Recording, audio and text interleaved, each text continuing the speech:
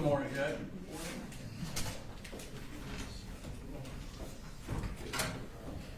We do have a uniform malfunction this morning. I understand. I'm not trying to throw him under the bus or anything. But you're pointing out that you have your jacket. I don't see that any other way to draw it. That's okay. Do you want me to say anything to the jury, or do you want to just? No. I was going to approach it with the jury. His son is on the way. He should be here. We'll start. Momentarily, within an hour. Jimmy's going to handle all the crosses this morning anyway. I have a lot of cross, so. I suspect you will owe your son for that one. Well, it might even out. Just to let you know, our second witness is Zane Sinney. He was a senior in Apalachee, so he's over 18 now. He does not have a problem with his face being on camera, so we don't have to worry about that. Thank you. Are there any juveniles today? No, sir, he would have been the only one. Using the restroom. All right, they're all here, just letting them take a restroom break before we get started. Driving real fast. I know, I get you fast.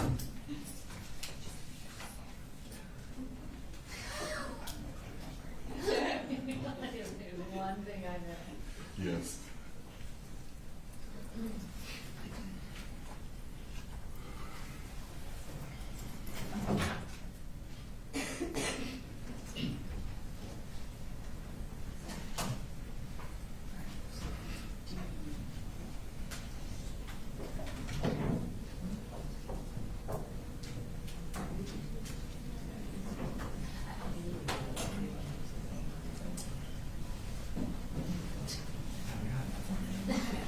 Wasn't like 10 minutes.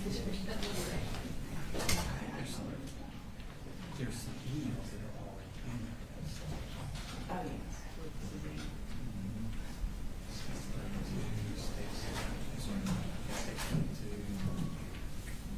yes. No, I want the whole map, 3.1. Okay. Search worker offices, Colt over here.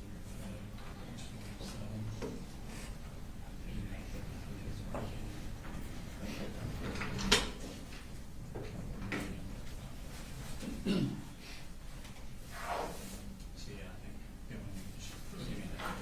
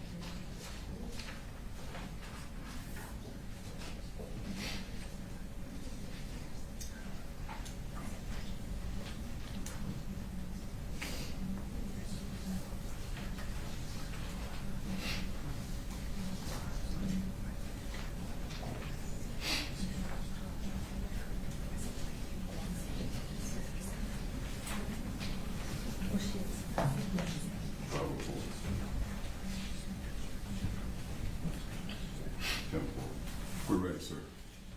Y'all ready for the jury? Yes, Your Honor. Yes, Your Honor. All right, bring them in.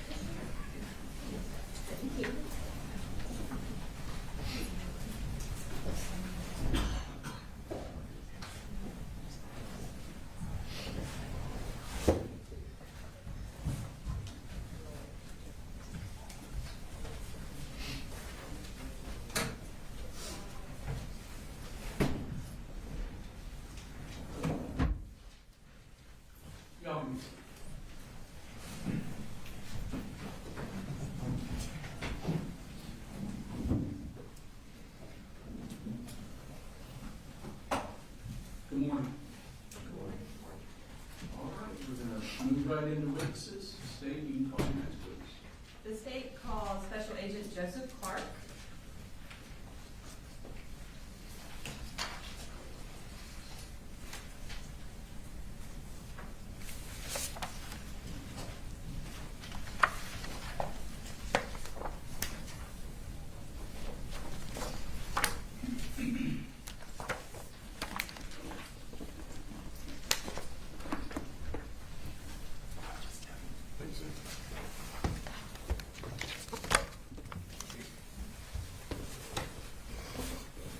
All right, can you raise your right hand? Do you swear to tell the truth, the whole truth, and nothing but the truth, so help you God? Yes, ma'am, I do.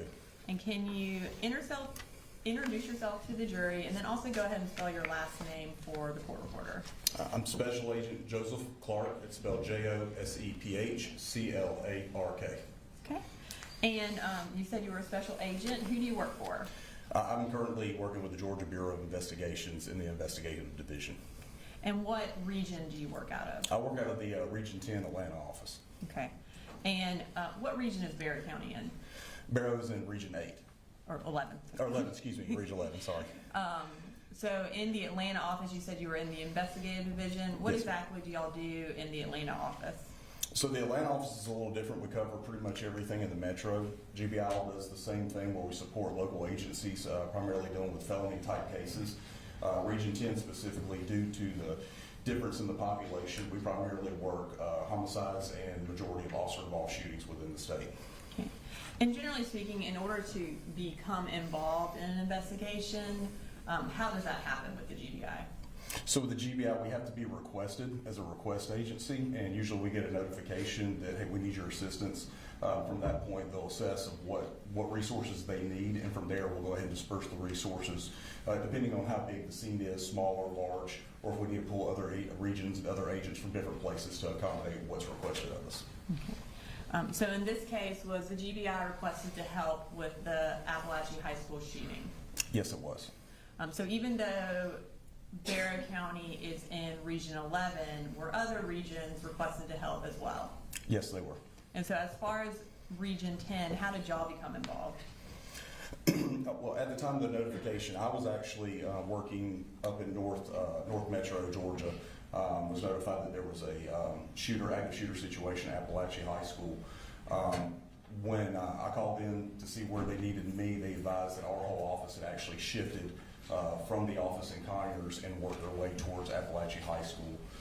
Myself, I let our supervisors know, due to our high volume of calls that we have, that I would respond down to the Atlanta area. That way, if something did go out, we would have personnel at Region 10 to be able to accommodate what's requested of us at that time. Okay. And as part of your assistance in the Apalachee High School investigation, what was the first thing you did? I was notified that there was potential casualties, extreme casualties coming in. With Atlanta, we have Grady Hospital, which is a trauma 1. That's where usually the most severe go. I was advised that we would have patients going there. There was several numbers going around due to the chaos. There wasn't an exact number, but there would be multiple people coming in, possibly there as well as CHOA. So they asked me to respond to Grady. Since we go to Grady so much, we know the processes, we know how to get things working. So they asked me to go and respond there and then start the process. Okay. So I guess initially you were unsure of how many people would actually be coming to Grady. When you arrived, did you determine how many patients had actually come to Grady? Eventually, it was determined that there was, I originally heard that there was 3, and then there was 2, and then there was 1 patient that was at Grady Hospital. Okay. Was anyone else at Grady Hospital in addition to patients? Yes, the family members of 1 person was there at Grady Hospital. Okay. And how did those family members end up at Grady? The family members were originally in the understanding that their family member was being transported there due to their injuries. They weren't advised that that person was not there at Grady. So when they arrived, I had to make contact with them. Okay. And did you have to do any sort of notification to that family? Yes, once the family got there, basically what I did is I set up a family room for everybody and called in resources with Grady. They provided the family room for me as well as the other agents that were there. Then I had to provide a death notification to the wife and the parents of the person.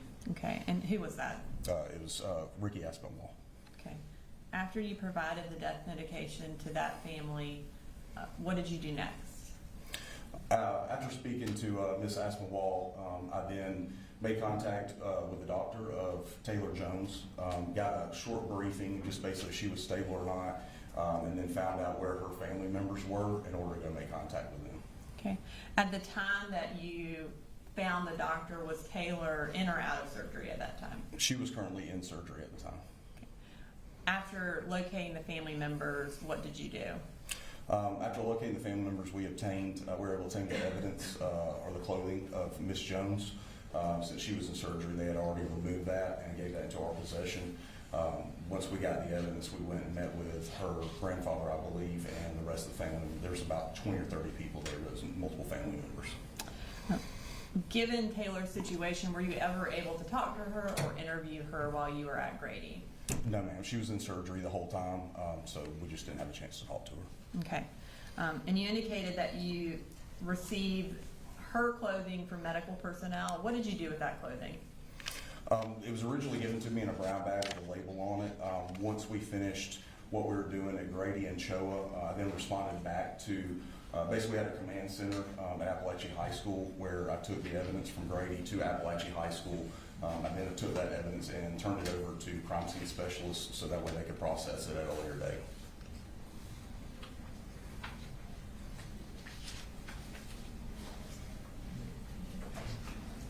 And where did you photograph her clothing? Part of the processing for us to document is once I got to Apalachee High School, I photographed everything that was there and backed everything up and sealed it up myself. Okay. I'm going to show you what's been marked as States Exhibit 72 through 78.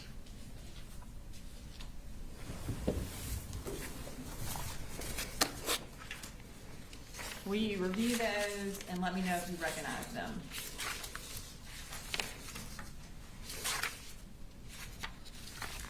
Yes, ma'am. Okay, and what do you recognize those as? That was the clothing belonging to Miss Jones. And are those fair and accurate copies of the photographs that you took of, or that were taken of Taylor Jones's clothing? Yes, it is. At this time, Your Honor, I'd like to introduce into evidence States Exhibit 72 through 79. No objection. 79 or 78? 78. 72 through 78.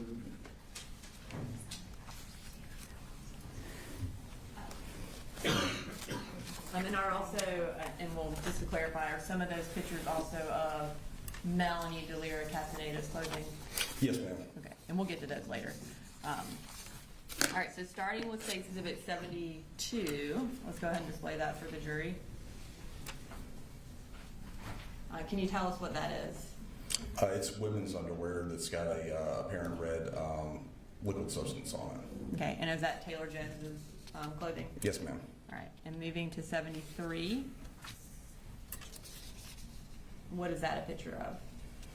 I believe that is the pants belonging to Miss Jones. Okay, and were those removed during medical procedures? I don't know for sure, but I would assume due to the cutting, the style of the way the cutting is, that it was removed while they were trying to assist her in her medical. Okay. And then station at 74. It's a jacket, I believe, or no, it's the pants, excuse me. It's the pants of Miss Jones. And then say, and those are it for Miss Jones's clothing. All right, so the next thing I'm going to do, at this time I'm going to introduce into evidence States Exhibit 79, which are Taylor Jones's medical records from Grady Hospital. We're introducing them under the business records exception.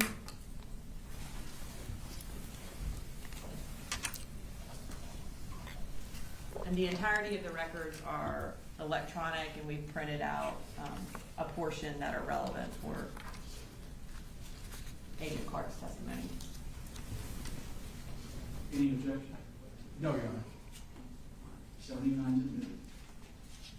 All right, now I'm going to give you a copy for your reference.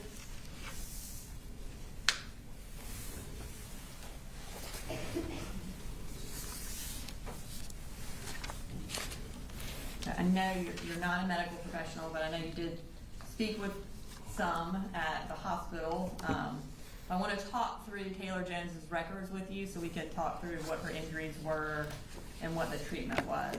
Yes, ma'am. So you said that Taylor was admitted at Grady. Can you tell us what they have for her full name and her date of birth there at Grady? They have her listed as Taylor Leanne Jones with a date of birth of 10/14/2009. Okay. And on the next page, can you tell us how she was transported to Grady? Yes, ma'am. On the September 4th of 2024, she was transported via air vac. And is that like a helicopter? Yes, ma'am. Or life flight is another term for it. What time did she arrive at the hospital? 11:38. And if you could refer to the next page, can you tell us what the description of Taylor's condition was under medical decision making? Yes, ma'am. It states that the patient is 14-year-old female with a GSW or gunshot wound and massive swelling to left thigh with tourniquet in place. Patient appears pale with cyanotic mucous membranes and a cool skin. O2 being delivered via NRV mask. She was speaking oriented and maintaining her airway. No traumatic injuries noted to head and neck. Manual and automated blood pressure cuff unable to assess BP. On arrival with only access present, an IO in the injured leg and 20 G IV in left hand. Access rapidly established with peripheral IV and A-line placed in right femoral artery. Patient given 2 units with rapid infusion device. Once BP obtained, patient rolled and no other injuries noted. X-rays of chest and lower left extremity obtained and analgesia achieved with pain doses ketamine. HR remained tetracardic in 130s to 160s, tourniquet left in place, and patient immediately taken to the OR, 2 unstable for CT imaging. Okay. And then I'm also going to pull up page 8 from the medical records for the jury. Okay. And does this indicate the location of the gunshot wounds on Taylor's leg? Yes, ma'am. Okay. And how are they notated on this picture? With the numbers 1 and 2 and the circles around them. Okay. All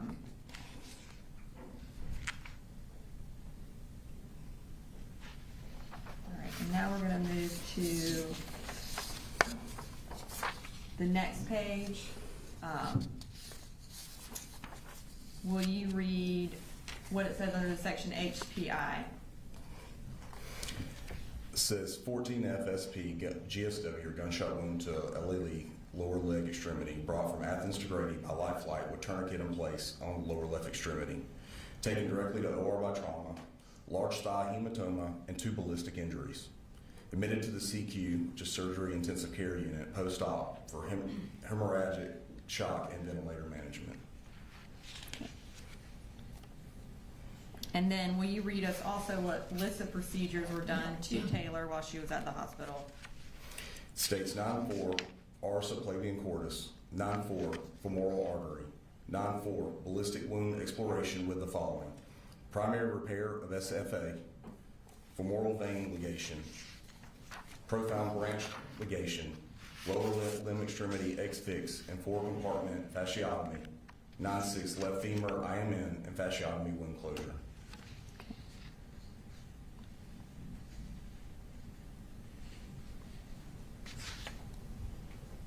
Okay. And then next I want to talk briefly about what Taylor's mental state was while she was at the hospital. If you could turn to the next page, will you read the highlighted portion under history of present illness? Yes, ma'am. States the patient appeared anxious, has had difficulty sleeping, averaging 3 hours a night, and has been ruminating about the details of the tragic school shooting. She has been having a lot of flashbacks and nightmares and is easily triggered by the things that remind her of the shooting, e.g. loud noises. The patient has had tremendous family support from great-grandfather, her custodial parent, siblings, friends, and clergy who are all around the clock.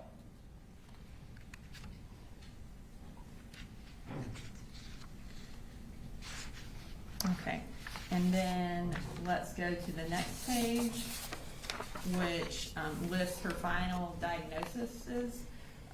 Can you tell us what those were? Yes, ma'am.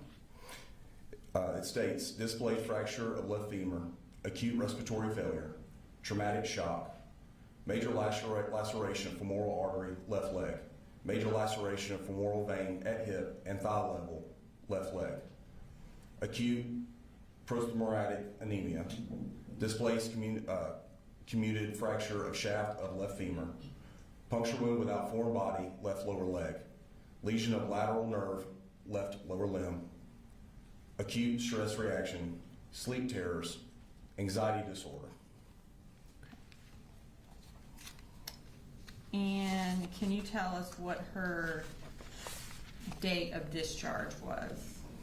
Yes, ma'am. It shows 9/4/24 as being administered, and her discharge date was 9/15/2024.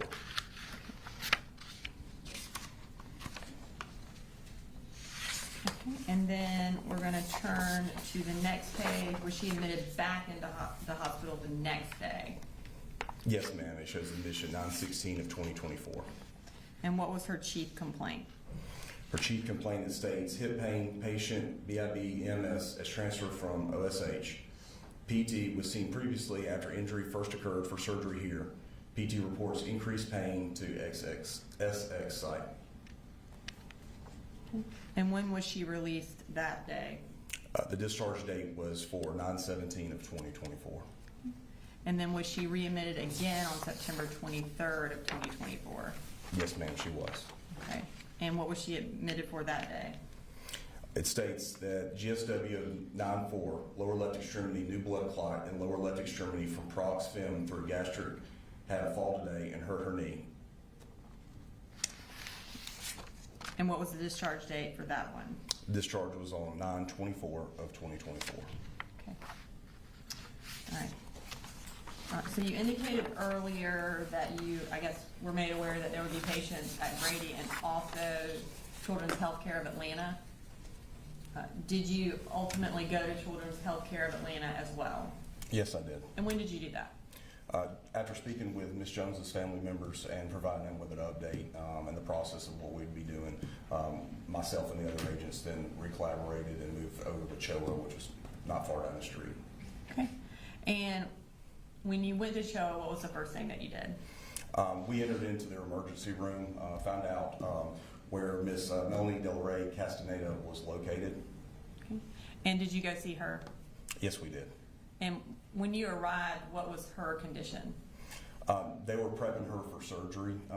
She was in the room in a bed, and they were prepping her. Okay. What did you do after you went and saw her and she was being prepped for surgery? While she was being prepped, I went and met with the charge nurse, advised her who I was, asked if there was any evidence that they may have collected while providing medical treatment. They advised me that there was. Okay. And what evidence was that? It was a bag of clothes as well. Did you take those clothes into evidence as well? Yes, ma'am, I did. And what did you do with those clothes? After collecting the evidence and once we were finished at CHOA, I then also took that along with Ms. Jones's items at the same time to Apalachee High School, where I processed it, sealed it up, and then transfer custody over to our crime scene specialist. And in processing it, did you also take pictures of those clothes? Yes, ma'am, I did. Okay. And I believe those are States Exhibit 75 through 78, and they've already been introduced into evidence. So I'm going to start with States Exhibit 75 and display that. Can you tell us what that is? Yes, ma'am. It's a Mack Trucks shirt. And was that the shirt being worn by Ms. Delira Castaneda? Yes, ma'am, it is. All right, moving to 76. And what is that a picture of? It's a gauze with a red liquid substance that was on it. Okay. And then moving to States Exhibit 77. What is that a picture of? It's a Gap sweatshirt with a red liquid substance on it, and it's also been cut. Okay. And then States Exhibit 78. And what is that? It's the same Gap shirt. I'm just displaying it, showing how it's cut and not in one piece. Okay. Does it also show the blood on, or the Red what we liquid presume substance. is blood on the inside? Yes, ma'am. I don't have any further questions. Thank you. Cross? No question, Judge, thank you. Thank you, sir. You're free to go. Thanks, Your Honor.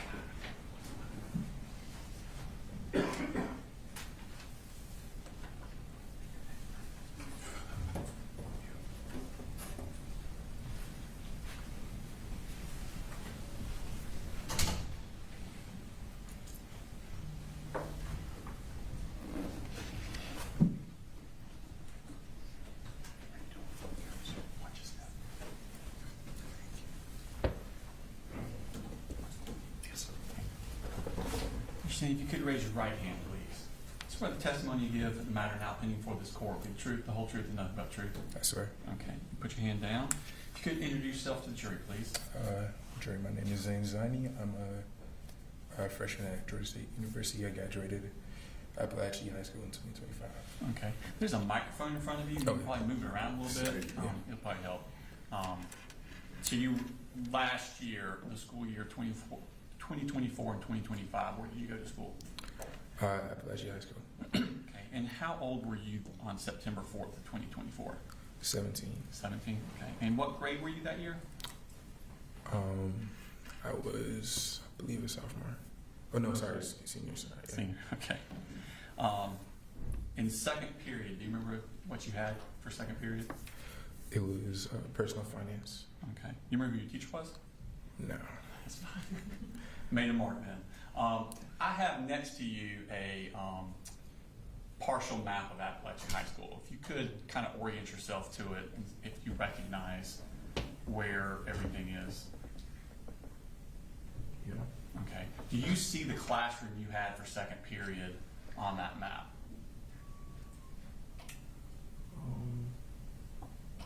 Yes. Okay, and where was that? Okay. You can point, get up, and point it out. You don't have to stay glued to the chair. It was on this hallway. I believe it was one of these two classes. I believe this one. Okay. And at some point during the second period, did you leave that classroom? Oh yes, sir. Where did you go? To the bathroom. I was located right over here. Okay. And when you left the bathroom, how was everything normal when you left the bathroom? Oh yes, sir. Okay.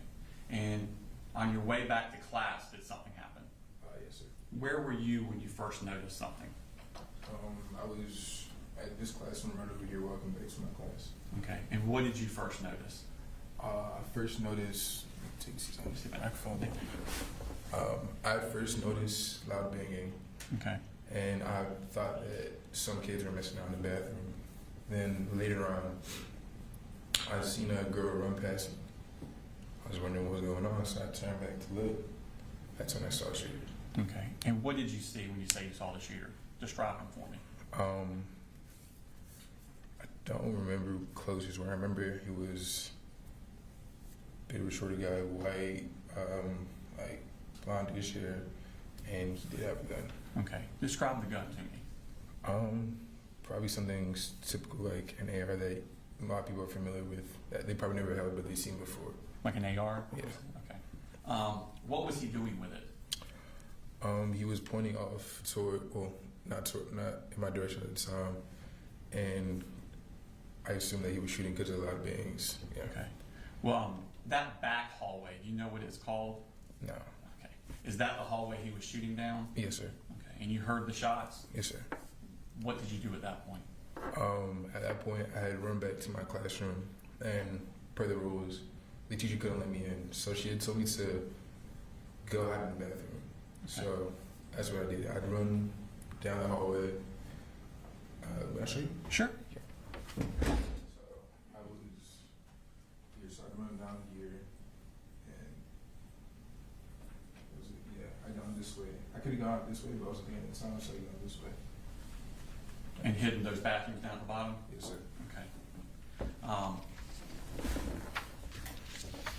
What did you do in the bathroom? I had just waited. I was just waiting. I had texted my family at the time, but after that, it was me just waiting to see if he'd come after me, because I did see that he saw me. You noticed that he saw you? Yes, sir. Okay. So I was waiting beside the door in case he did come in. So you didn't go in one of the stalls? No, sir. Where did you go? I was just right in front of the door, so in case he did come in, I'd be able to at least defend myself somehow. Okay. And did he ever come in? No, sir. How long did you stay in that bathroom? I would say a couple minutes. Okay. Where did you go from there? I went to the library because some officers had come and they had checked out the bathroom and they had saw me. Okay. So you stayed there until the officers came and got you out? Yes, sir. Okay. And I think you said at the time you texted your family? Yes, sir. Who did you text? We have a family group chat and I texted them. A group chat? Yes, sir. And what things did you text them? First I texted to see if my sister was okay, but she wasn't responding at the time. Did your sister go to school there also? Yes, sir. Okay. I texted my sister, she should go, but she hadn't responded to time. So I just texted my family, I love y'all, and I just told them what the situation was. Okay. Were you afraid for your life? Yes, sir. Okay. After law enforcement got you out, what did you do? So we headed to the library, and after, I believe he was in custody, I'm not sure, but after that, were taken to the field. The football field? Yes, sir. Okay. And did you wait there with your family, for your family? Yes, sir. Did someone come and get you? Yes, sir. Who was that? My sister. Okay. And did you find your other sister that was in school that day? Yes. Okay. And was everybody okay? Yes, sir. Okay. Did you give a statement to law enforcement? Yes, sir, I did. Okay. I have no further questions for you, Tim. All right, any cross? No question, Judge, then. All right, thank you. You're free to go.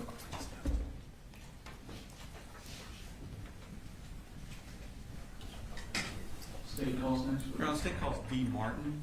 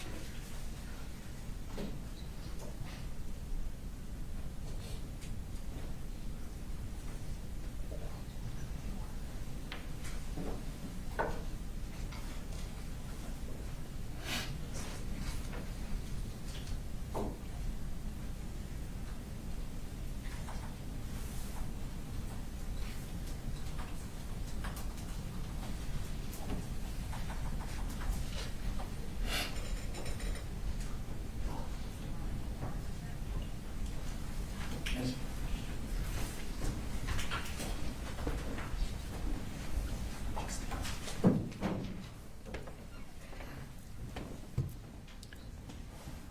Good morning, Ms. Martin. Could you raise your right hand, please? Yes. Swear the testimony you give in the matter now pending before this court will be the truth, the whole truth, nothing but the truth, so help you God.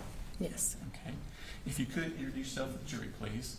Hi, I'm Dee Martin. I was an assistant principal at Apalachee High School during the school year 24-25. Okay. And how long have you been in the education field? This is my 25th year. Okay. So at 2024, 2025, you said you're at Apalachee? Correct. And what role did you have there? Assistant principal. Okay. How many assistant principals were at Apalachee that year? 4. Okay. And what were your duties that year? Discipline over 9th and 10th grade, and PSAT, some testing, and things like that. CTAE and math department. Okay, so you were over the CT. What's the CTAE? I think Ms. Harris said It something about is that. kind of our agriculture, technology areas. Okay, and as your CTAE. CTAE, Yes. is Ms. Harris one of your kind of like direct Yes. reports? Yes. Okay, and is that separate from your vice or assistant principal duties? It's in conjunction. In conjunction with, okay. Mhm. I want to take your attention to the morning of September 4th, 2024. This would have been the day of the shooting. Before the shooting, what were you doing that morning?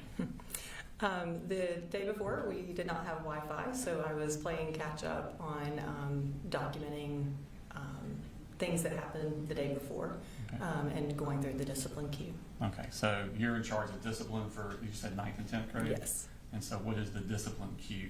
It is our where teachers put in referrals, and they are in a list, in a waiting area, and we go through and handle the situations as they come up. Okay, and by handle them, what, I know they're all different, right? But just Right. in general, what are you doing? So having conversations with students, figuring out their side of the referral and what happened, and then going through to decide what the best course of discipline is for that student. Okay, so are there students in your office? Yes. Okay. Had you heard of a student named Colt Gray? Not before the email from Ms. Harris that morning. Okay. And so during first period, did you get an email from Susan? Is it Suzanne? Suzanne. Suzanne. Yes. Suzanne Harris. Yes. Okay. I'm going to show you what's already been introduced into evidence of State Exhibit number 32.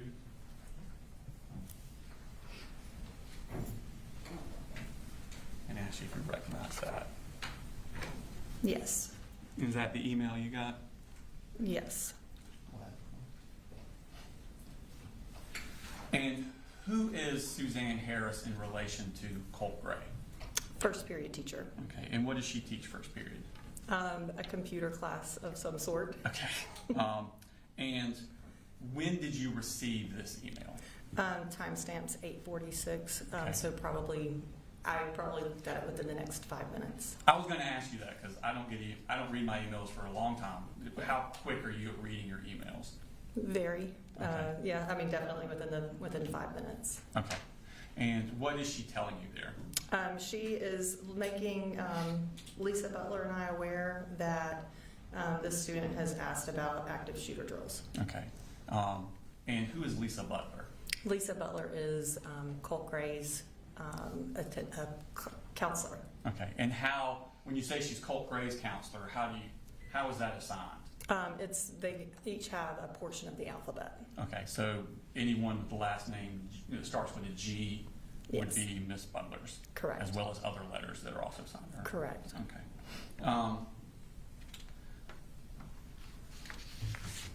What did you do with this email at that time? So I was CC'd on the email. So Lisa and I did have a conversation in which she brought up the lapse in education for him, that he didn't have an 8th grade year, and there were some concerns about that. And so I started looking into those pieces. That he did not have school the year before? Correct. Okay. Right. Was this apparently new information to Lisa Butler, that he did not have school the year before? I do not believe so. Okay. At some point after that, did Miss Harris come to your office? Yes. Okay. When was that? It was in between first and second period. Okay. And so that would be sometime between 9:38 and 9:45? Correct. All right. I'm going to show you a map of the full school. This is kind of partial, and your office is not on it. Okay.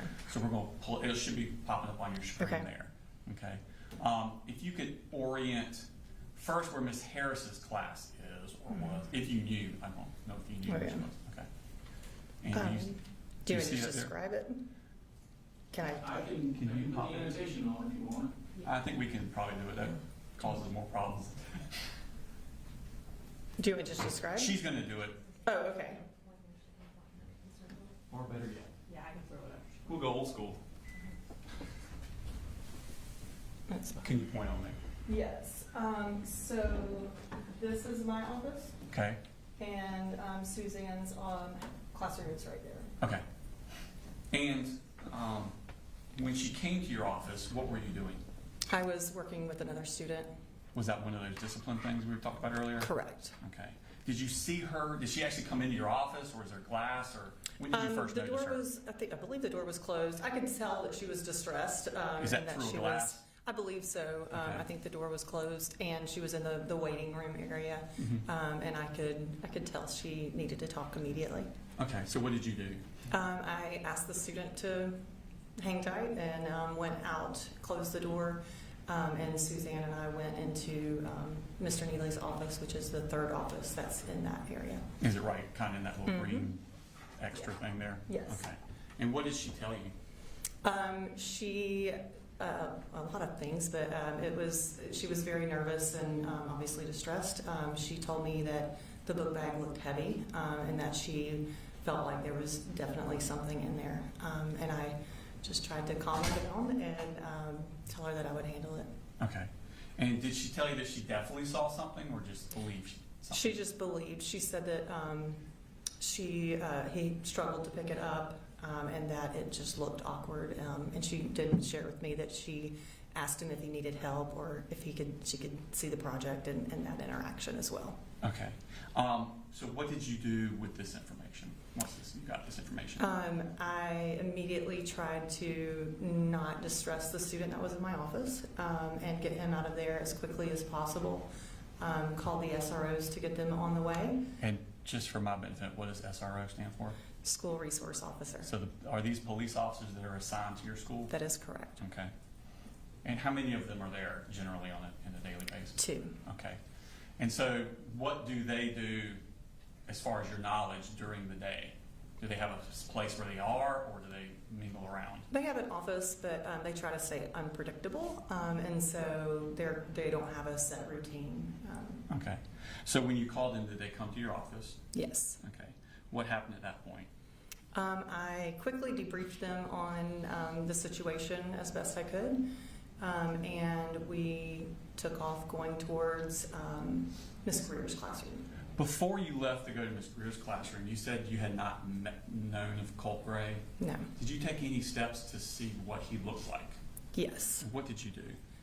In our school information system, Infinite Campus, I pulled this picture up, and it was his 4th grade picture. Okay, I'm going to show you Mark States is number 107. Ask you to identify that. Yes. And what is that? This is his person summary report from Infinite Campus. Okay, and does it have the picture on it that you were referring to? Yes. Okay. Your Honor, is it accurate to what you saw that morning? Yes. Your Honor, Tender State Exhibit number 107 in the evidence. No objection at this time we make that witness is going out, but we'll discuss that later. Thank you. 107. We'll publish that. So I assume you realized pretty quickly that that's not a high school student. Correct. Okay. Does it tell you when that picture was taken, or? No, we can look at enrollment history and figure out, which I did not do that at that point. Okay. Do you know why his more up-to-date photo was not in there?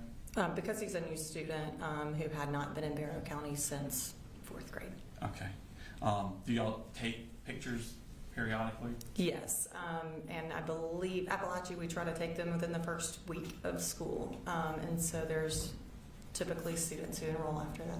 Okay, so he enrolled after pictures were taken? Correct. Okay. So at this point, is this when I think you said y'all went to go find him? Yes. What information did you have as to where he was? I knew he was in Catherine Greer's class, Okay. and I knew his name was Colt Gray.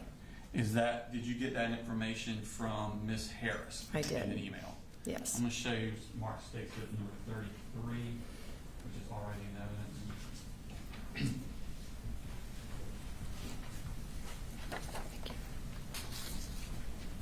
And is that the email you got from Miss Harris? Yes. And is that her telling you where he currently has second period? Yes. Okay. And when time did you receive that email? Timestamps 9:52. At this point, I probably was reading it in real time. Okay. So who are the school resource officers that arrived to assist you? If you remember their names. Brandon King and Dawson Matherly. Okay. And are they normally assigned to Apalachee? Yes. Okay. Do you know them Yes. professionally, I guess? Yes. Okay.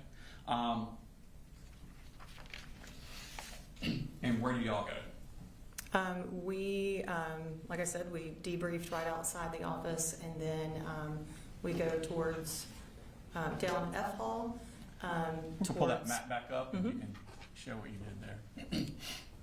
So I leave my office here and go down F Hall to Miss Greer's room, back in the J Hall. Thank you. When you get, and the SROs are with you? Correct. Okay. When you get to the class, what is the procedure between you and the SROs? No conversation, really. I mean, we know our roles. And what generally are those roles? Yeah, so I have rights as an assistant principal to act in role of parent, and so I have more freedom to conduct searches, whereas law enforcement does not. Okay, so you you have more authority to search a student than a law enforcement officer does. Correct. Okay, so because of that authority, what's the role you play in this scenario? The main one, I'm walking into the classroom, talking to the teacher, talking to the student, and taking the lead, so to speak. Okay, and so do you go in the classroom? I did go into the classroom. She had told me that he was in the restroom, but his things were still there. And so at this point, I thought it was smart to get the bag and take it with me. Okay, so this student's bag was still in the room? Correct. Okay, and it was given to you? Yes. What do the school resource officers go into the room, the classroom? No. Okay. What do y'all do at this point? We take the book bag and walk towards the restrooms there on J Hall. And the SROs enter, because it's a boys' restroom, so I cannot go in there. And so the SROs did go in to retrieve Colt. Okay. And did they bring the student out? Yes. Okay. And who did they bring out? They brought out Colton Gray. Okay. And do you know Colton Gray? I don't. Okay. Did you know him at that time at all? I did not. Okay. What happens at that point? We take him into a workroom adjacent to the men's restroom, and anytime I'm conducting a search, I want to make sure they understand why they're being searched. And so I was explaining to him that his first period teacher, Miss Harris, had alerted us, and he said, "I don't have Miss Harris," and I immediately knew we did not have the right student. Okay. Did you search his book bag anyway, just to be safe? Yeah, I think I did. Just kind of glance through it. And he immediately, as I was doing that and talking to him, was like, "Hey, I think you're looking for the guy that sits across from me. His name's Colt Gray." And we kind of knew that was the mix-up. Okay. So what do you do at that point? We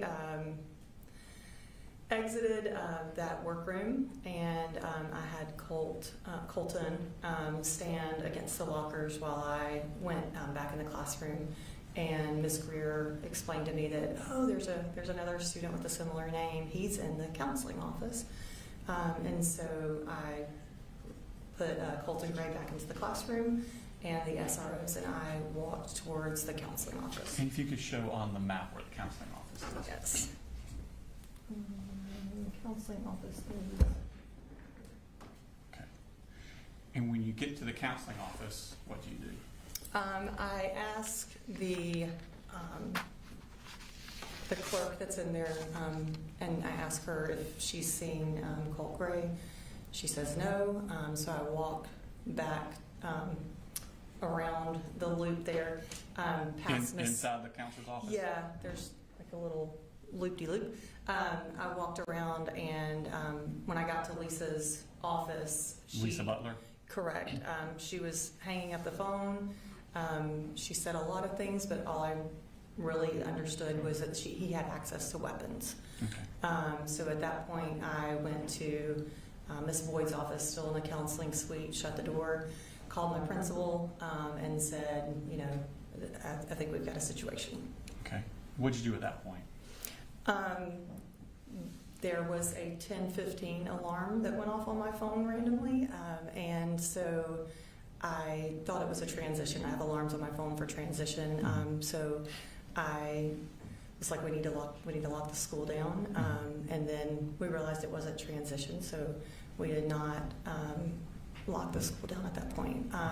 So we met in my office, Miss Rayberg and I, and when we were in the office, we were trying to get a visual of Colt, so we knew who we were looking for in the hallway because we didn't have any picture.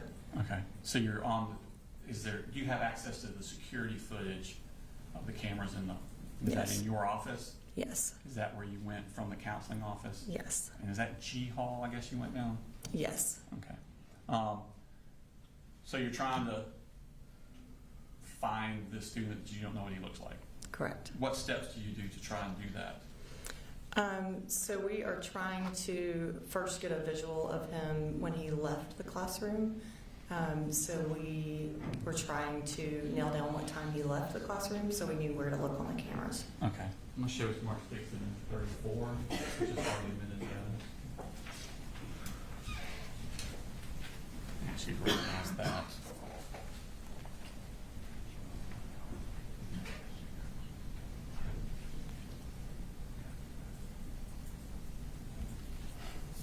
Yes. And what are those?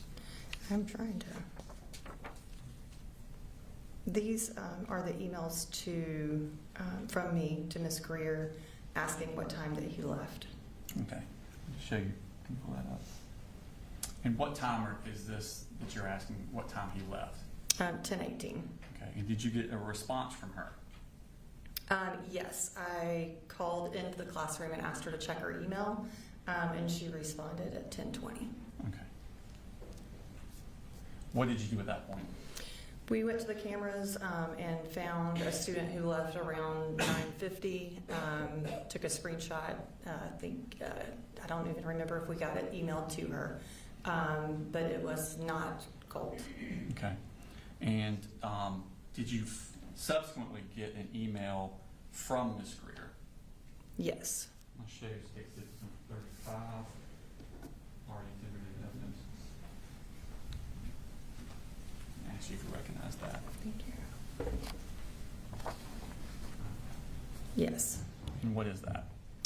This is Ms. Greer's email to me at 10:22:04 saying he just came back to class. Okay. How soon, that came at 10:22:04, how soon after that entered did you see it? Oh, immediately. Okay. How soon after you saw that did you hear shots? Or did you hear shots? Definitely heard shots. Once I saw this, the location of my office is in the atrium. I've got windows right there, and the SROs were, now there were 3 of them. Chase Boyd had arrived, and so all 3 of them were in the atrium, and so I was trying to get their attention through the window and realized quickly that that wasn't going to work. So I was exiting my office when I heard gunshots. Okay. How many shots did you hear? Couldn't tell you. Okay. What did you do when you heard the shots? Well, first off, what did the school resource officers do? They were running towards the sound. Okay. And what did you do?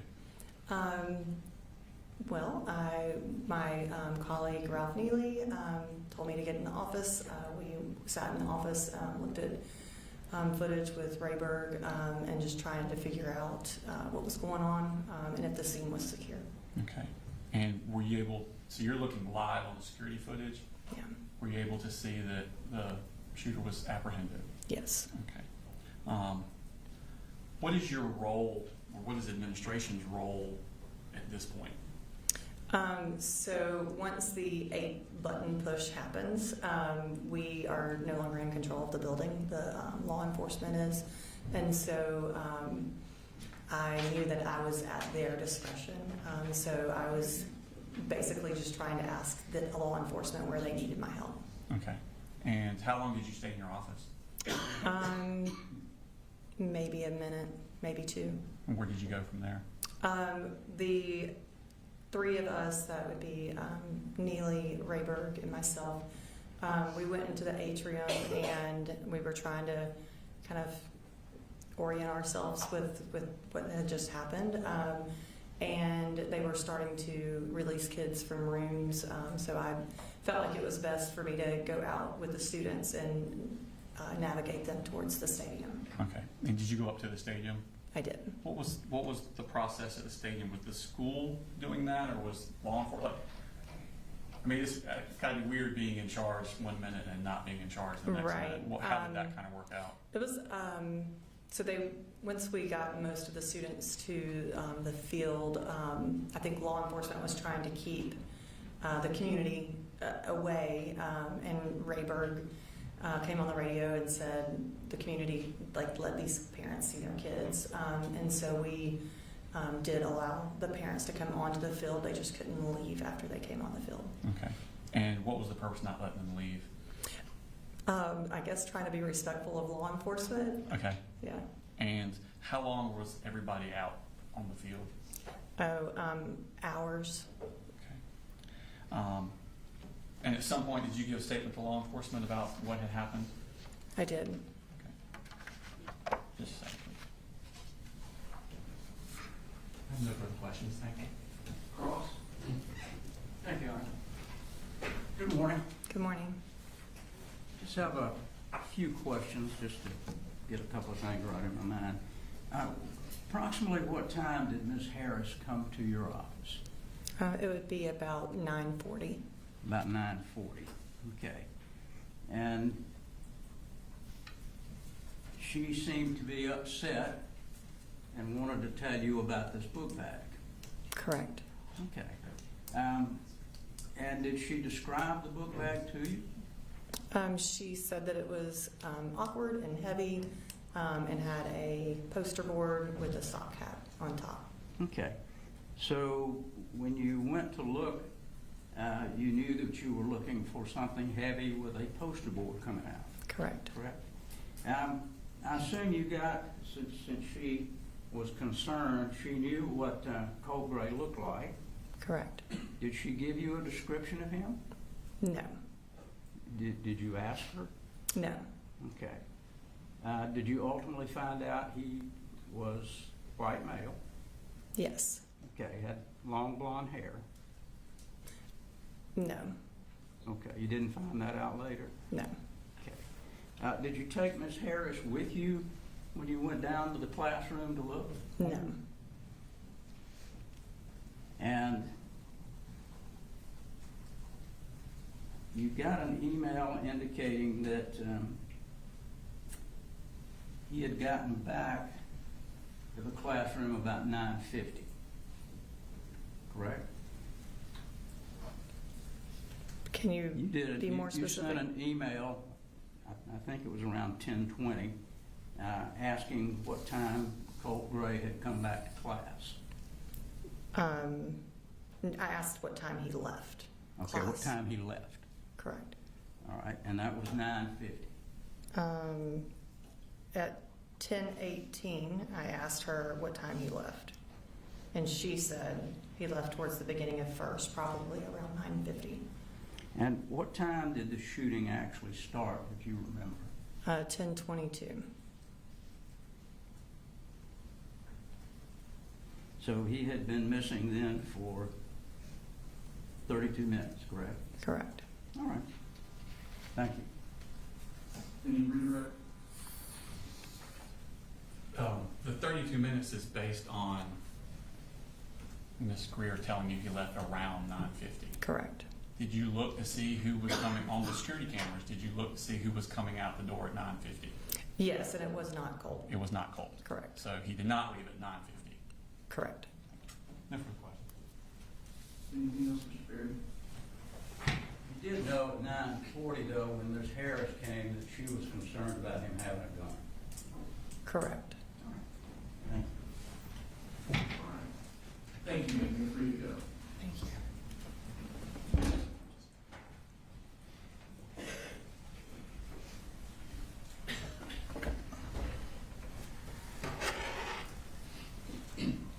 State calls next week.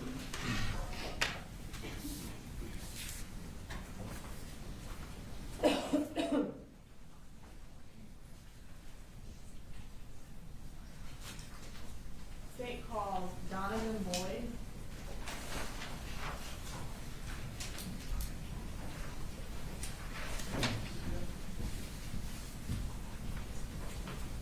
She's back.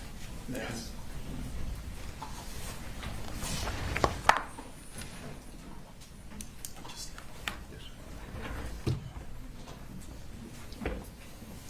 Please raise your right hand.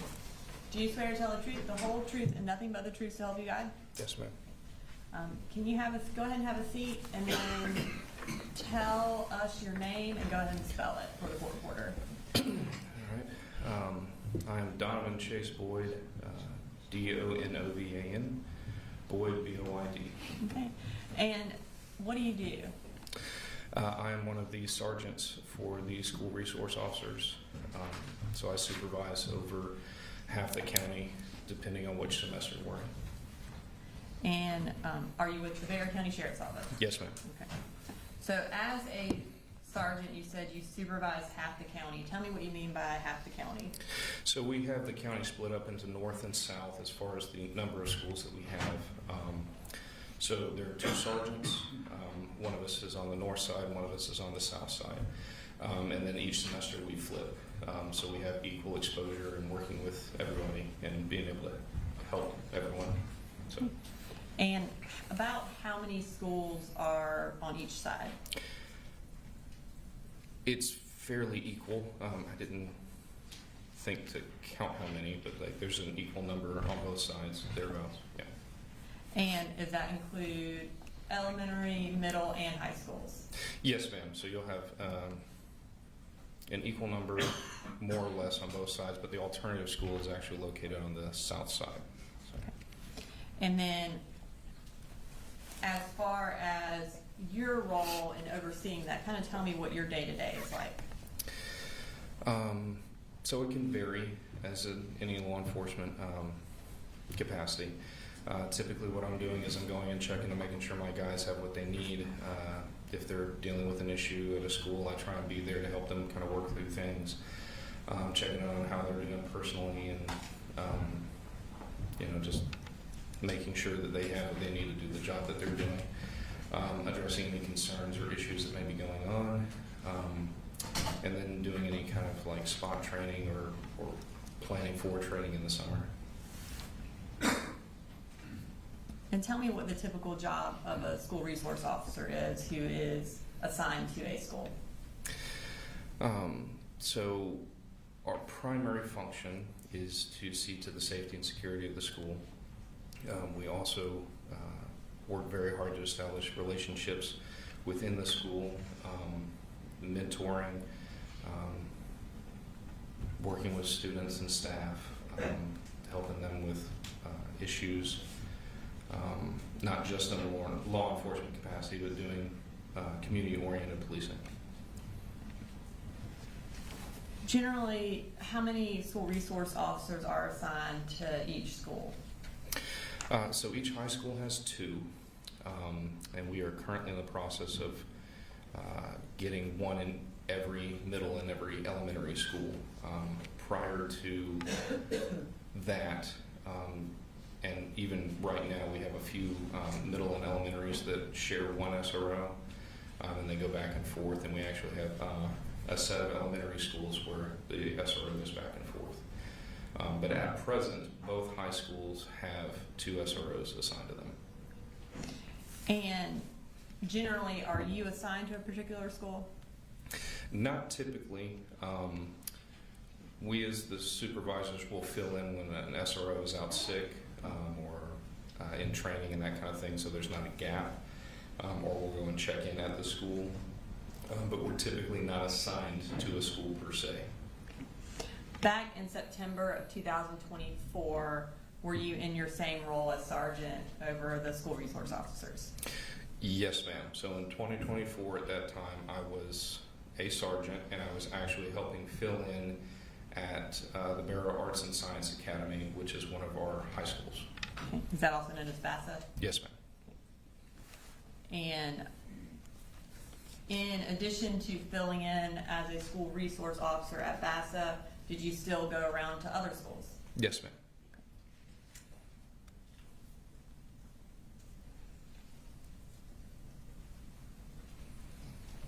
I am going to draw your attention to September 4th. Did you go to Apalachee High School that day? Yes, ma'am. And were you, at that point, temporarily assigned to BASA as well? Yes, ma'am. Okay. What brought you to Apalachee that day? So that morning I was actually going to meet with one of my police explorers to give him a Bible. He participated in a Bible study that we do on Thursday nights, and he didn't have one at that time, so I was bringing him one. I actually went to the ROTC bay and dropped it off there, and I was also going to, while I was there, check in on the 2 SROs assigned there. And what is the Police Explorers? So the Police Explorers is through the Boy Scouts of America, or Scouting as it's known today. And it is a program for students and juveniles between the ages of 14 and 21 who have an interest in law enforcement. They can learn from us, and we do it once a week in a training type capacity. And so you indicated that you went to the ROTC office to drop that off. Can we pull up the full map? And I'll just have you, if you could look and tell us where on there the ROTC is? Oh, goodness. There should be a pointer up there after you kind of orient yourself. Yeah, sorry. It's weird to see it in this format versus walking through. Use this? Yes, sir. Okay. All right. Just for the record, is this 3.2? This is 3.1 for the record. Right. Sorry. Oh gosh. So the ROTC bay is going to be right in here, I believe, if I'm looking at this correctly. And do you remember approximately what time you got to the school that morning? If I had to guess, it was somewhere between like 9:45, 9:50-ish, maybe. And you indicated you wanted to check in on your two SROs who were assigned to that school. Who was assigned to the school at that time? Deputy King and Deputy Matherly. After dropping off the Bible at the ROTC bay, what did you do? As I recall, I went back to the atrium. Do you want me to point to Yes, that? yeah, that'd be great. So at that point, I went to the atrium here, And I ended up meeting with Deputy King. He was briefing me a little bit about a potential issue at the school, and we were also discussing, as I said, we do Bible study on Thursday night, so we were actually standing there talking about what that topic was going to be. So you and Deputy King were in the atrium. Did you know where the other school resource officer was at that time? No, ma'am. Okay. And when you say you ended up meeting Deputy King there, did y'all just kind of happen to run into each other? I don't recall exactly if I met him there or on this hall here, but we made our way back to the atrium, as that's kind of a centralized hub where everyone kind of passes through and moves through. So that's kind of a natural place that we tended to gravitate to at that school. So you indicated that he was briefing you a little bit on the situation that was going on. Do you remember what he told you? As I recall, they were trying to locate a student that had expressed that they were. And Judge, I think this would be hearsay at this point, unless Deputy King plans to testify. If he does, then. Yes, Deputy King is testifying next. Okay, that's fine. You drawn? I will withdraw. Okay. Would you like me to continue? Yes, Sorry. go ahead. Okay. So he was speaking with me about how there was a kid that they were trying to locate that he had ended up leaving the classroom. And I believe that And I'm sorry, he was coughing. I couldn't.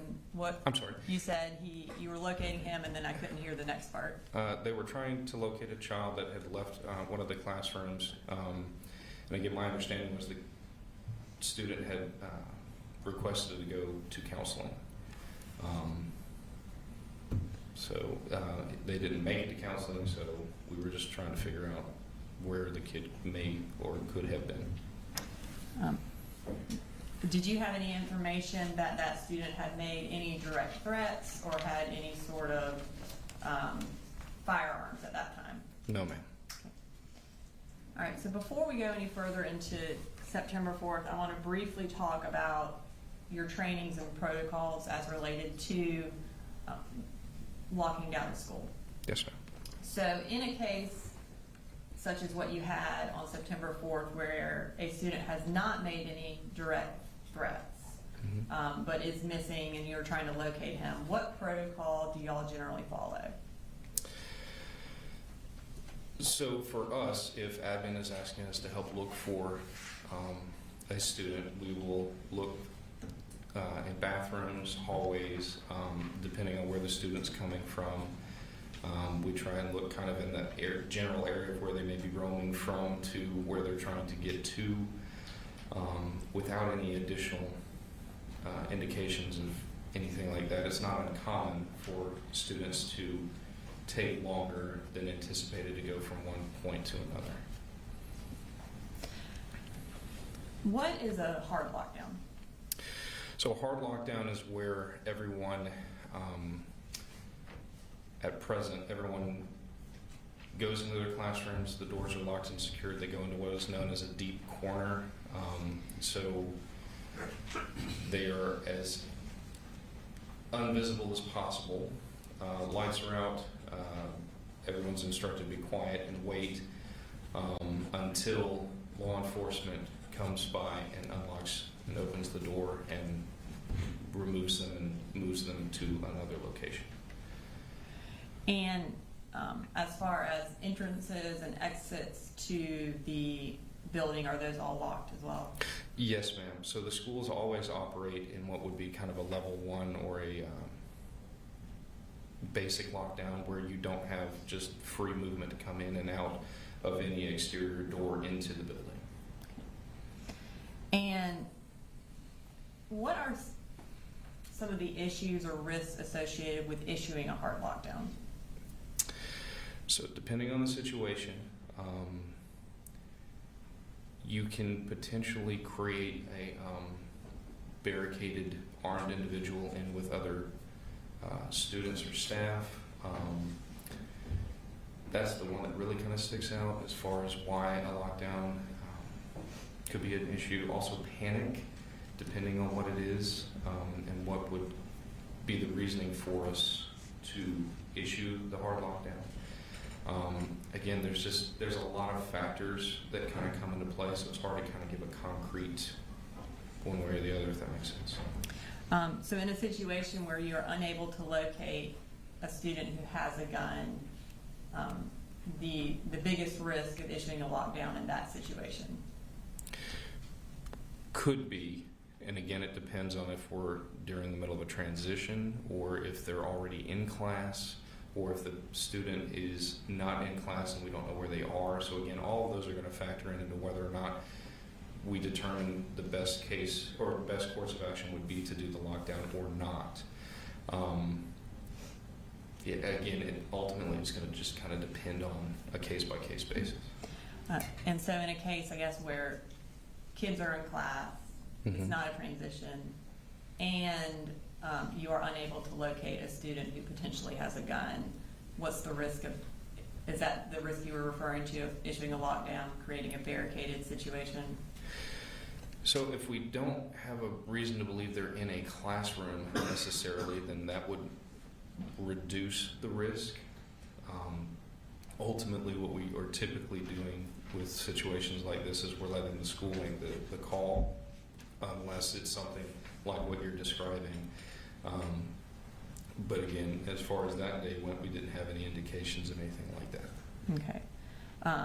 And so at that time, there was no, a hard lockdown was not something that y'all would have done in that situation? With the limited amount of information that we currently had at that time, no ma'am, because it's not uncommon for a student to leave the classroom to go to, say, guidance or counseling in a high school setting. And again, it would depend on the school that we're in. In an elementary school, if a child goes missing, we are more likely to call a lockdown in that regard, because then we don't have students moving about and it's easier to locate a missing juvenile in that age range because they can't really take care of themselves as much. In a middle school, it changes a little bit, but not as much. And then in the high school, because they're more apt to be able to take care of oneself, it's not as critical to do a hard lockdown just to locate a student that's missing from class. And I guess is your main goal to find that student? Absolutely. Okay. Yeah. And of course, finding that student would prevent any future incidents if you found that student at that time, I guess. If the student had a gun and you found him, then that would hopefully eliminate the situation. Is that correct?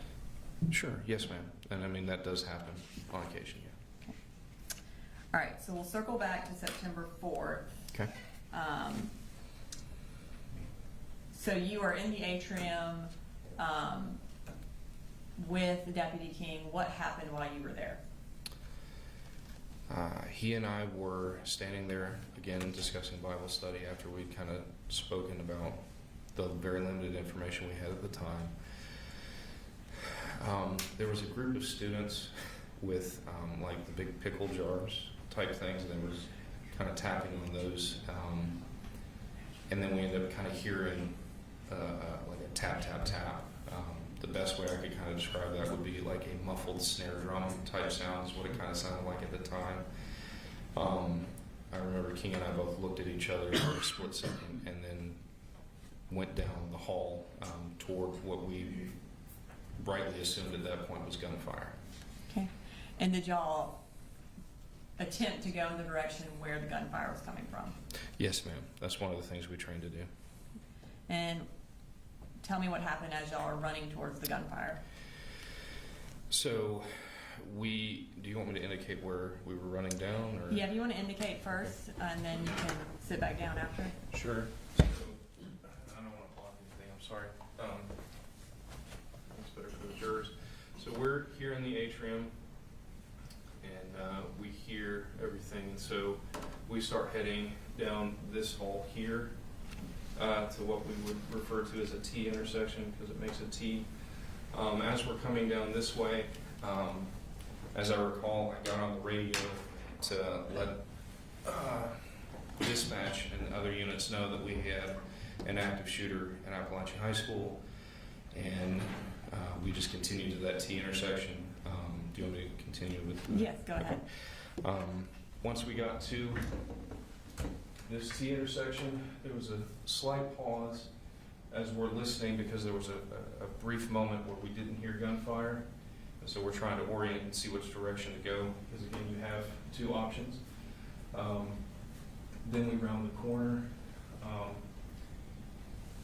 and when we make the turn and turn right down the hall, Deputy King and I are presented with a lot of smoke and dust in the hallway. The concussion from the AR firing and the drop ceiling, as best as I can understand, I'm not an engineer or anything like that, but the dust and everything shook down, making it very hard to see. All I could make out was a dark or black silhouette in the smoke toward the end of the hall. It's actually, he was backlit. This exterior door here, he had sunlight coming in. We're down here when we first make the turn, and we end up making contact with him around in here where these bathrooms are. As we're coming down through here, I want to say somewhere in here, one of the victims was laying in the hallway. Because of the smoke and the dust and everything, I initially thought it was a duffel bag until I got close enough. Once we got pretty close to Colt, we were able to see that he was a student. The AR was down in front of him. He was compliant. We were able to get him down while Deputy King covered him with lethal cover. I proceeded to handcuff him and do a search and pat down for weapons and anything else. While doing that,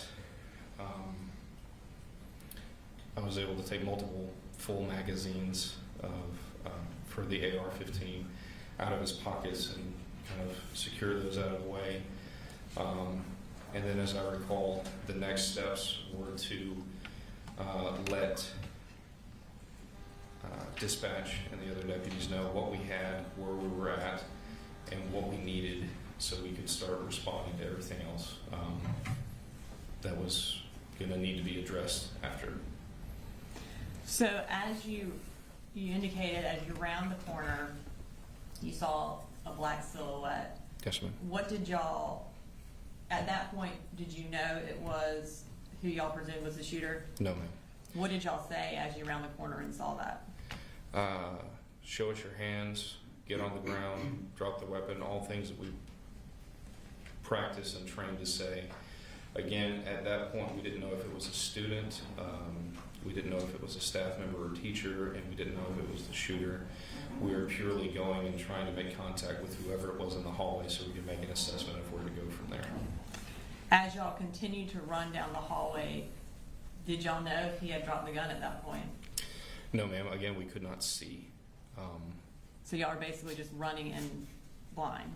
Yes, ma'am. Okay. so you take him into custody and you search him and you take out the magazines. At that point that you are telling dispatch, hey, this is what we need, what do you start doing? I'm on the radio saying that we need to shut down the front from like Tom Miller down to like not quite to Carl Bethlehem, but like over by Kendall Park, so that we can get med teams in and that kind of stuff.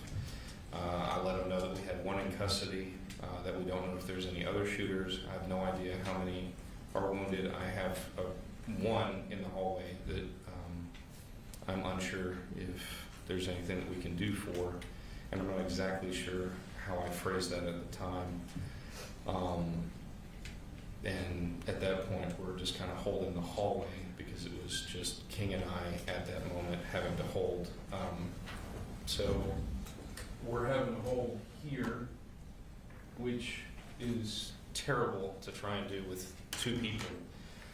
Because again, we don't know, sorry, we don't know if there's any additional threats at the time. So we're having to try and hold, and we have to keep control of Colt, and we're responsible for him at that point once we took him into custody. Excuse me. A short time, and it felt like a long time, but a short time later, Deputy Cook responded from Heyman Morris, and he helped us hold things until additional units got there. And were additional units there pretty quickly? Yes, ma'am. I would say that they were there very quickly. I do recall the colonel, sheriff, Jeremy, one of the firefighter guys, with one of our RTF teams, got there very quickly, and they were in there and they started working through and triaging and figuring out who needed assistance and things, so we were able to get people out pretty quickly. And RTF, does that stand for Rescue Task Force? Yes, ma'am. Yes. So when more individuals get there, more law enforcement get there, and you're no longer having to hold kind of the scene with the shooter, what did you do?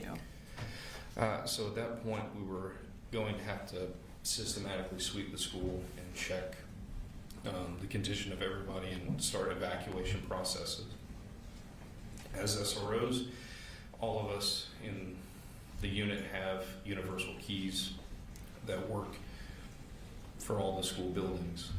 So when we started forming the teams up to go, I had a set of keys. So I started going and clearing with a group of some of our guys, but we had so many people that responded from all over the state. So we had people from Gwinnett and Commerce and GBI and FBI and GSP, but we went through and started the systematic, methodical clearing or static clearing of the building at that point. And then you indicated you weren't at that point sure if there were other threats. Correct. Is that something else you were looking for to make sure that there were no additional shooters in the building? Yes, ma'am. We never assumed that the singular threat that we've dealt with is the only threat until we do a sweep and subsequent sweeps of the building to make sure that there isn't someone else who is either waiting or is actively doing violence. And on this particular day, were there potential threats at other schools as well?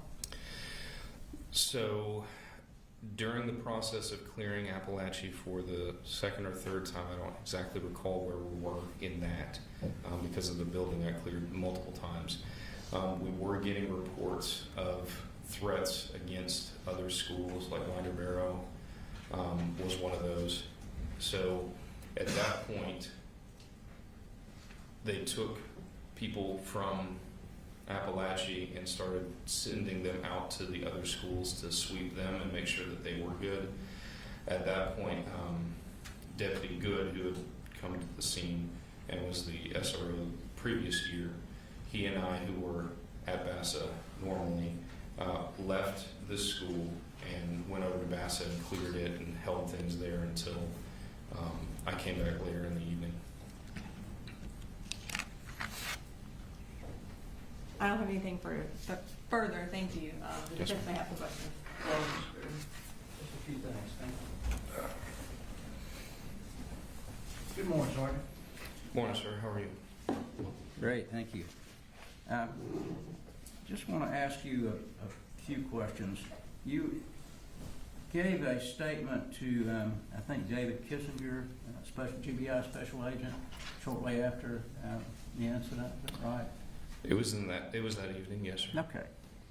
You remember indicating to him that you arrived about 10:30? Sure. I don't exactly recall the time, no, sir. I don't want to put any words in your mouth. No, I'll I be get glad to show you if you'd like one. No, I Okay. believe you have no reason to think that it's You not. recall it was about that time, though? Sure. Okay. And you indicated to us that you were having conversations. Was there more than one person there that you were talking with? In other words, was assistant principal there at that time? I don't recall. Don't recall. How long were you there before you heard the first shot? I'm not sure. I wasn't keeping track of it. Well, were you having conversations when you heard the first shot? Yes, sir. I was speaking with Deputy King, as I recall. And Deputy King had indicated to you that they didn't have a description of this young man that Correct. you were looking for, correct? Mm. Did he indicate to you that that Ms. Harris had emailed Lisa Butler at 8:56 telling her that this is somebody that y'all need to check up on and look at? Not that I recall, no, sir. Did the assistant principal give you any information about this person? Not that I recall. So the only information that you got was from Detective King that there was somebody that y'all needed to look for? Deputy King, as far as I recall, yes, sir. Okay, but you didn't know what they looked like? No, sir. Did he indicate to you that he had already been looking in any of the bathrooms or anything? As I recall, yes. Okay, and do you recall which bathrooms he said he had looked in? No, not specifically.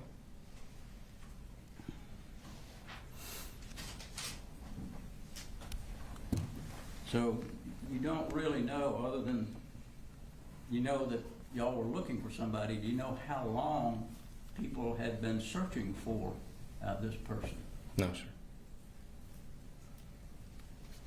So if there was an email from Ms. Harris to counselor at 8:56, it would have been about an hour and a half before the shooting, is that right? I guess if it occurred around 10:30 and you're saying that the email was at 9, then yeah, I would think the math would, yeah, an hour and a half. Thank you. Yes, sir. Redirect.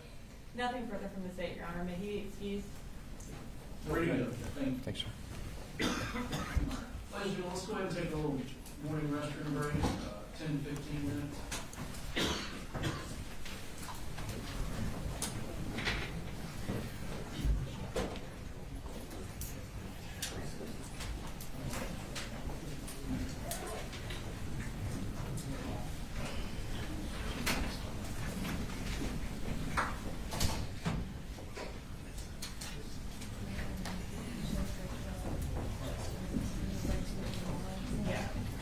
Just me first. Yes.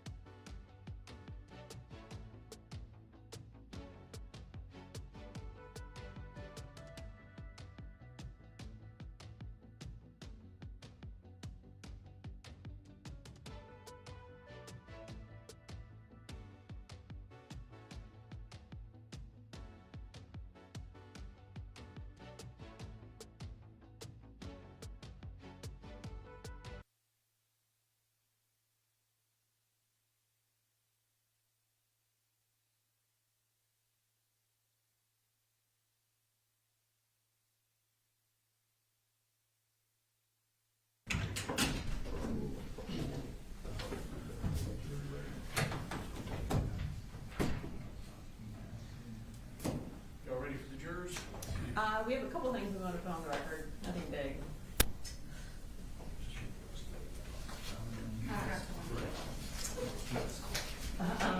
The first thing is, I inadvertently gave the Grady medical records the same number as another exhibit, so I announced on the record it was 79, but they're actually 71, and those are Taylor Jones' medical records, just so the record can be corrected for that. So 79 is actually 71?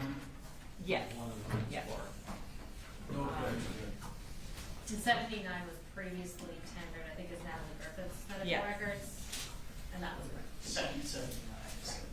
And then we went ahead and presented our charges. I gave them to Danielle and the defense, and I'll file them later. We are going a little faster than anticipated, so I didn't want to wait until the last minute to do that, because Okay. we could be done by Friday, next Friday. We'll be getting ours together too, Judge. On Friday. Thank you. Hey, Friday, not this Friday. The other thing, Judge, is so our next witness is going to be Deputy King. After him is our crime scene witness. We do expect her to be pretty long, so we wanted to give the court notice because we're probably going to land at kind of a weird time that we'll either break late or early. So to give you that choice. The other thing about Special Agent Stewart, we are going to be publishing sensitive material through her. We wanted to let those in the gallery know that we'll be publishing the first thing early on in her testimony, essentially recording walkthrough of the school that was filmed of the crime scene. So there is sensitive material in that walkthrough that some people may not want to observe. We'll then show pictures of the crime scene, which obviously may be upsetting for some people if they don't want to see that. We wanted to give everybody a heads up. We do have a few pictures of the deceased victims, but we will put a disclaimer before we publish those, both for the media and anyone who specifically wants to avoid exposing themselves to that. Yeah, just make sure that we in the media are aware of those things that are not to be recorded based on our Friday motions and consent order, y'all. Yes, sir. And we have those pictures that the media is not allowed to capture. They are at the end and separated out so that we don't accidentally do that. We may need to break mid-direct or somewhere in the direct, just the lunch Yes, sir. we kind of already have it in the works coming, so I don't know. I don't want it to sit for 30 minutes before they get their food, so. All right, ready for the jurors? Yes, Your Honor. All right, bring it in.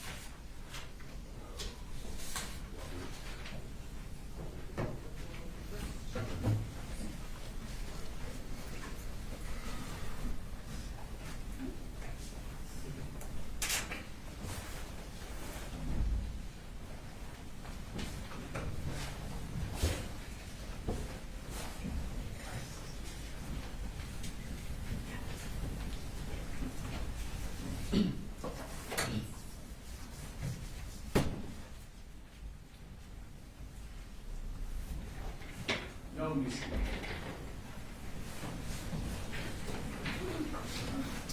Somebody calls next one? State calls Brandon King.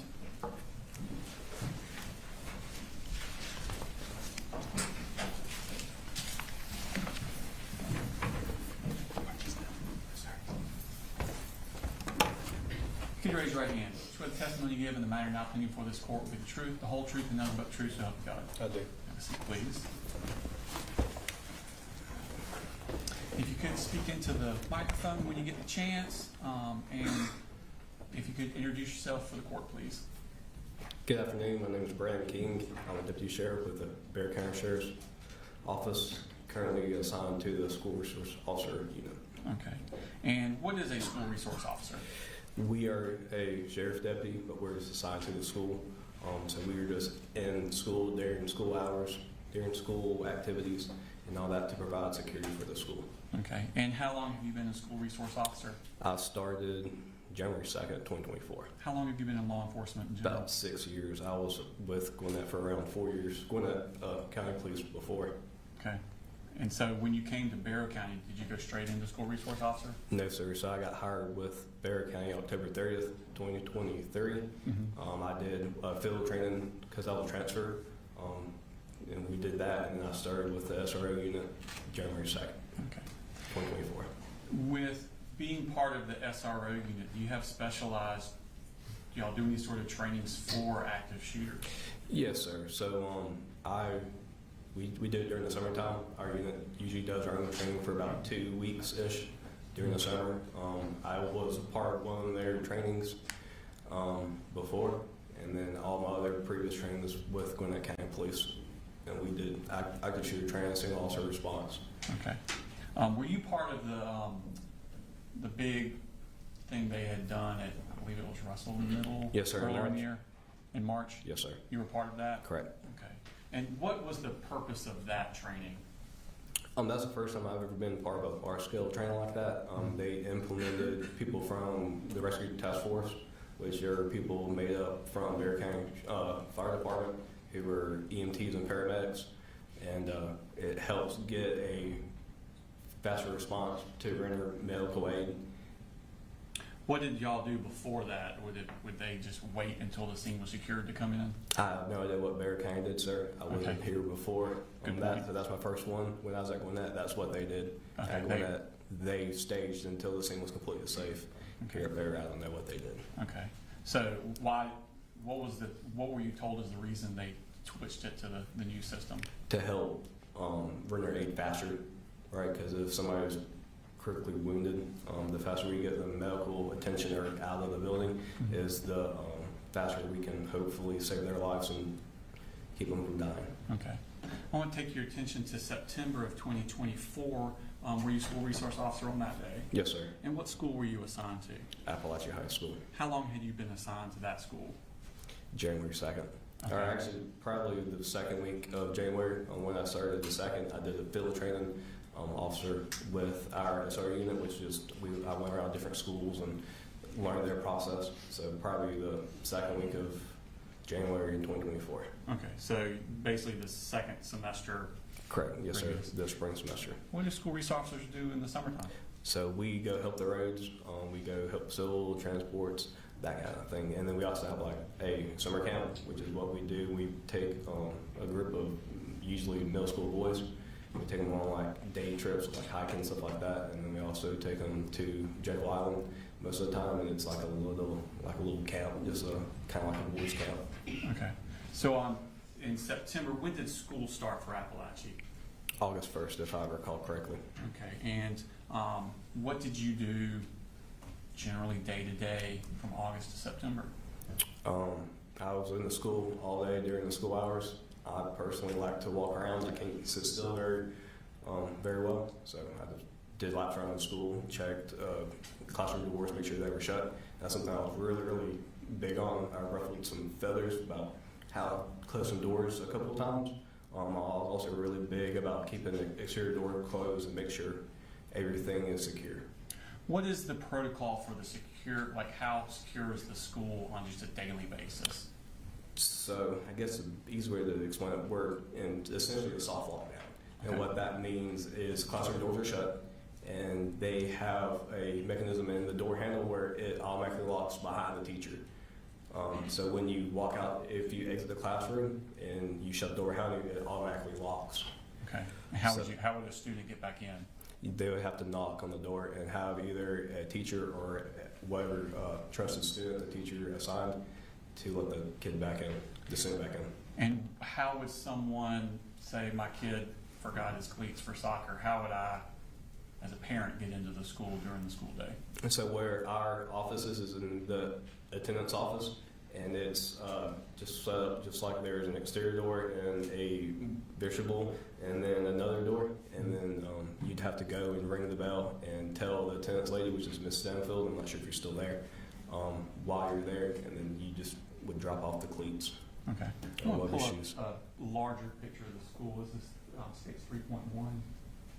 Just behind you. Is that, can you, it's in front of you and behind you. Yes, sir. Could you orient yourself to the school and then tell me where is this office that's your office or y'all's office? Do I have permission to stand? Please, that'd be great. There should be a pointer there.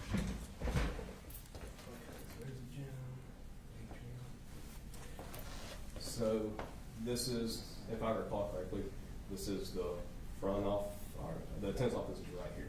Okay. No, that's me. So hang on. That's turned weird. It's atrium. I don't know.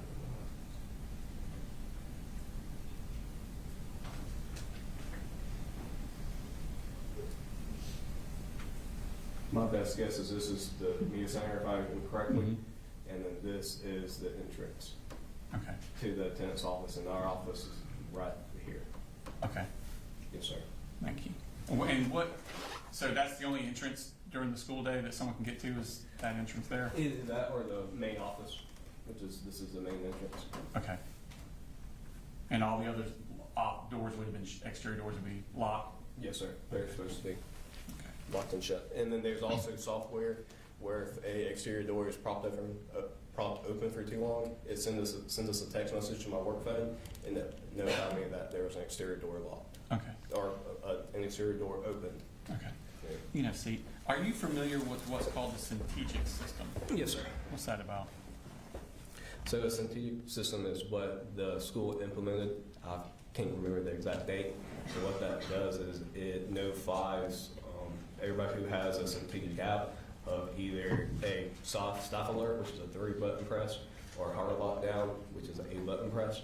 Staff alert is usually used for like fines, medical, that kind of stuff, and then the hard lockdown, the 8-button press is when there is an immediate threat inside the school or on school property.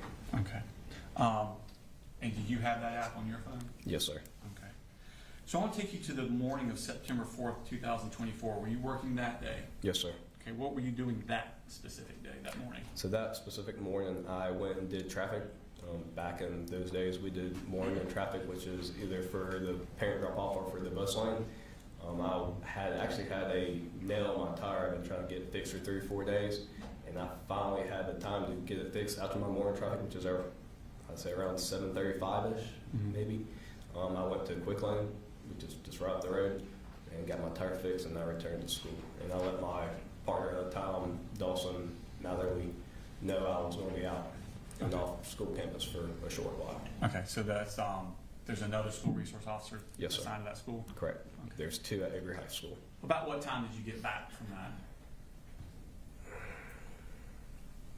Before 10 o'clock, so probably 9:30, 10 o'clock-ish. I know I got a phone call on my office phone around 10 o'clock, so it was before then. Okay, so you get back and I guess you were in your office? Correct. when I was that in my read? office checking my emails. I could do every morning, just make sure there's nothing that I need to know about, nothing I missed. So it kind of put me back a little bit because I usually do that right after students arrive, after I do my first initial walkthrough. Mm-hmm. So I was a little bit behind. No problem. And you said you got a phone call. Correct. Who was that from? From Miss D. Martin, assistant principal, calling my desk phone in the SRO office and advised that she has a concerning email from a teacher and she needed to see us. Okay, and what did you do at that point? So me and my partner took the most direct route to Miss Martin's office, which is an admin suite, which is pretty much in the center of the atrium. Okay. And could you show us on the map Yes, sir. where you went? Permission to stand? Please. So this is an atrium, and these are the admin offices. So we went out, the attendance office doors here, took a right, went in the atrium, and then the entrance to the admin suites back here. Okay. And when we went to Miss Martin's office, she was actually dealing with another student, so we stood outside for just a few minutes while she was finishing up with that one student. Okay. And when she came out, what did she tell you? She said that she has a concerning email about from a teacher in reference to a kid that had a large book bag and was asking weird questions about the active shooter procedure. Okay. And what was the plan of action at that point? What was she asking of you? So what we do is we just aid school admin. So we were just there for security is one thing. When they get a threat, we don't have probable cause to exactly search every single just because of an anonymous tip. A school admin doesn't have to abide by the Fourth Amendment like we do. So what they do is they conduct an admin search, which is they look through the students' things and all that while we stand by for security. And if the school admin finds anything that gives us a probable cause for an arrest or a penal offense that was committed, then we can take over the situation from there. Okay. I want to delve into that a little bit. So hypothetically, if I were to say, I think that guy over there's got a gun, Right? can you just stop him and search him? No, sir. And So what we could do is called a Terry frisk, which is just a brief, it's not a search, it's a quick pat down of the person's clothing or items to make sure that they don't have a weapon. okay. So under the Fourth Amendment, for you to search somebody, being law enforcement, you need to have what you said, probable cause? Yes, sir. Okay. But is a teacher in the same position as a law enforcement at a school? No, sir. So at school admin, they also, if I understand correctly, when every student enrolls in Bexar County schools, they pretty much essentially sign what I call a Fourth Amendment waiver, which means that when the student is at the school admin is acting as a parent to the child at that time, and they have custody, I guess you could, is a better word for it. So Okay. school admin just has to have anything to do with school safety that they can articulate about why they want to do a search. Okay. So normal procedure would be for the administration to take the lead and you guys provide kind of like a security Correct. backup. Yes, sir. Okay. So at this point, what do you know about this student? Nothing at all, sir. Okay. Do you know what he looks like? No, sir. Okay. What's the plan? The plan was to go to where the student was at, pull the student out, and stand by for security while school admin conducted their investigation and did an administrative search of the student to ensure they did not have a weapon. Okay. And did you go, where did y'all go? We went straight down F Hall to J Hall and went to Mrs. Greer's, if I remember correctly, her classroom where the student was supposed to be. Okay. And did you go into the classroom? No, sir. We stood outside, close by the door, just to provide security for Miss Martin. And did Miss Martin go into class? She went to the door. She might have took one or two steps into the classroom Okay. at that point. Just requested that a student come speak to her. And was that student in the classroom? No, sir. Okay. And were y'all directed where that student may be? So we were close enough where I could hear the teacher say he was in the bathroom. So I immediately went to the closest bathroom, which is on J Hall. Could you show us that on the? Yes, sir. So this is J Hall, and the closest bathrooms are right here. I'm sorry, no, there's a closest bathrooms are right here. Okay. So that's where y'all went? Yes, sir. So Miss Greer's is one of these classrooms. I think it's the third. I think it's that. I think if I'm saying correctly, that's Miss Greer's. We went straight down here into those bathrooms, and I went in and asked who Colt, if anybody there was Colt Gray. Okay. And was that the name you'd been given? Yes, sir. Okay. And how many kids were in the bathroom? There were several kids in the bathroom. One student was laying up against the wall on his phone. He says, "I'm Colt Gray." And I requested him come talk to me. Deputy Mallory also went with me in the bathroom. I requested him check the rest of the bathroom while I got that one student out, and we escorted him to the nearest teacher workroom. Okay. And where's that located at?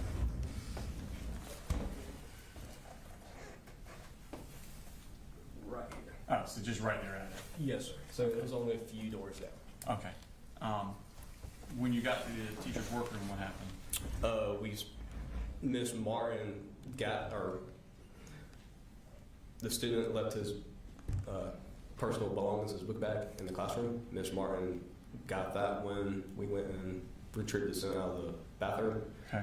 Miss Martin conducted an admin search of his book bag, and I did a quick Terry pat, which is me patting him down with an open hand. I did not articulate or not articulate. I did not move any objects in his pockets or anything like that. Just a quick pat on him to ensure he didn't have something I could identify as a weapon. Okay. And were there any weapons on there? No, sir. Was he being cooperative with y'all? 100%. And he was in shock. He didn't know what the heck we were talking about. Okay. At some point, does he tell you that there's another kid with the same name? I can't recall directly if he told us or if when we escorted that student back to the classroom, the teacher advised Ms. Martin there was another kid. Okay. With But that at some name. point in that time, you realized there's Correct. another kid. The way I recall it is, first time I've heard that is when we took that student, Colin Gray, but he also goes by Colt, back in the classroom, and then I heard the teacher say, we also have another Colin Gray, and he's in the counseling office. Okay. And where's the counseling office on there? Right here. Okay. So what we did as soon as we got that information, we took the list director out, which is down J Hall and K Hall, and we call this H Hall, straight to the counseling suite. When I arrived at the counseling suite, I immediately did a quick search of the suite to make sure that to identify if the student was in there. We checked closets and bathrooms, and he was not in the counseling suite. Okay. I talked to school counselor Ms. Butler, who said that she received a call from the student's mother that morning, and the mother was just concerned about him. And then I asked her questions about concerned why, and she said, "Oh, no, she's just concerned about him. We just need to check on him." Okay. And where is Miss Martin at this time? She's still with Miss you? Martin went with us, so me, my partner, Miss Martin, all went to the admin suite, or I'm sorry, the counseling office Okay. at that time. So he's not there. Correct. Where do y'all go next? So I asked Ms. Butler for a picture of him. Uh-huh. School uses something called Infinite Campus, which is a online website where they keep track of all the students' behavioral issues, their grades, their enrollments, everything like that. And most of the time, a current picture or the year before, depends what time of year it was, their yearbook pictures, what's on their profile. So Okay. that I requested to see that so I could potentially identify or know what the student looked like. Okay. I'm going to show you Smart Space at number 107, which is already in evidence. Do you recognize that? Yes, sir. Is that the picture you're referring to from Infinite Campus? Yes, sir. Okay. Pull that up. And is that him? Yes, sir. So, was it obvious to you at that point that ain't a high school kid? Correct. Yes, sir. I identify that as possibly late elementary, early middle school. So that picture really wasn't of huge use. I mean, we kind of have a general idea, but. Okay. So y'all go from there to where?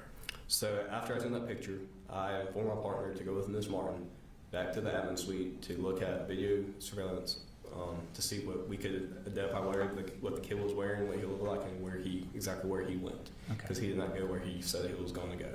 Okay.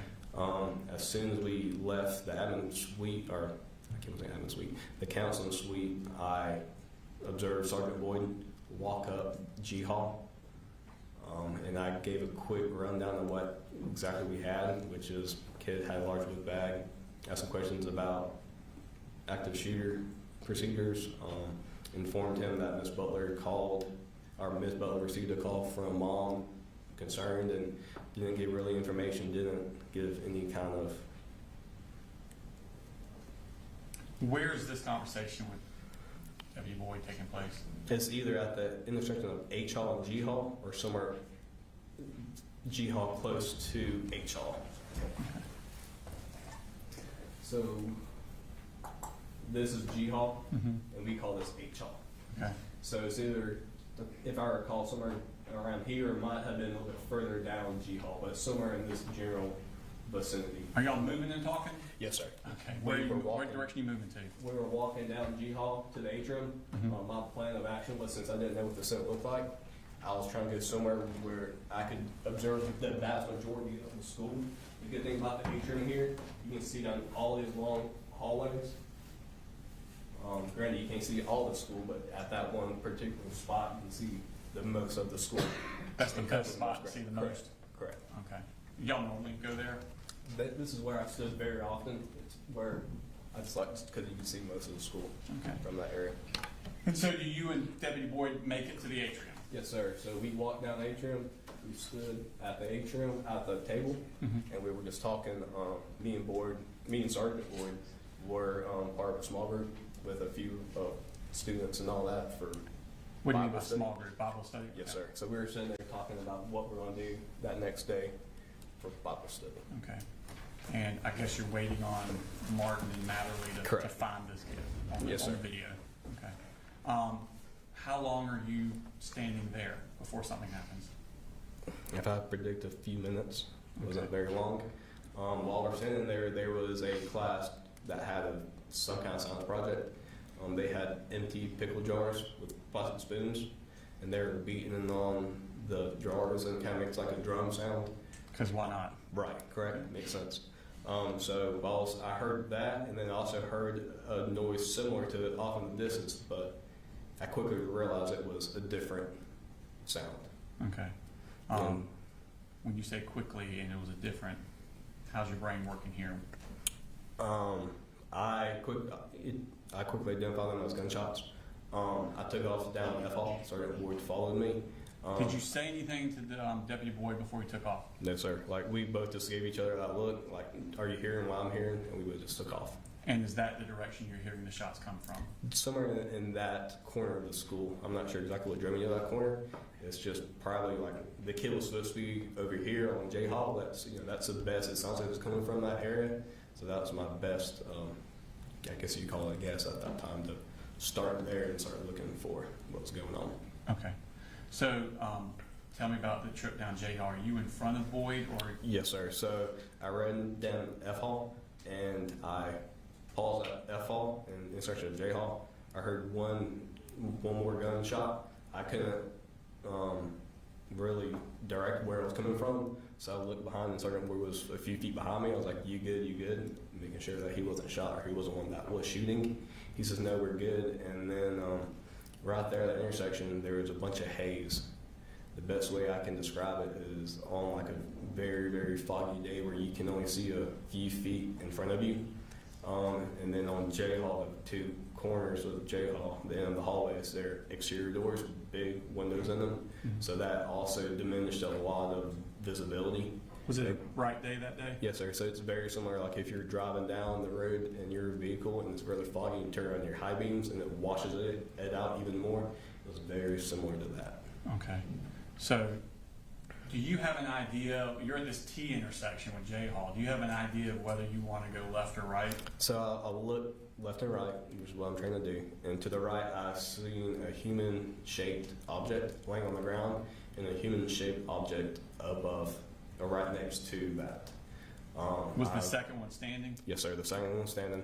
I wasn't sure if it was a teacher, if it was another student, or if it was a shooter. It was so foggy I couldn't see any weapons in his hands or anything like that. I gave one command of show me your hands to put it in the nice way. Did you say it in a polite manner? No, so I said show me your fucking hands. Okay. And where about on that were you when you started yelling?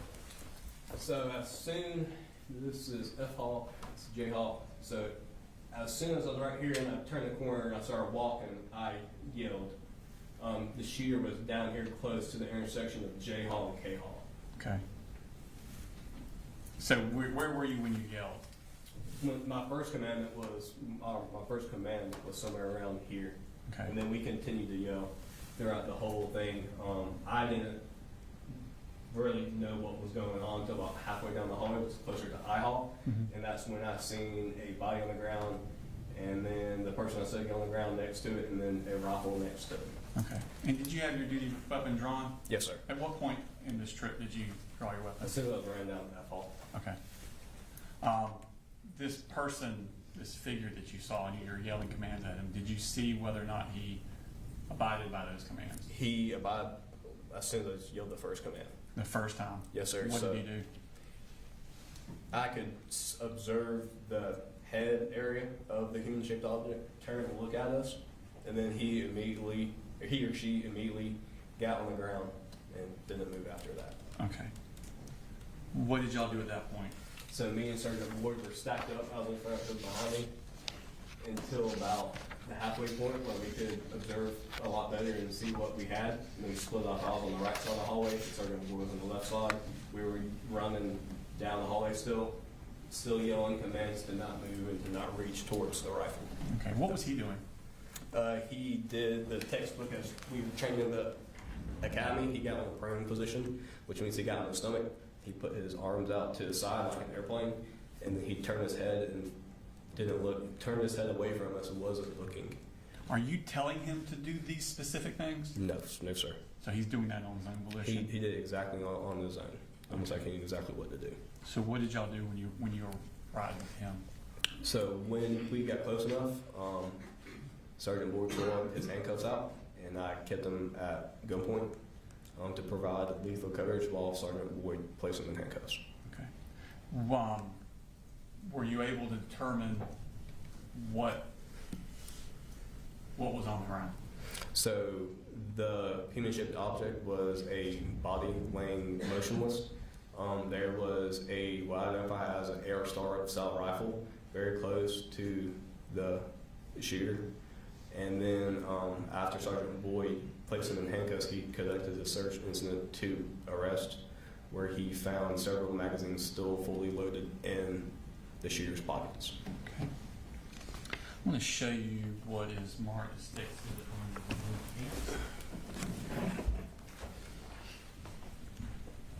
Actually, you can identify that. Yes, sir. That is a shooter. And is that the person that complied and was handcuffed by Deputy Boyd? Yes, sir. All right, at this time I tender State Exhibit number 108 in evidence. Any objection? No, Your Honor. All right, 108 is submitted.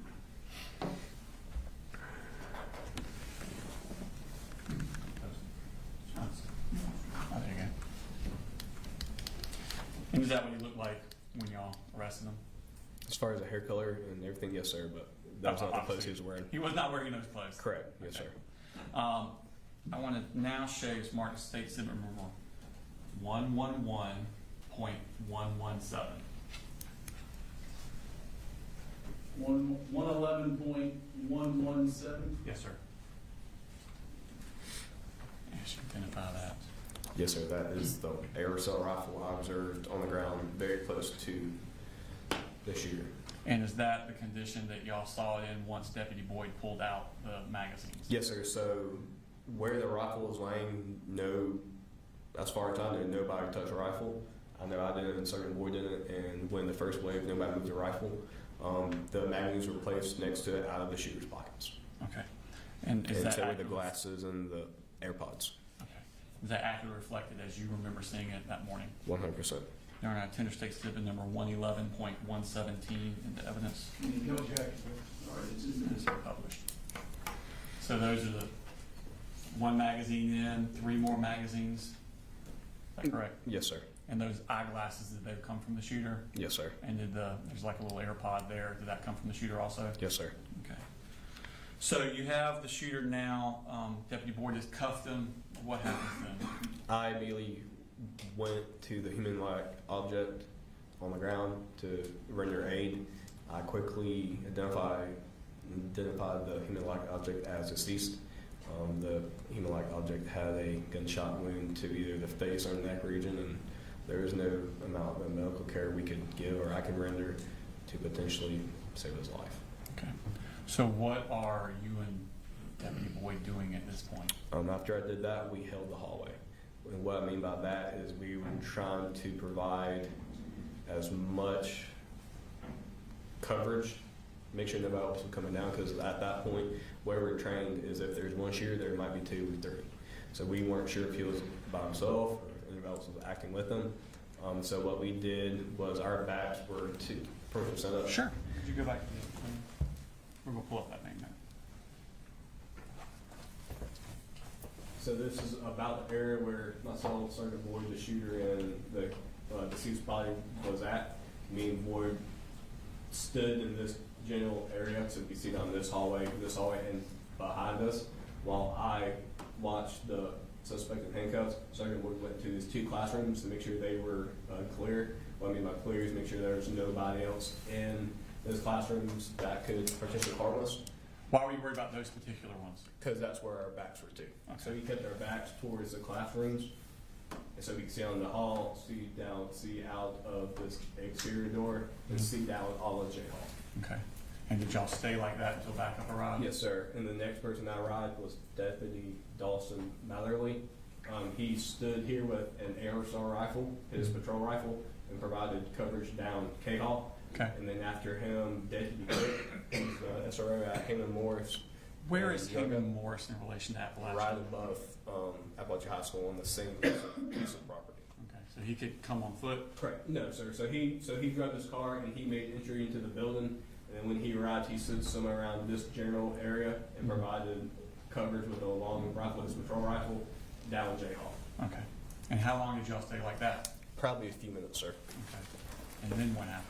The first wave of reinforcements, as well as the first RTF team, arrived. And then as soon as they got there, I took off and started to check classrooms. What were you checking for? Checking for any other shooters, and also checking to make sure there was nobody else in the building that was injured and needed medical assistance. How long after the shooter was secured before the first wave arrived? Less than 10 minutes. Okay. More than likely, I mean, granted, sure. like in that situation, it feels like a long time, but it was pretty quick. Okay. And tell me about the process of entering these classrooms. Are they accessible? No, sir. So during the hard lockdown, and plus hearing the gunshots, everybody was stacking bookshelves, desks, chairs, whatever they could against the door. So when we made entry, it was kind of like wasn't like making forced entry, but you had to really push really hard to get whatever bookshelf or desk or whatever out of your way to gain entry into the classroom. Were they also locked? Yes, sir. How are they unlocked?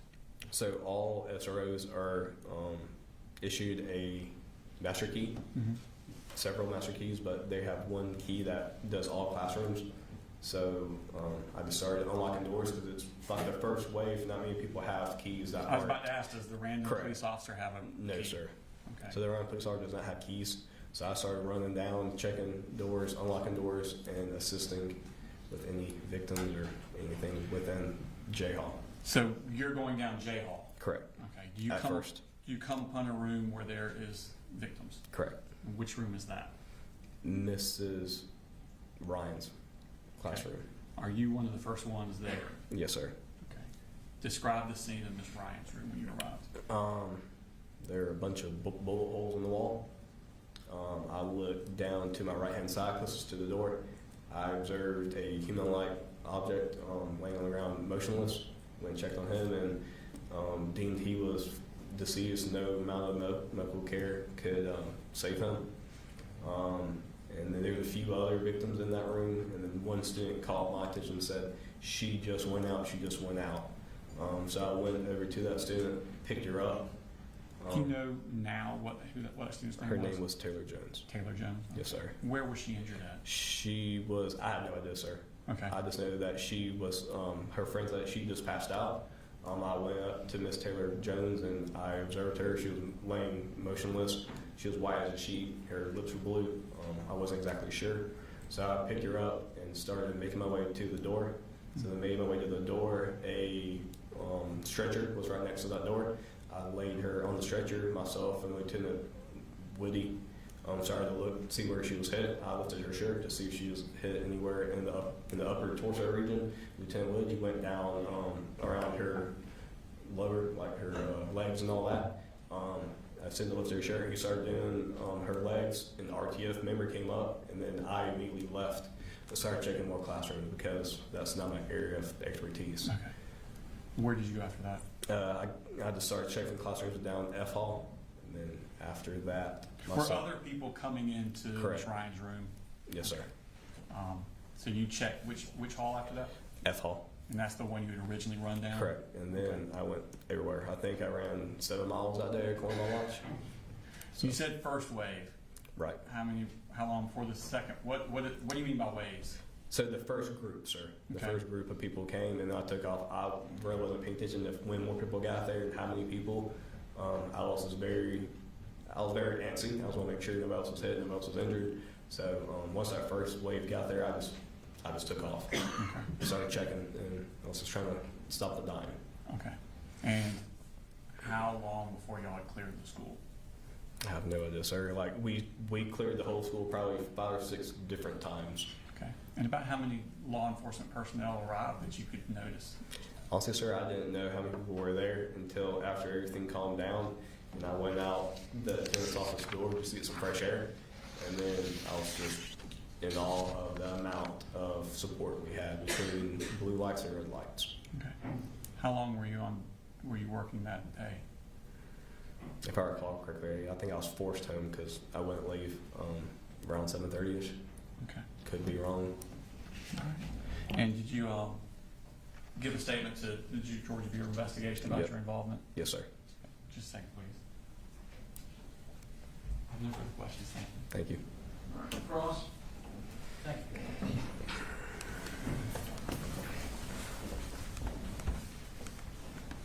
Good morning, Deputy King. Good morning, sir. How are you? Good, thank you.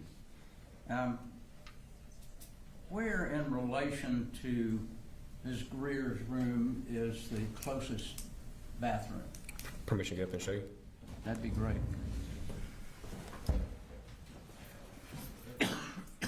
Right here, sir. So Miss Greer's classroom's right here. Okay. The closest bathroom is right here. Now, is that the bathroom that you initially checked? Yes, sir. Okay. Where is the next bathroom that would be the closest? On I hall, sir, which is right here.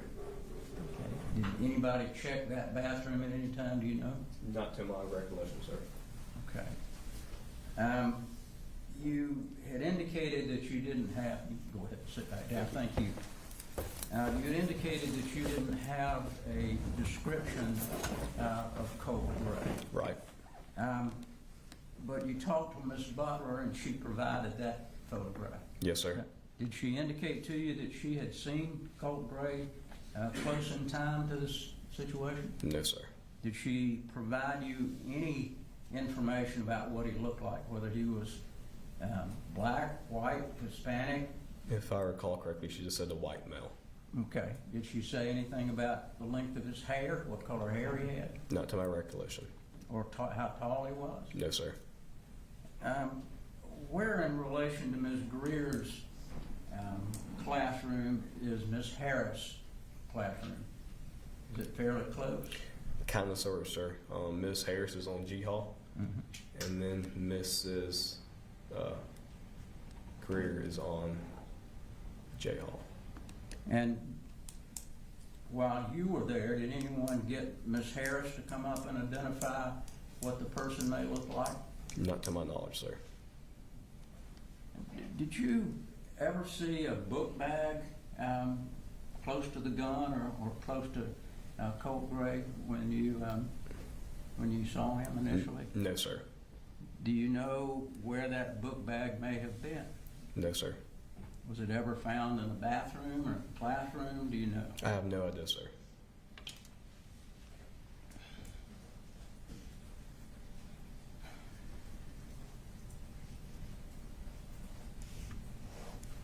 You didn't take a statement from Mr. Gray, correct? No, sir. All right, that would have been someone else. Correct. Yes, sir. All right, thank you very much. Thank you, sir. Any regret? No, Your Honor, I ask you to be excused. Thank you. Thank you, sir.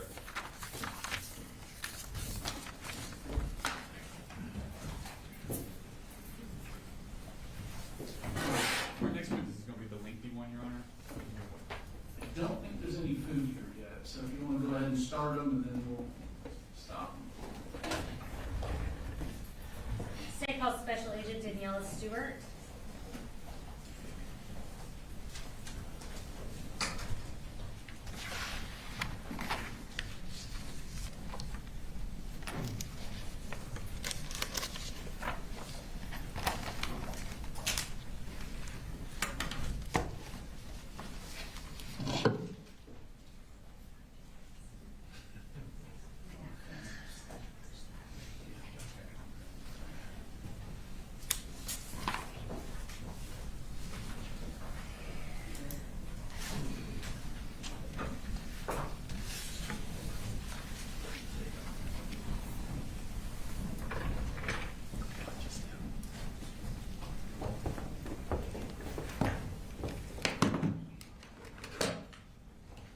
you want to go ahead and raise your right hand?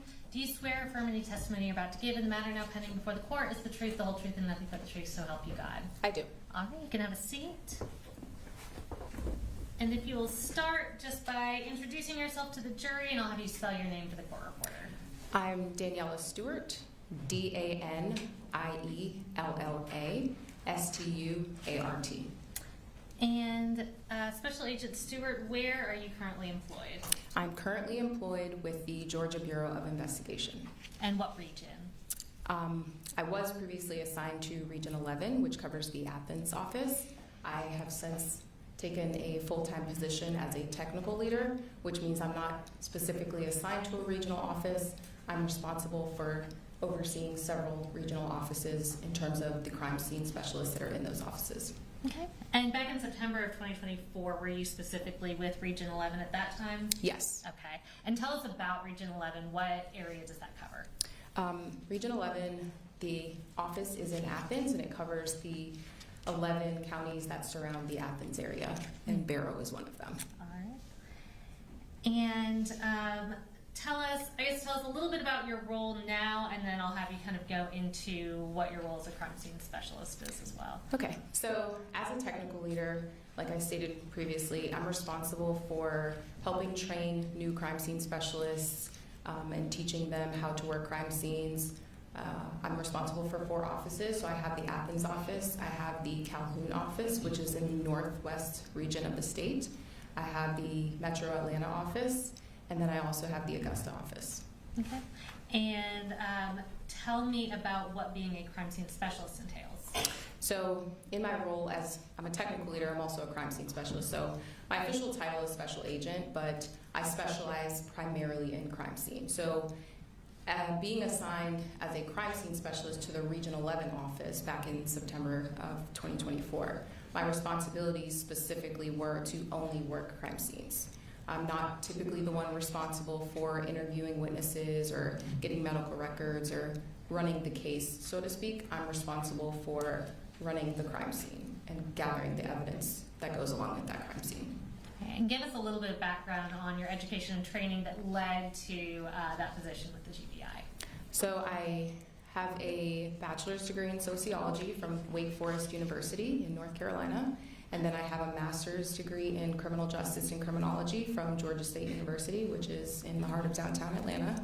And I started working in the crime scene capacity for the Atlanta Police Department back in 2013. I was with them for approximately 2 years. I operated in a civilian capacity, which means I was not a sworn law enforcement officer. I did the same roles, though. I was photographing, collecting evidence, processing evidence, so I did that for about 2 years. Atlanta is a very busy agency, so there I responded to close to over 500 crime scene calls, ranging from burglaries to homicides. And then I was with the DeKalb County Police Department, also as a civilian crime scene investigator. And I was there for about 5 months, worked a handful of homicides and assisted with processing vehicles and working homicides. And then I got hired by the GBI in 2015. So I've been working with the GBI for about 9 years total. I did take a 2-year gap to kind of do something different in investigation, so I wasn't in a crime scene role, but I got back into a crime scene role. Once you're with the GBI, do you get additional training in crime scene processing? You talked about photographing, collecting evidence, that kind of thing. Does the GBI continue to train and hone your skills in that area? Yes. So we go through a Special Agent Academy. Well, first of all, to be certified as a law enforcement officer, you have to go to a police academy, which back then it was about 10 weeks. You have a 2-day crime scene processing class within that academy. And then when you get hired with the GBI, we have an agent academy, which back then it was about 11 weeks. So another 400 or so hours of additional training. We have a week specifically of crime scene in there. I am also a graduate of the National Forensic Academy, which is an 10-week academy in Oak Ridge, Tennessee, which is just outside of Knoxville. So we do training in bloodstain pattern analysis, shooting reconstruction, latent print processing, photography.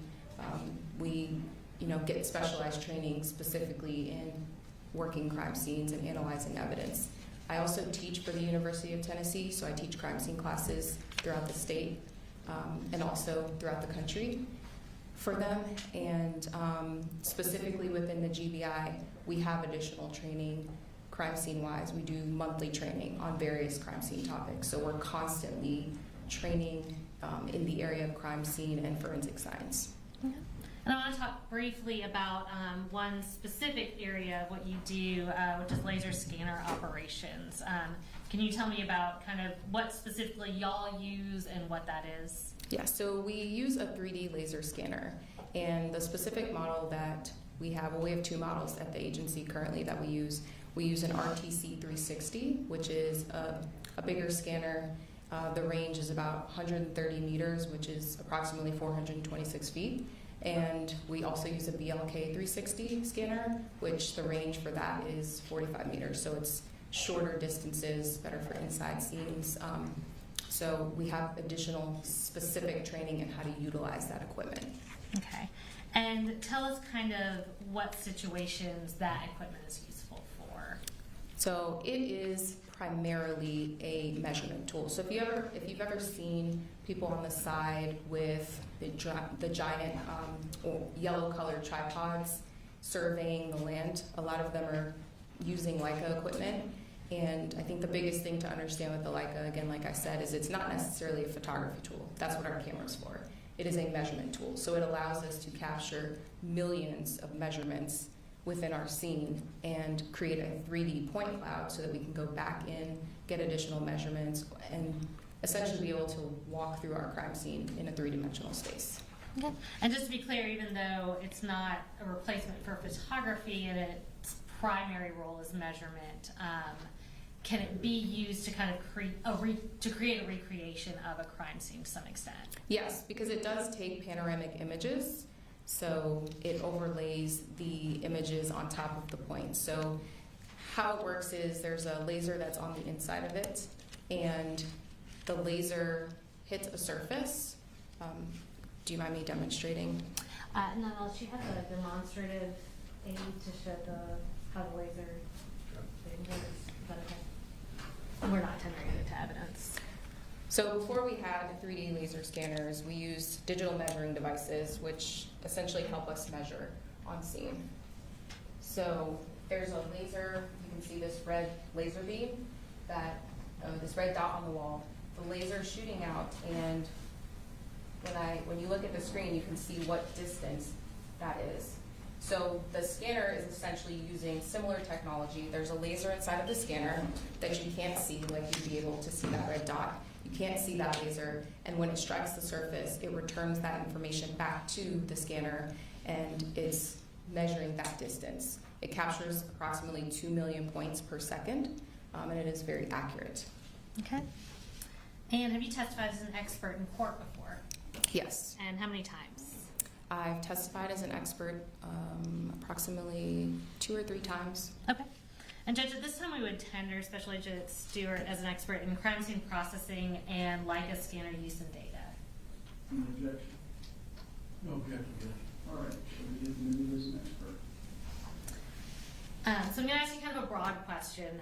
When you're processing a crime scene, so I'm talking specifically regarding to photographing, scanning, collecting evidence, talk us through what your general process is in doing that when you get to a crime scene. Yeah, so my general process when I get there is I first make contact with whoever was on scene, get a little bit of a briefing, kind of understanding of what's going on, what am I working with here. And then we typically would do a walkthrough with that individual, and then we start taking photographs because we want to photograph the scene exactly how it was before we add evidence markers or anything additional to the scene. And then once we take the overall photographs, we start putting out the yellow evidence markers that you've probably seen on TV. Sometimes we have different colors. But we start putting out the evidence markers. We will then use the laser scanner to scan the scene to get measurements. And I think the other thing I didn't explain about the scanner is its line of sight. So it's not able to see through things specifically. So if you can't see an object behind a door, the scanner won't be able to see that until you move the scanner to another position for it to be able to view that. So we set it up in multiple places in our scene to capture all of the information that we need, and then we combine it together. So we scan, and then we usually collect our evidence and do a secondary search for additional evidence. Okay. And you referenced kind of being brief when you get there. We've heard some testimony about this, but is the GBI a request-only agency? Yes, we are request only, which means we have to have a local agency ask us for help. Okay. And let's move on specifically to this case. So going back to September 4th of 2024, did you respond to Apalachee High School in Barrow County? I did. And was the GBI requested to assist in that case? Yes, we were. What was your role in this investigation?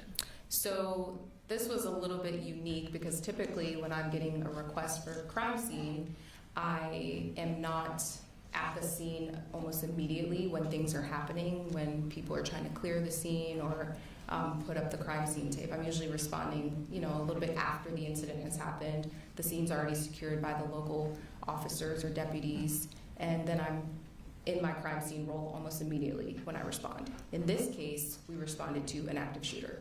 When there's this type of call, everybody who's available goes.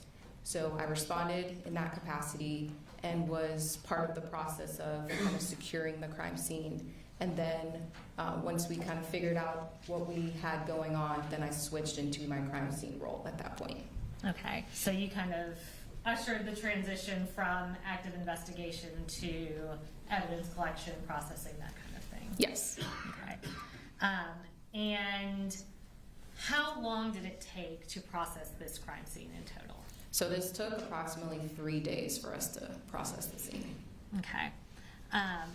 I'll go ahead and start with one specific aspect of the investigation. So in processing the crime scene, did y'all use a Leica scanner, the type of scanner that you've been talking about? Yes, we did. And how many did you use? So we actually used 3 scanners. A couple weeks prior to this incident, we had had specific Leica training. A representative from Leica came to our training center in Forsyth, and we had a week-long training about how to use multiple scanners in a scene and then put those scans together. So the exact skills that we used during the Apalachee scene were the skills that we had learned during that training. And at what point did y'all actually use these scanners to scan the crime scene here? We started the crime scene examination, I think around 1:30, and we immediately started using the scanners because we had decedents that were in the hallway and in classrooms, and we wanted to properly document that. So we had a couple of people taking photographs of that and then immediately scanning that area.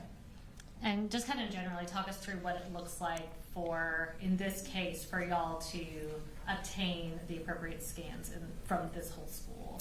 Yeah, so like I said, we deployed 3 scanners. We had about 5 or 6 crime scene specialists and our crime scene coordinator on scene. That's not typical of us. Typically it's 1 crime scene specialist working a scene and we have 1 scanner.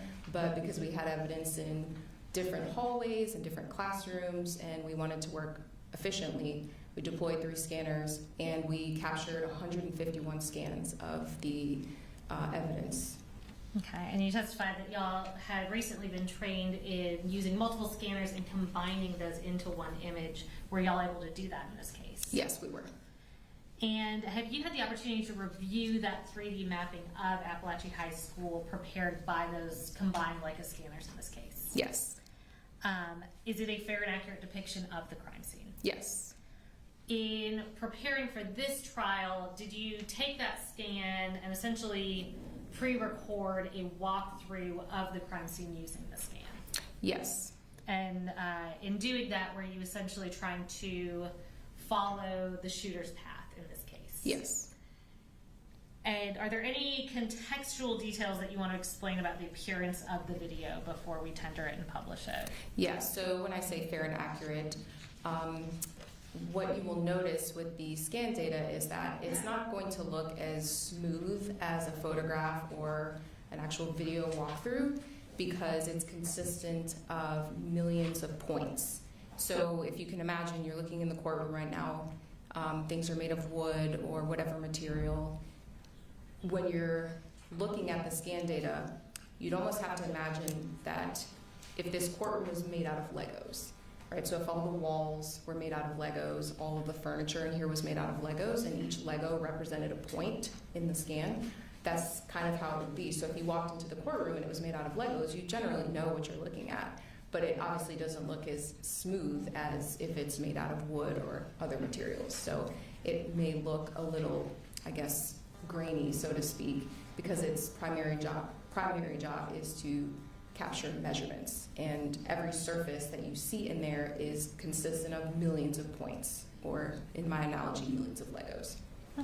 And with that caveat of some, I don't want to call it deficiencies, but deficiencies in the recreation of what was observed, is this scan and the walkthrough that you recorded a fair and accurate depiction of what you observed or what you captured at Apalachee High School on September 4th or beginning of September 5th?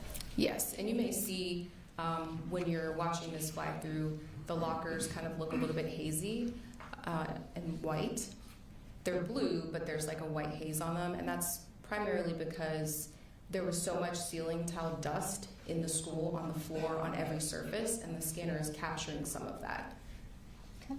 And Judge, at this time we would tender into evidence states Exhibit 110, which is the walkthrough from the Leica scanner. Any objection? No objection at this time, yes. Let's do this. Before we publish and you go through the walkthrough and the scan, let's go ahead and take our lunch break. Yes, sir. All right, we'll be in recess till 1 o'clock.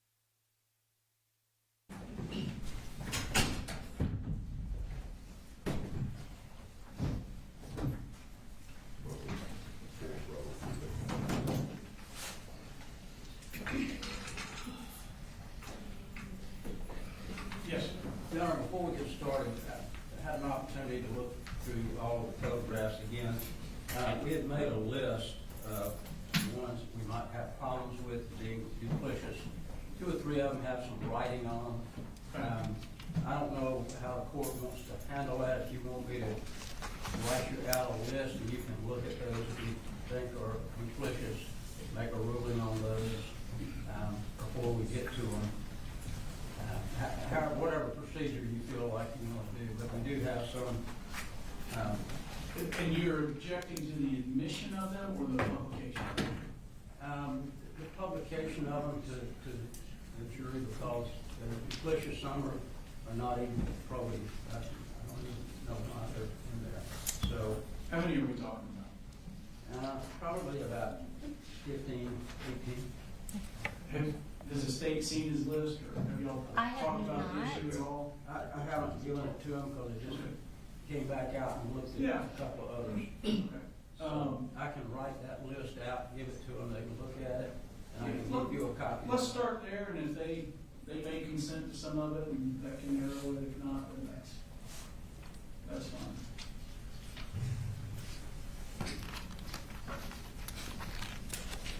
Is the thrust of the argument unnecessarily cumulative, or? Pretty much, Judge.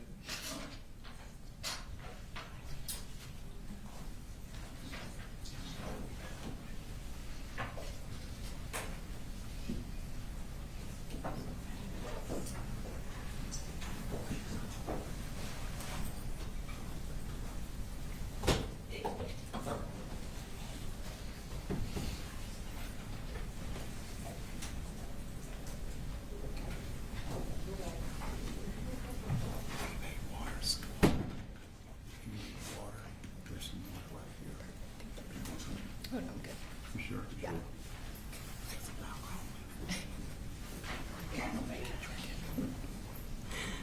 This is a pointer.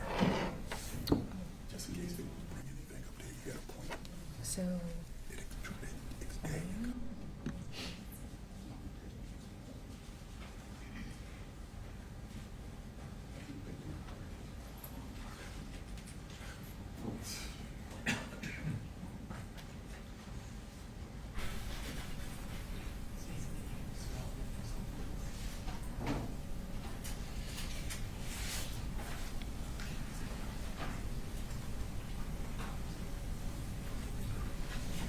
Ms. Daniel, let me ask, so were you going through pictures first, or were you going through the scan? We're going through the scan first, but the video is only about 10 minutes. Okay. We'll probably pause a few times to give some context, but I don't know. If you're asking for efficiency's sake, I don't know if bringing Well, I it was for just, that's really gonna. if we're about to have an hour of testimony Right, before we right. get to the pictures, then I was gonna say we can just go ahead and start and Yes, sir. take a little break, but if it's 10 minutes in, then we might as well address it now. Sure.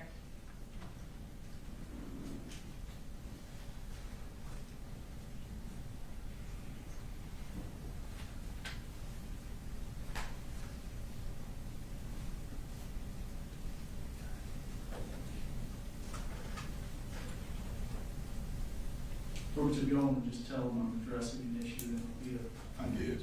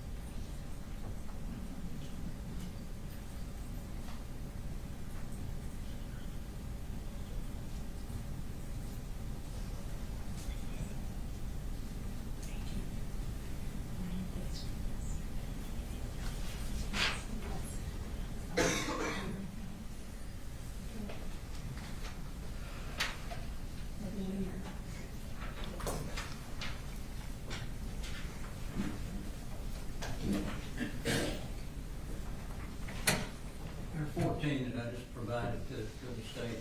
Okay.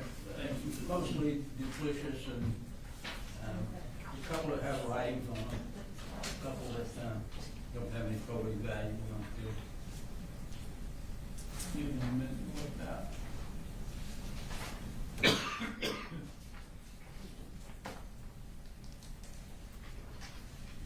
Court like for me to provide you a copy of that too. You gave her the list, yes, Daniel, I can take it from her, well, you have it already written out? Here, I'll just take a picture of it, Judge, and I can hand you the original.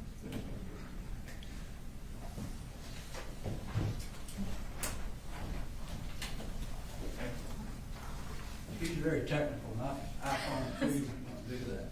Very technical.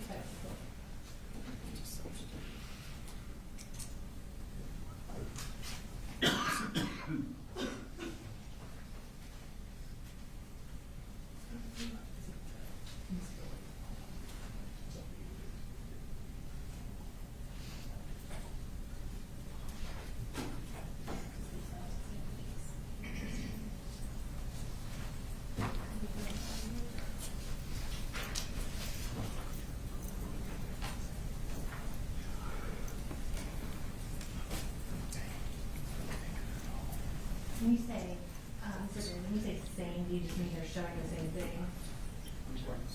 When you write same, do you mean just like they're showing the same?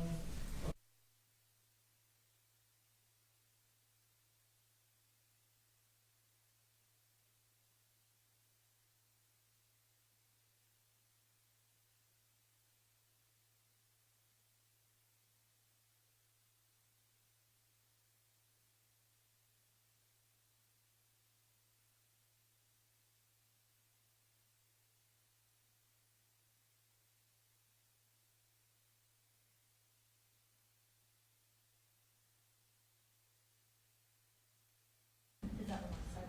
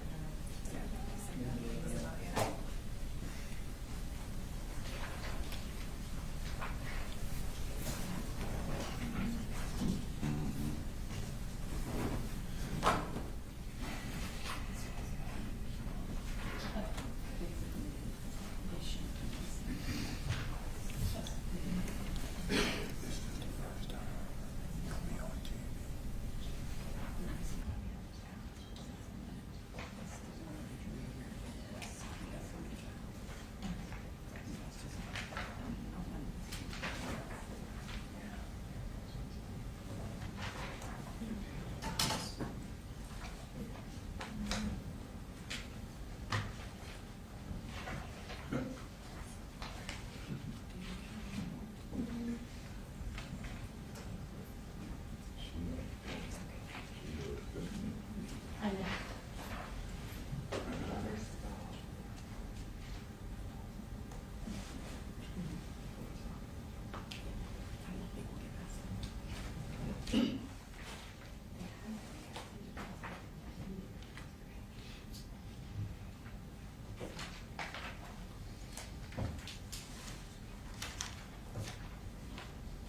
I just had to flag them all, and then I can sort of give context back to back to back. So I'm going to start with States Exhibits 111.9, 10, and 11.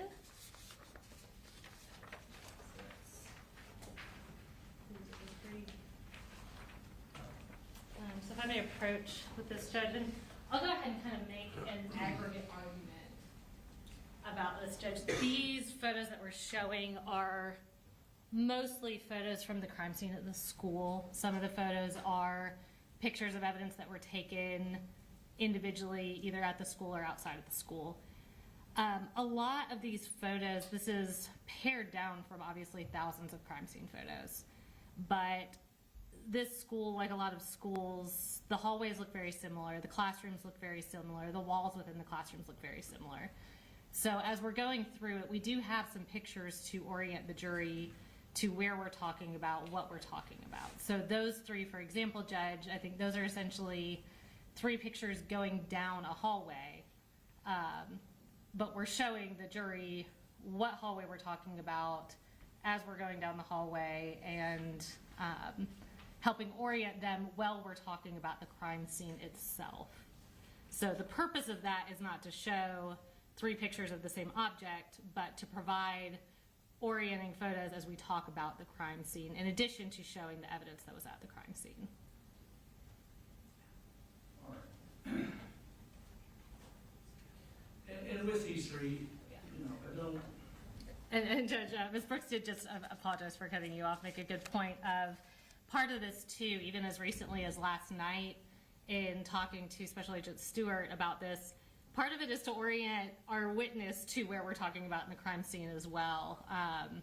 Again, with the sort of visual redundancy throughout the school, it is hard to tell what hallway you're looking at, what classroom you're looking at, what locker you're looking at, without some kind of orienting point. All right. Again, with these three at least, I don't know if there's any particular degree of prejudice to the defendant. I'll go ahead and determine that 111.10 is needlessly cumulative. I think simply everything in it is depicted in 111.9 and 111.11. I don't know that we gained anything from 111.10.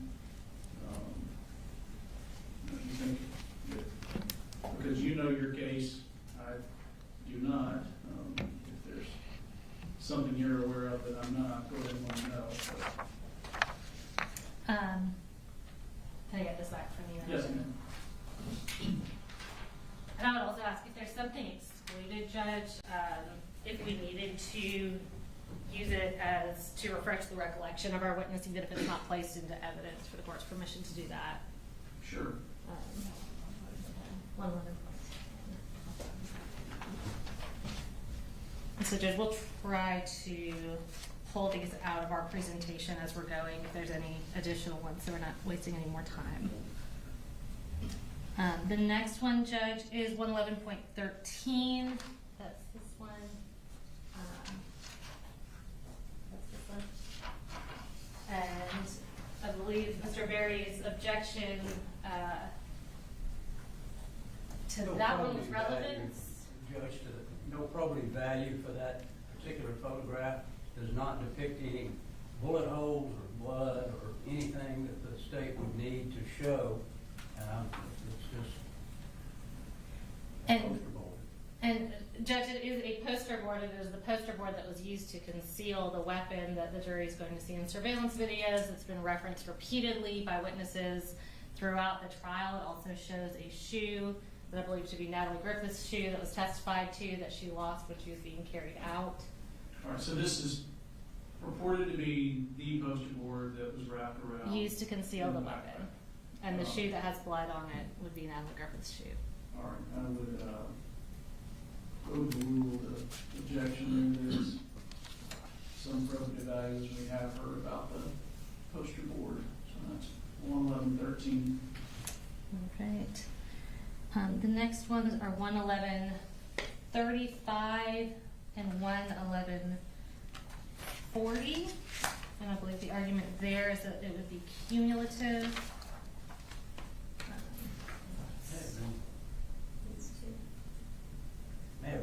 139. Oh, I'm sorry. Let's see.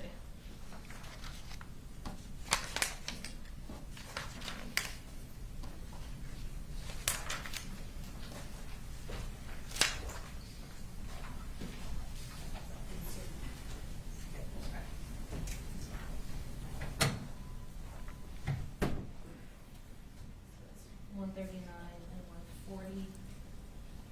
And Judge, again, those photos orient both the witness and the jury as to where we're looking in the classroom. One photo shows evidence markers that the other does not show. One shows closer up the evidence in the classroom better than the other one. I think it's important to be able to show, this is a complex crime scene, and these classes are specifically from Miss Ryan's room. I think it's important to be able to orient the jury and show the totality of the crime scene. And Judge, Yes. we think that one certainly is enough to orient. One's just a little bit farther away. It's the only good. You see pretty much in the far away everything that you need to show.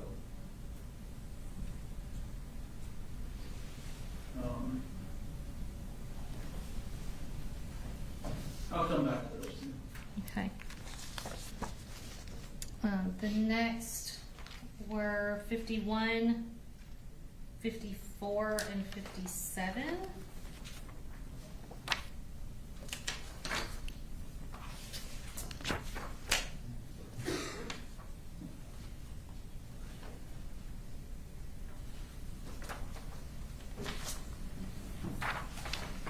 We might have. So we've got these two, but we've got this one. Okay, that's. I may have front 58 or two to make sure that somewhere. So 54 and 51 together, and then 57 and 58 together? Okay.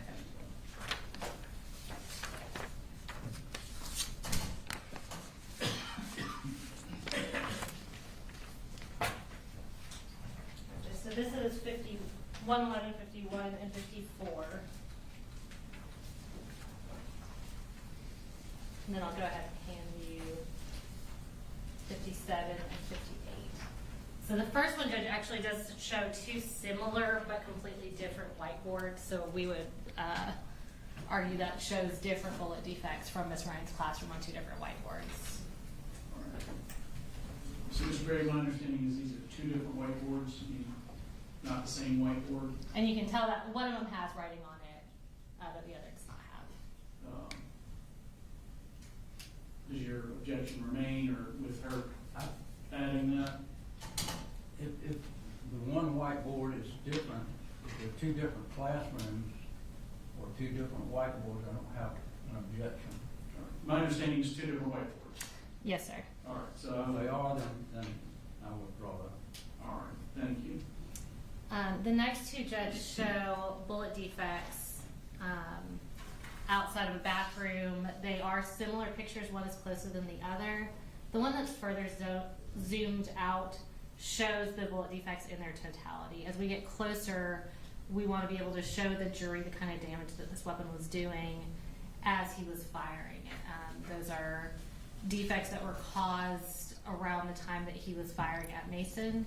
I think it's important to be able to show the jury what this specific firearm with these specific bullets was doing at that time. It's hard to tell in the zoomed out picture. When you provide the more zoomed in picture, you're able to see that more clearly. And again, the more zoomed out one provides orientation for the more zoomed in one as well. You know, honestly, there's nothing that would prevent the state in 11157 with more zoomed out from publishing it, and then as we do on a phone, zooming in and showing, it's the same effect as if they just did 58 separately.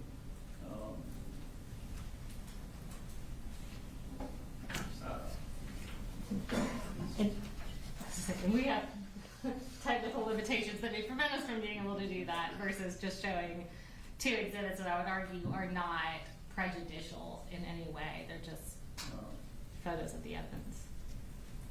All right. Come back to those. What else? Next he has, okay, that was, I'm sorry, Judge, was that 57 and 58, It correct? was. Okay, thank you. Next is 111.81 and 111.83.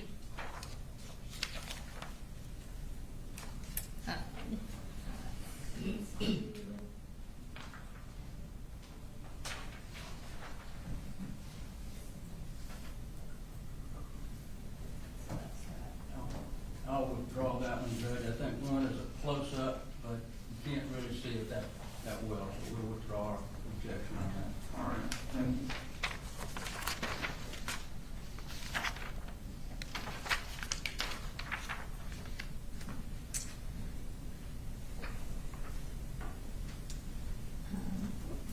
Next we have, I believe it's 84 and 94. Those are as the probative value. Right.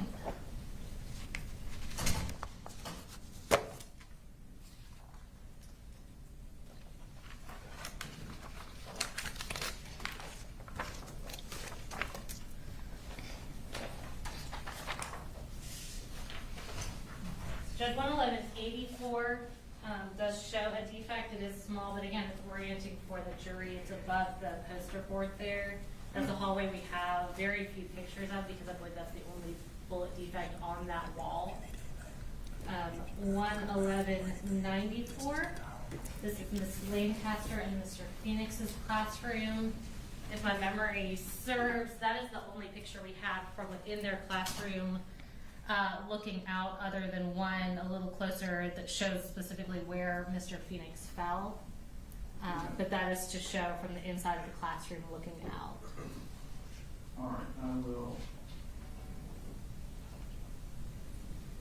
Should you send in some objection, I'll overrule it. If you treat it as just a motion in limine, I would deny it as to 111.84 and 94.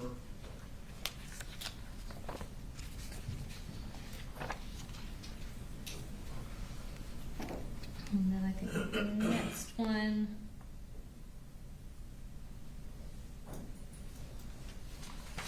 I believe that's 146. Okay, that's Straight down the list. Is that 146, Mr. Berry? Couldn't tell if it's 146 or 116. 116, Judge, I think. That's this one? Right. It has writing on it. Generally, I don't know who put the writing on there, but it is directive sometimes, so I'll always object to any writing on the photograph. That just shows. That is going to be this witness's, I believe this witness's writing. Correct. That's just to orient where it comes from. We're going to tender that actual physical piece of evidence into evidence. The writing on it says from backpack. It is part of the same exhibit as the backpack.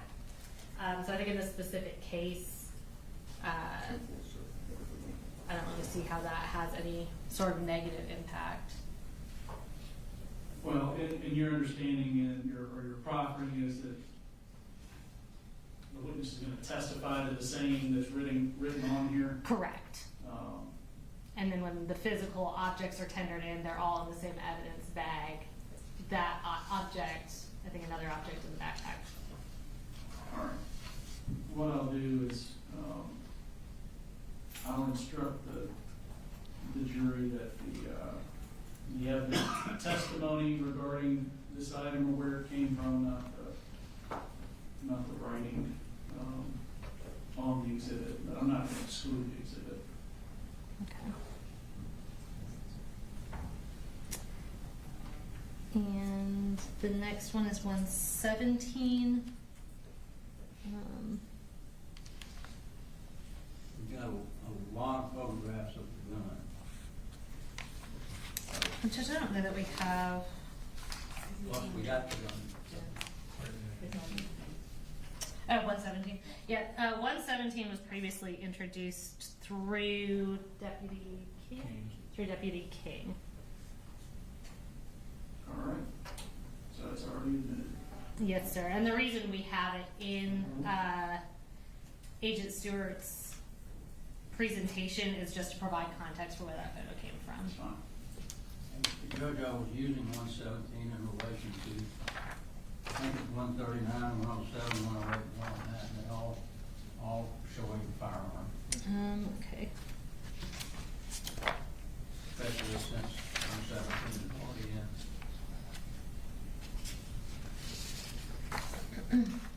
107, 108, 109, and 139.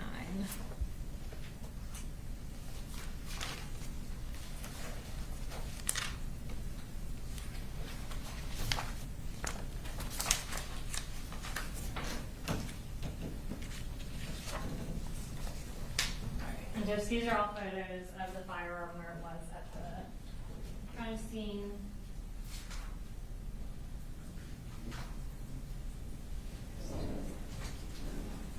Each one of those, Judge, that shows pretty much exactly the same scene. It's not really for orientation because you can orient it completely.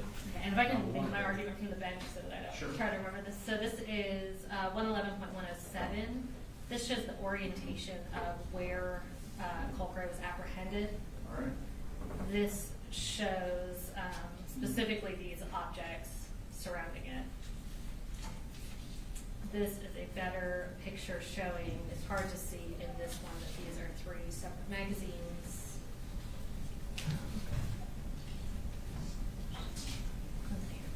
That's the last one, and that is to show the distance between where he was apprehended and where Mason's lab was.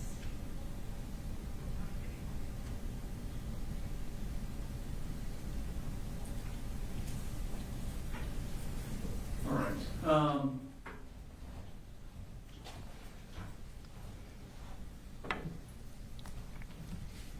So I would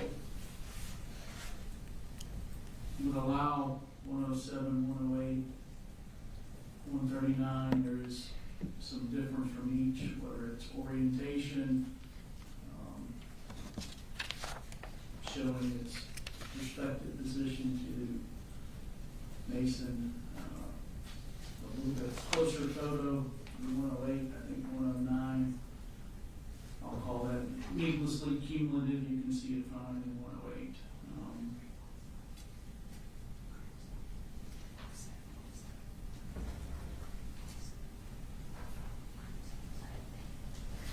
And Judge, next I think we have 111.140 and 141, and that's these two. In your, I apologize, you did say you're Everything excluding 109. 109, so you excluded. Yes. Okay. Judge, we have 140, 141, same as 142. We already have several pictures of the gun already. I don't think there's any. And these are showing details on the gun, that there have been modifications to the gun, and this shows writing that was on the gun. So I'm looking at 141 and 140. You say, so 141, you say there's writing here, presumably made by, There's writing on the gun, yes, sir. okay. Can you tell what it says? I don't believe it will come into evidence that it's anything really legible. Well, 140, 141 are two different halves of the gun, stock end and the barrel end. I'll overrule the objections to those. You said they're the same as 142? It just shows the gun, and we've already got Oh, I'm sorry, Judge. 17 and showing the gun anyway. This is 142. And that's just showing the gun out of the context of the crime scene, just a clean picture of the firearm itself. And again, I don't think its addition is prejudicial in any way, but the crime scene obviously has a lot going on in it.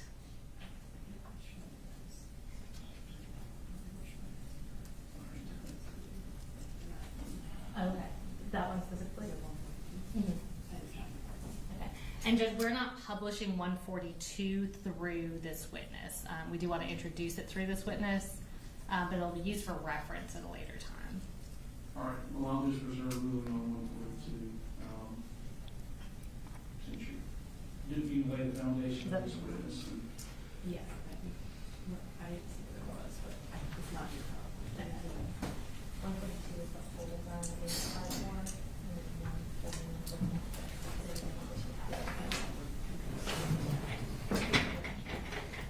And okay, that's the same for those 3 pictures, Judge, of the gun on the cardboard.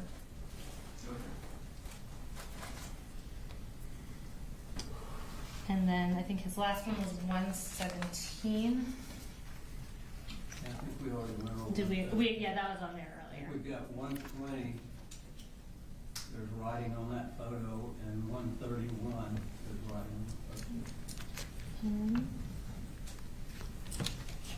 Don't see 131 on your list. I do see 120.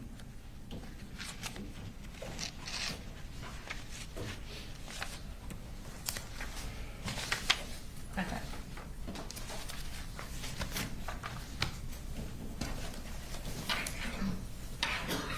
And just as a similar 120, 111.120, is similar to the previous one where it said front book bag. This is going to be our witness who made that writing. I think that's what she's going to testify to. That's her writing and her that took the photograph. All right.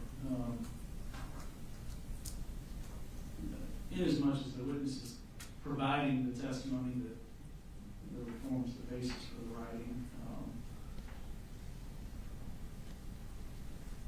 I'll overrule the objection if you want. I'll tell the jury that the testimony is the evidence, not the writing.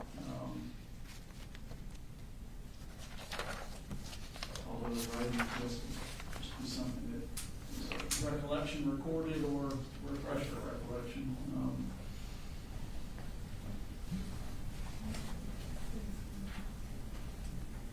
But the existence of this 122 and 129.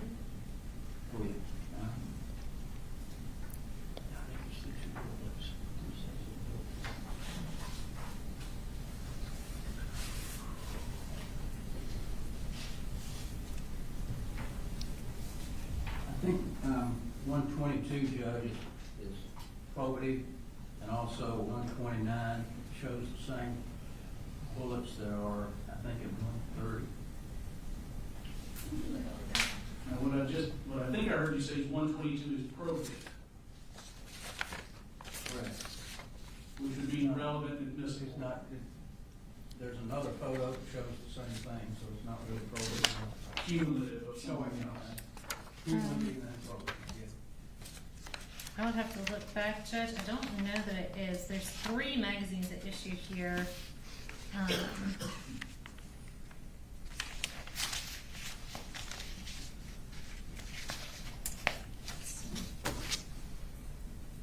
Okay, that's, yeah, okay, 122 and 123. So that's just Right. zoomed in of that. Okay.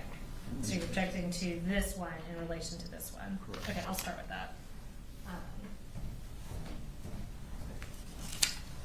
So Doug, this is 123 is a magazine. 122 is zoomed in on that, but the purpose of that is to show the capacity of the magazine. So it has that 60 capacity, but it's black on black, so it's very hard to see in that first photo. You think the 60 is the capacity of the magazine? That's the 60 capacity magazine? Yes, sir. Is it a double magazine?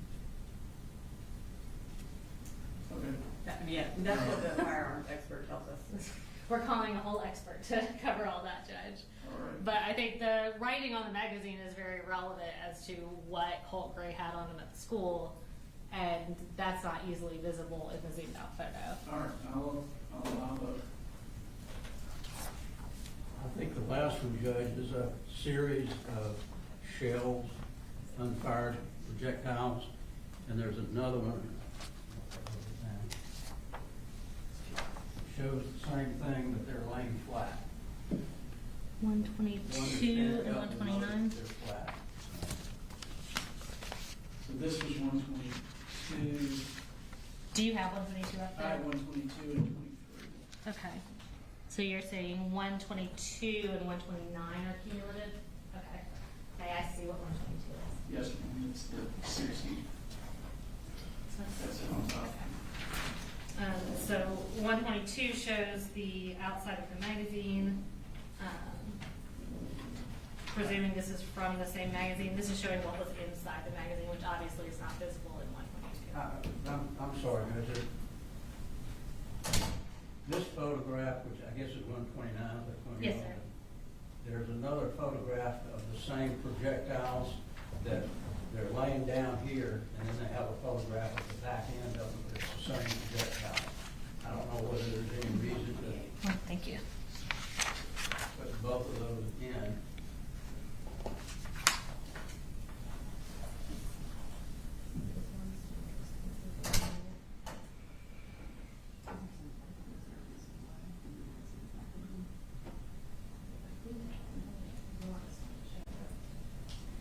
Judge, we can take out 111.128. Right. Thank you, Judge. I think that was the last one I had. All right, so 128 is removing, Do y'all have any objection to me just showing our witness what we've taken out? Do you have any problem with me showing our witness what we've taken out, just so she knows as far as that goes? That's something that's going to throw you off. Not that one. all right, I will, So we've got a couple of those. Okay. bring up the motion or sustain the motion as to 140 being, I'm sorry, 40 being needlessly cumulative of 111.39 and 111.58 being needlessly cumulative of 111.57.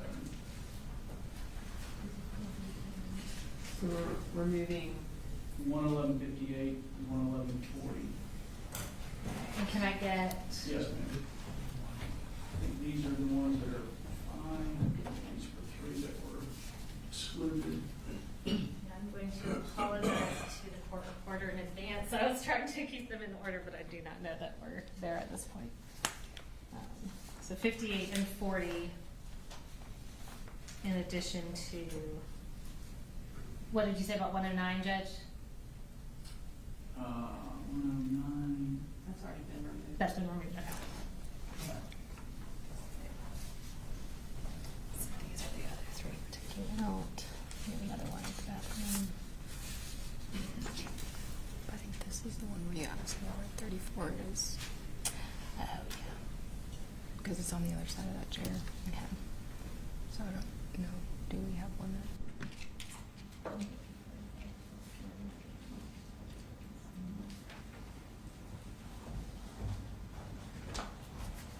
What's the delegate grade?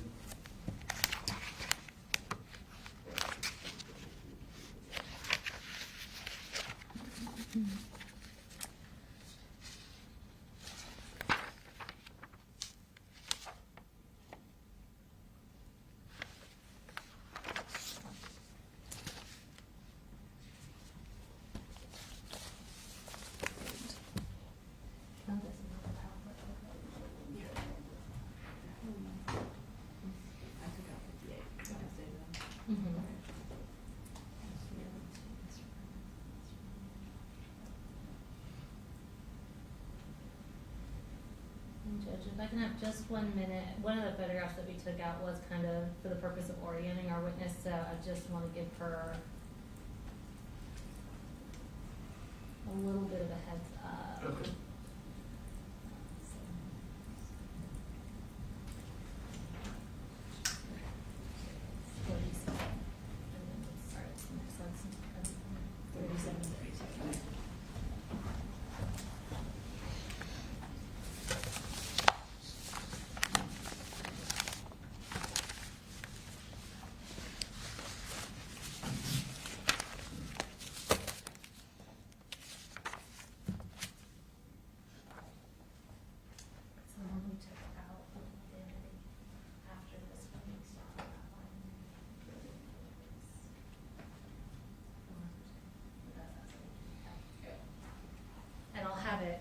Like I said earlier, I'll have that one up here if you need some kind of orientation that I can refresh your recollection with that.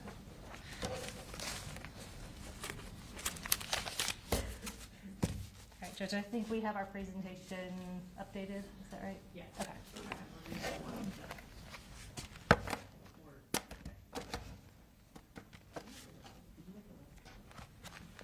I've got a.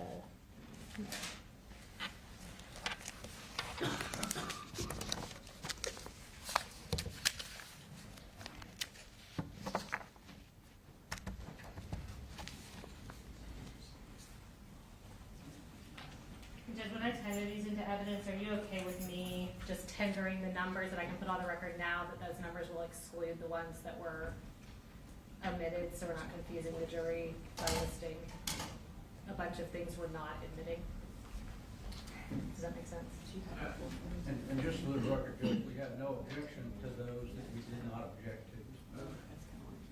I think that's fine, yes, ma'am. He's just indicated he has no objection to the photos that he didn't specifically object to. Okay.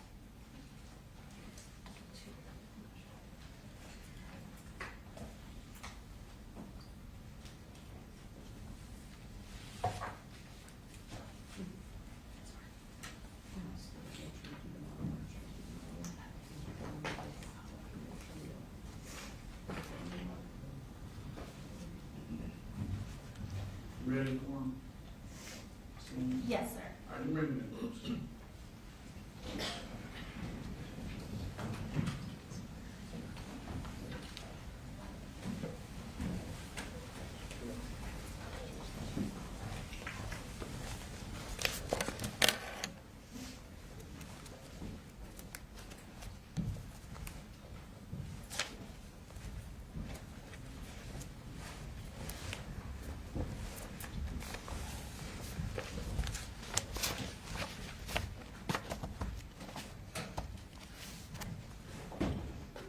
Don't be stupid. Ladies and gentlemen, sorry, we had to work through some evidentiary issues. It happens. Ms. Daniel? All right, so just to kind of refresh your recollection where we left off, we had just tendered your scan of the spool and the walkthrough that you had prepared in relation to that.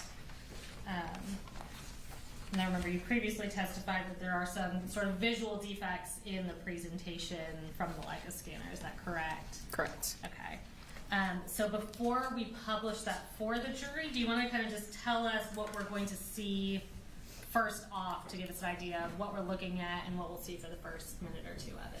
Yeah, so the video starts in the boys' bathroom that was on J Hall, and then in the video will be coming out of the bathroom and then turning left down the hall and proceeding down the hallway towards Miss Greer's classroom and Miss Ryan's classroom.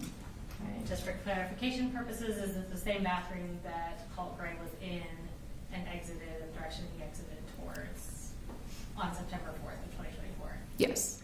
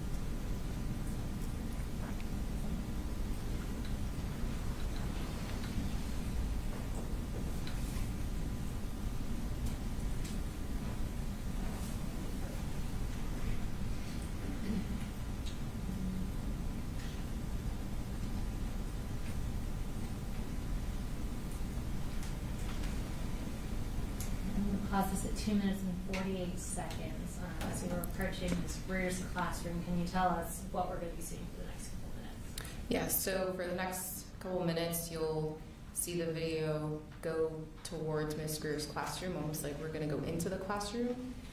The door would have been closed during the time of the incident, but for scanning purposes, we leave the doors open so that the scanner can see into the room because it's a line of sight scanner, so it can't see through the door.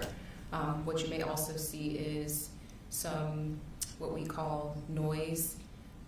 The scanner doesn't love reflective surfaces, so what happens when it's hitting a reflective surface is it's returning back, and it sometimes creates points in error, essentially. So you may have, like, let's say it hits the TV screen, you may have the duplicate of the TV screen on the back wall or something like that. We go in and we try to clean up most of that as best we can, but you can imagine in the school there was a lot of reflective surfaces.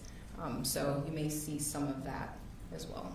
And then once we come out of Ms. Greer's classroom, the video doesn't go completely in it, but then we go next to Ms. Ryan's classroom, and you'll see the video actually go through her classroom to show some of the defects and the other evidence that's in the classroom. Of course, during the incident, Colt didn't actually walk through the classroom. He stepped into the classroom. But for the purposes of this, for you to be able to see everything, we went in that classroom. Thank you.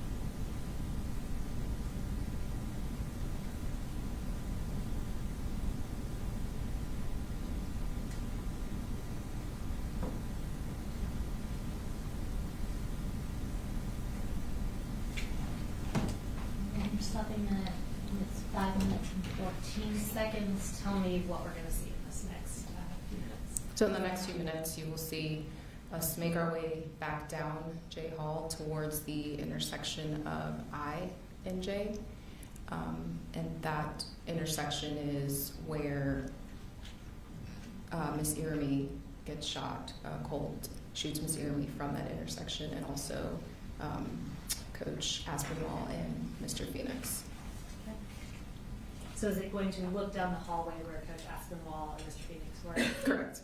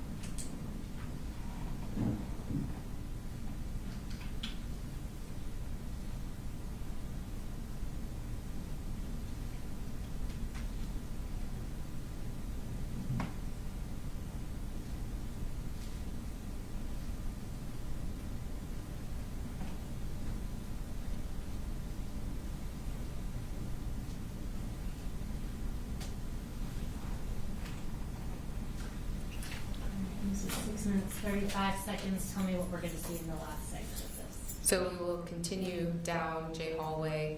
Obviously in this I'm flying through very slowly because I don't want anyone to feel like they're on a roller coaster. But in the video, obviously, things were moving much faster. And is there an additional hallway we're going to look down as we get further? Yeah, so we'll get to the end of J Hallway.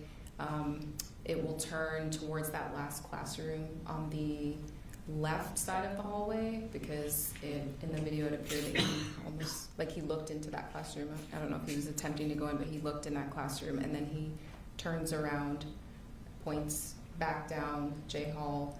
That's where he shoots Mason, and then turns and points the gun at a kid that is down K Hall, and then that almost in that same moment, law enforcement is making contact with him.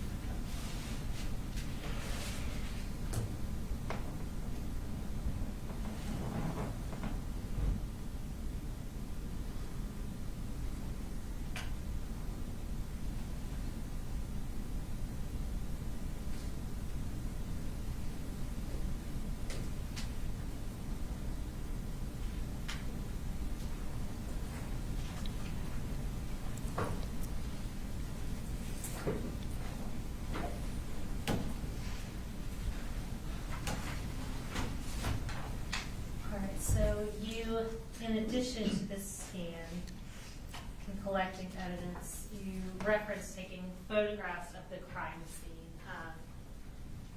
Is it fair to say a significant number of photographs were taken of this crime scene over the course of several days? Yes, I individually took over 1,000 photographs. Okay.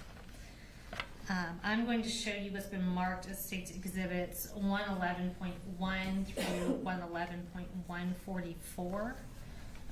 The Defense Counsel has previously reviewed. Did you review the stack of photographs outside the presence of the jury? Yes. And tell me what those are. They are overall mid-range and close-up photographs of the school and various items of evidence and bullet defects. Okay, and are they all fair and accurate photos of photographs that were taken of the crime scene and evidence from the crime scene? Yes, in some of the photographs you may see some areas that are a little brighter. I did use an external flash because as the day moved on, it got darker outside, so it was darker inside of the school. Okay. And have they been materially changed or altered in any way? No. And Judge, at this time, the state would tender States Exhibits 111.1 through 111.144, and note that 111.117 was previously admitted through Deputy King. All right. So, Mr. Berry, no objections except those we dealt with earlier, is that right? That's correct, Judge, thank you.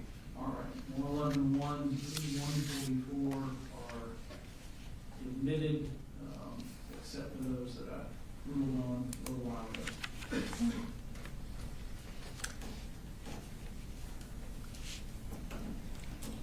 We're going to pull these up, and we will start with 111.1, and we've got some orienting slides throughout this. So we'll start with pictures starting at the J Hall bathroom. And can you just tell us, is that the relevant bathroom to this case that Colt was in? Yes. Okay. And this starting with 111.1, and I'm just going to say the last part of the number. All of these are parts of State's Exhibit 111. So starting with 1, tell us what we're looking at. This is just an exterior photograph of the bathroom. Okay. And is that a bullet defect, on the right side of the bathroom sign? Yes. Okay. And going to 2. This is making my way into the bathroom. And next. Again, continuing into the bathroom. Okay, and that's 111.3. And next, and I know we've got some out of order, so I'll try to avoid saying the numbers, but so the next one, 4, what does that show? That would be the first bathroom stall on the left when you enter the bathroom. Okay, and the next one? This is a close-up photograph of the hat and hall pass or office pass. And I'm going to show you what's been marked as State's Exhibit 112 and 113. Continuous bag. And can you identify what this is for the jury?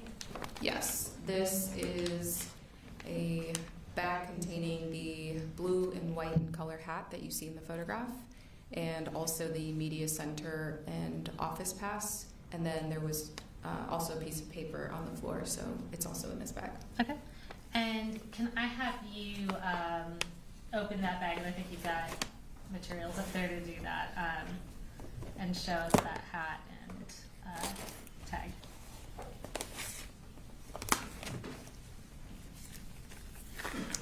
And Judge, at this time we would move to tender State's Exhibits 112, which is the hat, and 113, which is the badge. And just so it's clear, these are not 111 point.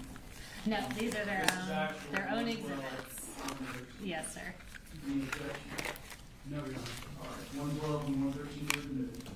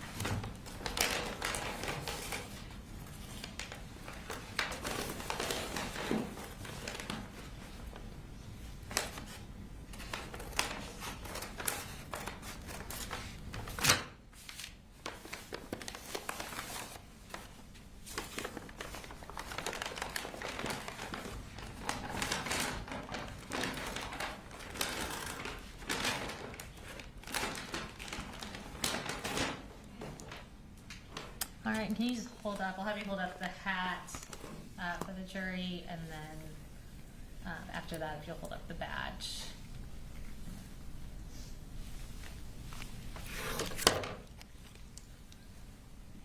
And can you tell us what the writing on that badge says? So it says Apalachee High School at the top, then it says Media Center / office, and then it says Hall J, room 2.151. Okay. And what was the writing on that hat? The writing on the hat says vendor. Okay. Now going back to the pictures, if we can go to the next slide. This is 6, and what does that show? This is a new student information paper.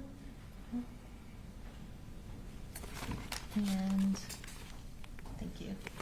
And then the next slide. So these next pictures will be from outside the bathroom going down J Hall to the classrooms of Miss Greer and Miss Ryan. If we can go to the next slide. So 7, what are we looking at here? So we're looking at the exterior of the bathrooms and then also down J hallway. Okay, and next is 8. And what do you see in this picture? Now we're outside of Miss Greer's classroom and Mr. Ryan's classroom. Okay, next. It's 9. Again, we're outside of that classroom, making our way closer. And what are those objects that you can see, at least in the foreground of that photo? On the floor just outside of Miss Greer's classroom was a poster and a backpack. Okay, and the next, this is 11. This is just another photograph from a different angle outside of the classroom, both of those classrooms. Okay, and in addition to what you identified previously, those blue gloves, are those from the crime scene or from medical personnel? Those are probably from medical personnel. Okay. And is that assumption just based on your knowledge, training, and experience with how these crime scenes are approached? Yeah, I mean, there was a lot going on, so they likely were trying to render aid to people and, you know, trying to change gloves out. Okay. And next, 12. This is a shoe that was just outside of Miss Greer's classroom. Okay, and is that the same shoe that we saw in the foreground of the previous picture? Yes. Okay. And 13. This is a close-up photograph of the poster, and then there's also a crock that has blood on it. Okay. And next. All right, so Miss Greer's classroom. Go to the next slide. Okay, this is 14. What is this showing? This is the area just outside of Miss Greer's classroom. Okay. And next, 15. That's an overall photograph from the doorway of Miss Greer's classroom. Okay. And next.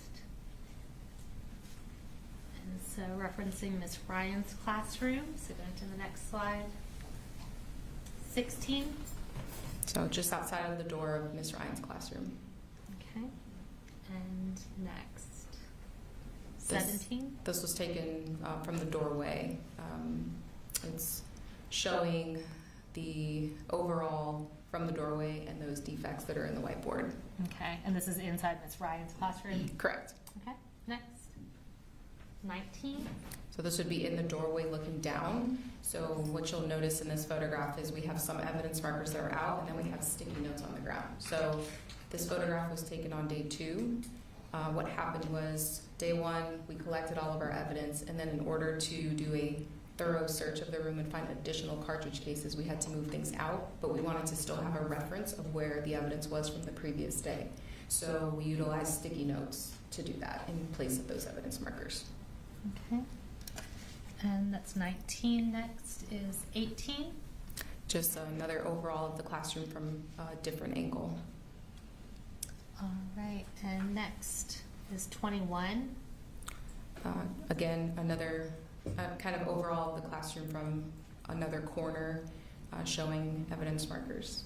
Okay, and that significant amount of blood that we see on the floor there, is that the same blood that we saw when you were coming into the room? Correct. Okay. And that's 21. Let me go to the next one. And this is 28. Yeah, so evidence marker 28 was just inside of the doorway towards the left door jamb. Okay. And next, I'm sorry, can we go back to 28? What is that evidence marker 28 showing? It's showing a cartridge case. Okay. And next is 29. Yeah, 29, 30, and 31 were also just inside of the doorway, but towards the right side, and they represent cartridge cases. You're going to hear me say cartridge case. It's the more formal term for a shell casing. Okay. And next is 30. Close-up of the cartridge case that was just underneath the desk. Okay. Next is 22. So this would be with the door closed. There were blood stains that were on the back of the door that we initially couldn't see when we first walked in until we closed the door. Okay. And that's the door, the entrance to the classroom. Is that closed? Correct. Correct. Okay. Next, 23. Just a close-up photograph of one of the blood stains on that wall. And next, 24. So this is a bullet defect. If you remember, evidence markers 30 and 31 were on the right side just as you enter, and so there's also a bullet defect in that area. And next, This is a close-up of that defect. okay, and that's 25. And next, 27. So just an overall of evidence markers 29, 31, and 32. Okay. And we see that significant amount of blood up in the top corner. Is that same near the doorway that we're at? Correct. Okay.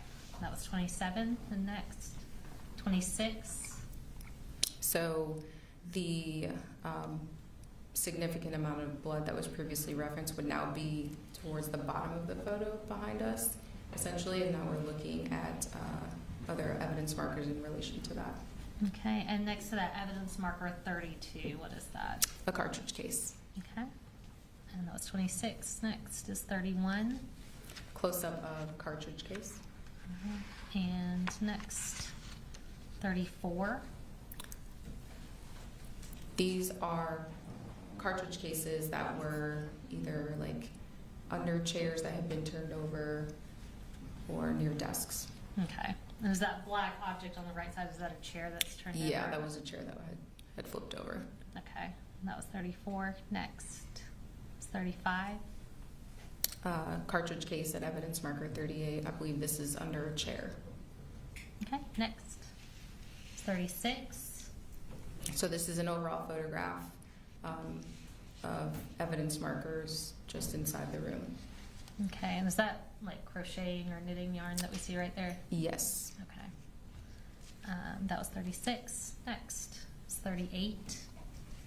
Another photograph of evidence markers 28, 29, 31, and 32, all representing cartridge cases. Okay. And again, is that door in that top corner the front door to the classroom? Correct. All right. Next is 37.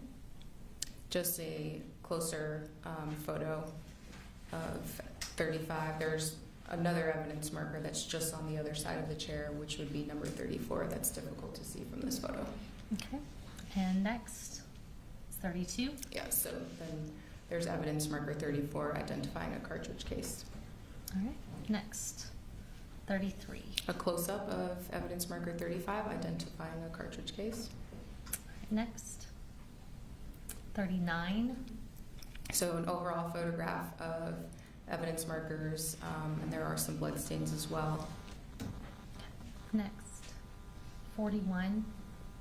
Overall photograph showing some of the cartridge cases that are underneath desks. Right, next is 42. Just a closer up photograph of those evidence markers. Okay. And going back to 43. So this would be, if you walk into the classroom and turn left, this would be that corner. Okay. And is that screen in the top right corner, does that say clear touch? Yes. Okay. And that's 43. Next is 44. There were bullet defects on that wall. Okay.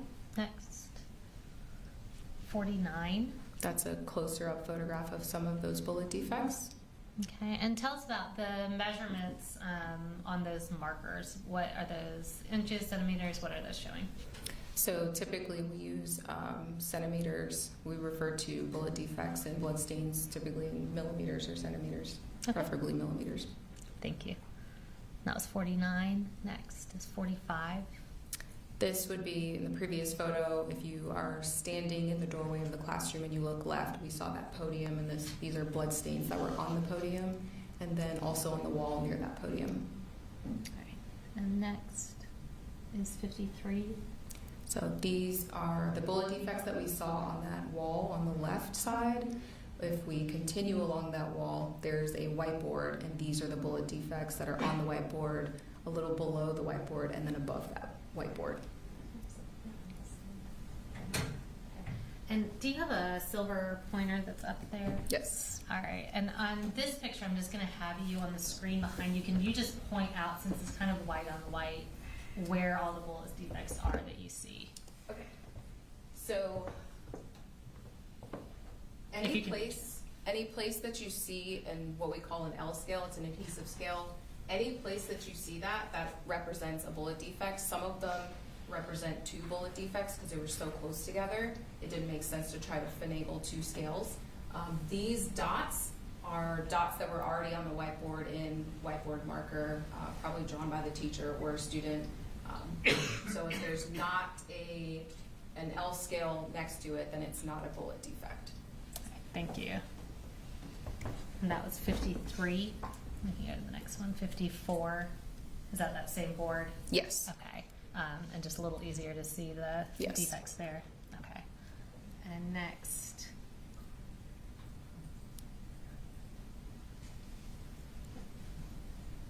Is 55.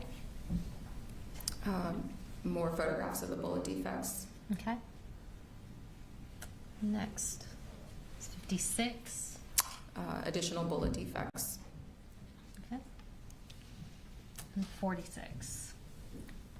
So in this photograph, there's not a scale on this one. I think maybe the next photo, I know I have photos with it, but that's a defect in a desk.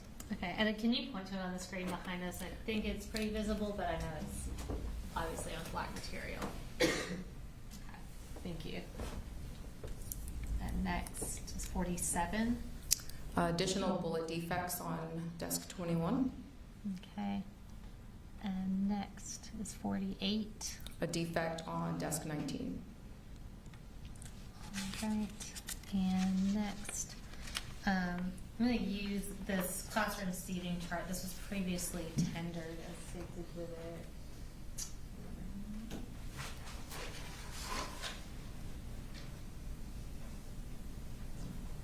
Okay, that's State's Exhibit 38. The desks we saw had numbers on them. Can you tell us which desks it were that had the bullet defects in them? So that would be desk 19 had bullet defects, desk 21. Both of those in the photographs had the L scale, and then desk 9 was that first one that we saw that didn't have the L scale in that specific photograph. Okay, thank you. Right, and we can go to the next slide. This is 50. So if you're standing in a doorway and you're looking straight into the classroom, this is that wall. So there are bullet defects on the blinds and then bullet defects on the whiteboard on that wall.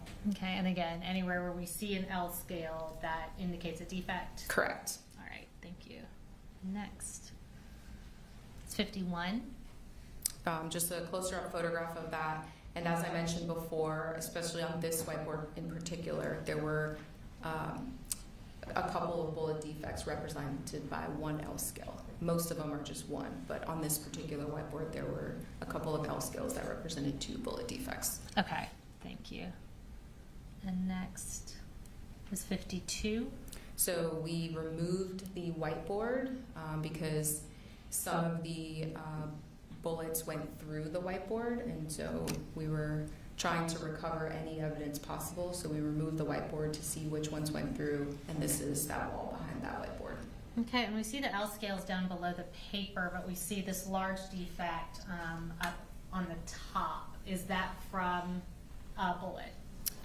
It's likely from a bullet, Okay. yes. Was that consistent with being Yes. from a bullet where the defects were on the board? Correct. All right, thank you. And that was 52. We can go to the next one, is 20. So as I said before, day 1, we did our initial search. We came back into this classroom on day 2. We had to remove everything from the classroom to recover additional evidence. and labeled a blood stain. So this is a photograph of us when we had taken everything out, and we have the evidence markers showing where the additional cartridge cases were. And will you correct me?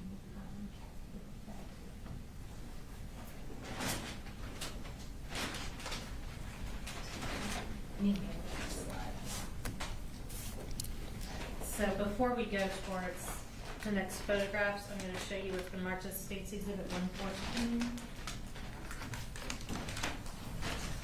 And can you just identify what this is?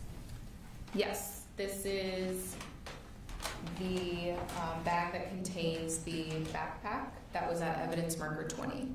Okay. And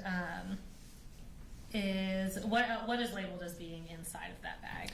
This bag is labeled to contain the black and color JanSport backpack, and within that backpack would have been a binder, miscellaneous school papers, a knife, a computer charger, a can of Remington oil.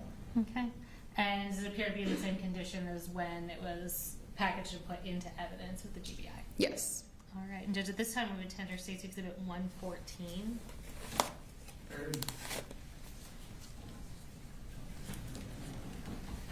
No, go ahead. 114. All right, so I'm going to have you open that up. And specifically, if I can have you, once you have that open, display for the jury the backpack as well as the oil and the knife.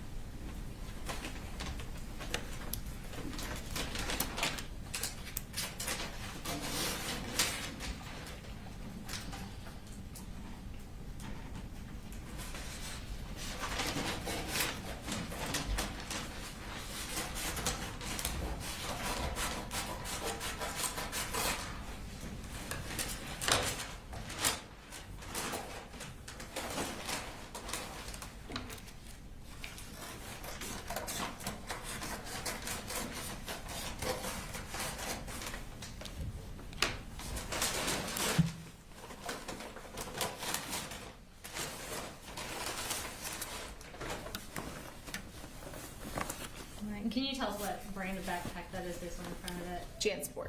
Okay, and is this the backpack that was recovered? We saw in the photos a backpack that was with a white poster board outside of Miss Ryan and Miss Greer's classrooms? Yes. Okay.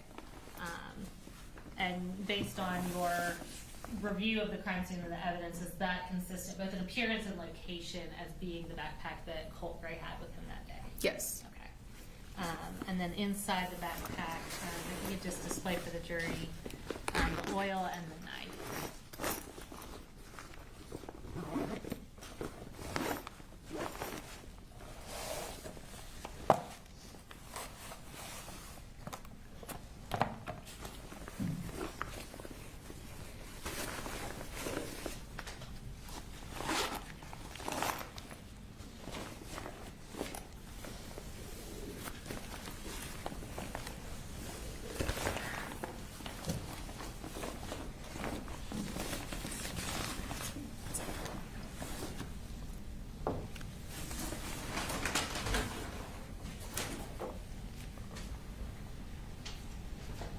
And can you just read what that is off the can? Yes, it says Remington, and then it says Rem Oil Firearm Lubricant.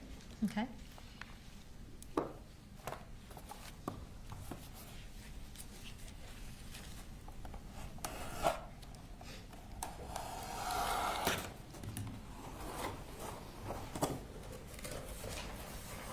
I may have to step down for this. I'm sorry? I may have to step down Okay, for that's this. fine. And I'll go ahead and ask you, I think it's pretty obvious, but was the knife in that packaging when it was recovered from the crime scene, or was that done by law enforcement?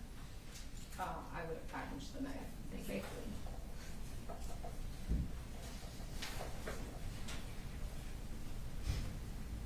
If you want to go ahead and store that over on this table, you're welcome to do that.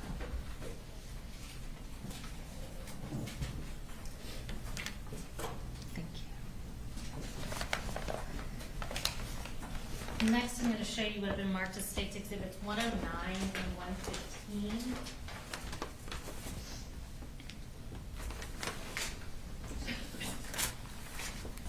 And I'm not going to have you open these up, but if you can just identify what these are. Yes, so 109 is a brown paper bag containing 6 LC223 REM cartridge cases from room 2.152, which would be Miss Ryan's classroom. Okay. And then 115 is brown paper bag containing 18 223 cartridge cases. Okay, and where were those recovered from? Some of them were from room 2.152, which is Miss Ryan's classroom, and then some of them were from the hallway floor, close to where Mason was shot. Okay. And those appear to be in the same condition and sealed as when you took them into evidence and put them into evidence with the GBI? Yes, the only difference is they have the blue evidence tape showing that they've been to the firearms section for analysis. Okay. And Judge, at this time, we would tender State's Exhibits 109 and 115. No, yeah. 109 and 115 were removed. Okay. And here I can put it. And we're going to go back to some of the photographs. So we have our next photographs from when he shot towards Miss Iramy's classroom. If we can go to the next slide. This is 64. Can you tell us what we're looking at here? So we're looking at evidence marker 14, which is kind of close to where Miss Iramy's classroom was. Okay, and is that her classroom where we see her name up on the ceiling? Yes. Okay. And next. This would be the outside of Miss Iramy's classroom. Okay, and that's 65. And next is 66. Just a close-up of the outside of her classroom. Okay. Next. So in this photograph, this is an overall of, there are actually 2 pieces of bullet jacket and I think lead core, so bullet defects that are just outside of her classroom. Okay, and this is 63. And if you can show us on this photo where the defects are on the screen behind you. Thank you. We'll go to the next photo. 67.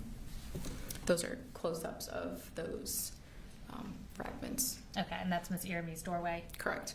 All right. And next, 68. This is just outside of her classroom, looking down, kind of leading into her classroom. Okay. Next, 69. Looking down at the blood stains that are just inside of the doorway. Next is 70. So this would be an overall of part of her classroom. All right. And we see, obviously, a significant amount of blood in the pink article of clothing. Is that where Ms. Irving was when she was first located by law enforcement? Yes. Okay. And next. Just another photograph of the blood stains. Okay, that's 71. This is 72. This would be her sweater. All right. Next. So this is just on I-Hall. And we can go to the next slide. I-Hall's where Coach Aspinwall and Coach Phoenix's classrooms were located. What are we looking at here in 144? So where the green evidence markers are that's I-Hall. So we used yellow evidence markers on J-Hall and green evidence markers on I-Hall. Okay. And how many markers do we see in that picture? In this specific photograph, there are 11 evidence markers, and each one of them represents a cartridge case. Okay. And go to the next one, 143. So this is evidence marker 12 that represents a cartridge case that would have been just outside of our view in that last photograph on the left. Okay, so is that 12 total cartridge cases that were recovered on I-Hall? Yes. Towards I-Hall. Okay. And I'm going to show you what's been marked as State's Exhibit 203. And again, I'm not going to have you open this, but if you can identify what this is. This is the bag containing those 12 223 cartridge cases from the evidence markers on that hall. Okay, and again, does the evidence appear to be how you packaged it and in substantially the same condition as when it was placed into evidence? Yes, this also has the crime lab firearms tape as well. Okay. Judge, at this time, we tender State's Exhibit 203. Any objection? No, no. All right, 203 is admitted. Thank you. And we can go to the next slide. What are we looking at here? Just an overall down the hallway, and you'll see Ms. Lancaster's classroom on the right and Coach Aspinwall's room on the right as well. Okay, so I know the evidence markers aren't there, but this is still I hall. Correct. Okay, and that was 73. We'll go next. 74. So this is just outside of Coach Aspinwall's room. There are several bullet defects that are on the outside of his classroom. Okay, we'll go next. 75. These are just a close-up of some of those bullet defects. Okay, and next. 76. This is, again, just outside of his classroom. Okay, and next. 77. So that's the wall just outside of his classroom, and at this point, we're now making our way down the hallway. Okay, so that's Coach Aspinwall's classroom, that door on the right side. Correct. Okay, we'll go next. That's 78. So these are the lockers that would be just past his classroom. Okay, and are those defects where we see the white markers? Yes. Okay, we'll go next to 79. This is a close-up of one of those bullet defects. Okay. Next is 80. Close-up of one of those defects. Okay, next. 81. So in the right side of this photograph, you'll see the end of those same lockers. And now we are making our way further down the hallway, and there are bullet defects just outside of the science classroom. Okay, next is 82. This is a closer photograph of those defects. Okay, next is 83. A close-up of the one that's low on the door frame. Okay, next is 87. So Ms. Yike's classroom is actually across the hall, so we're still continuing down the hall. So instead of being on the right side where you just observe those defects, we're now on the left side of the hallway, but we're still making our way down the hall. Okay, and I'm actually going to have you, we've got the map of the classroom right there. If you want to look and show us where Ms. Yike's classroom is in relation to Coach Aspinwall. I'm sorry, Brooke. So Coach Aspinwall's classroom is here, and some of the defects that you saw were further down the hallway, and now we're across the hall at Ms. Yike's classroom. Thank you. All right, and that was 87, and we'll go to the next one now. 88. Those would be close-ups of those defects. Okay, in Ms. Yike's doorway. Correct. Okay, and next is 89. And now we're continuing down the hall. We're on the same side of that hallway. Okay, and are those each where we see numbers and or markers? Are those all bullet defects? Yes. Okay, we'll go next. 90. They're just close-ups of the bullet defect. Okay, next is 91. Another close-up of the bullet defect. Okay, so can you tell us approximately the size of that defect? It's bigger than 40 millimeters, so it's probably close to 50 millimeters in length. Okay. And we'll go to the next one is 86. This is now the end of I hallway. Okay. And is that wall, is that where I hallway intersects, kind of on the opposite end from J hall? Yes. Okay. And we'll go to the next one. That's 84. So this would now be the other hallway where I intersects on the opposite side. Okay. And do you see a bullet defect in this picture? Yes. And could you show that to us on the screen behind you?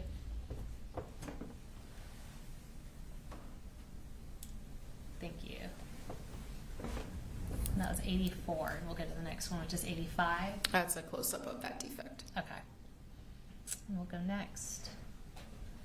All right, so looking at Mr. Phoenix and Ms. Lancaster's classroom specifically, and we'll go to the next slide is 92. It would be just outside of Miss Lancaster's classroom, Okay. Next. making our way into the classroom. All right. And what do you observe on the floor here? There are bloodstains on the floor. Okay. That was 93. We'll go next. Is 94. So stepping inside of the classroom and photographing back out towards the door. Okay. And that blood we see in the doorway, is that the same blood we were looking at before from the opposite direction? Correct. Okay. And we'll go next. Is 95. And then this would be looking back out towards the door, the bloodstains that are just inside the doorway. Okay. And based on your review of the crime scene and evidence, is that area of blood consistent with where Mr. Phoenix fell after he was shot? Yes. Okay. And we'll go to the next slide. 96. This is just looking back out towards the hallway. Okay. And the next one. So now moving down to Coach Aspinwall's classroom. We'll go to the next slide. All right, 97, what are we looking at? The area outside of his classroom. Okay. And next, 98. The doorway immediately inside. Okay. And that's going into Coach Aspinwall's classroom? Correct. Okay. And we're in the doorway photographing our way in. Okay, and this is 99, and what do you observe on the floor here? There are bloodstains on the floor. Okay, and we'll go next. This is 100. So this would be the opposite corner from the doorway, looking back out. Okay, and that blood that we see kind of in the middle of the photo here, is that same area of blood that we were seeing when you were coming in from the classroom? Yes. All right, and we'll go next. Is 101. Just an overall photograph of that blood. Okay, and based on your review of the crime scene and the evidence, is where that blood is consistent with where Coach Aspinwall fell? I believe, yeah, he fell kind of outside of the doorway. I don't know if he was even able himself to make it in. I think someone had to pull him into the classroom. Okay. And we'll go to the next slide. Is 102. Just an overall of those bloodstains, and that's kind of why you see it streaky. That appears to be the drag marks. Okay. And based on your knowledge, training, experience, is that consistent with somebody being dragged? Yes, generally. Okay. And we'll go to the next slide. So we're now going down J Hall to the area where Mason was killed. And we'll go to the next slide now. All right, so this is 7. Can you tell us what we're looking at here? This is back outside of the boys' bathroom. Okay, so we've gone down the hall. Are we now coming back towards the hall, kind of like we saw in the Leica scan Correct. video? Okay. And we'll go to the next one. And this is 57. Is this that same boys' bathroom where Colt started? Yes. Okay, and what do you see in this photo? There are bullet defects just outside of the boys' bathroom on that wall. Okay. And we'll go to the next one. That's 59. And what do you see relevant in this photo? So on the left side of this photograph, you see part of one of the bigger bullet defects, and then there's a piece of paper, and on the paper and on the wall, there were what appeared to be blood stains and potential body tissue. Okay. And we'll go to the next slide. This is 60. So this is the workroom area that's, if you're staring at the wall that we were just on outside of the boys' bathroom, this would be towards the right and somewhat across from Miss Irami's classroom. Okay. And we'll go to the next one, 61. So this was a paper that was hanging on the wall, like I said, just to the right of the boys' bathroom, and there was a bullet defect in that paper. Okay. We'll go to the next slide, 62. This, on the right side of this photograph, that's the workroom door, and there's a bullet defect just outside of that door. Okay. And we'll go next is 103. What are we looking at here? So from where this photograph was taken, I was sitting on K Hall, so the intersection of J and K, and I'm looking at the evidence markers that are just outside of classroom 2.141 and near the lockers and the blood where Mason was found. Okay, so we see this blood on the left side of the photo. Is that where Mason's body was when law enforcement arrived? Yes. All right, and we see, we'll show closer pictures, but that black object with the evidence markers on the right side of the photo, is that approximately where Colt surrendered to law enforcement? Yes. Okay. And we'll go to the next photo. Are we looking, I apologize, are we looking from K Hall on that picture? Yes. Okay, thank you. We'll go to the next one. And this is 104. So this is a cartridge case at evidence marker 9, which was near Mason's body. Okay, and I believe, was that cartridge case in one of the previous exhibits that had the cartridge cases from Ms. Ryan's classroom? Well, yes, it would have been in with the cartridge cases from Ms. Ryan's classroom. Okay. Yes. Gotcha, thank you. And was that recovered very close to Mason's body? Yes. Okay. And now going to where Colt was apprehended at the intersection of J and I Hall.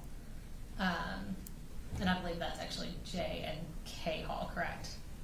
Correct. Okay. So we'll go to the next slide here. This is 105. And what are we looking at here? So in the bottom left corner, we're looking at evidence marker 1, which represented a glove, a yellow glove. And then further down, we're looking at the rest of the evidence markers. Okay. And we'll go to the next slide, 106. And what does that show? One of the yellow gloves. Okay, and is that an external door here on the left? Yes. Okay. We'll go to the next one, 107. What do we see here? So that would be the gun and the magazines and some other items that were around the gun prior to me putting out the evidence markers. Okay, and the next slide is 108. And what do you see in this photo? Just a closer photograph of those items. Okay. I'm going to show you what's been marked as State's Exhibit 116 and 117.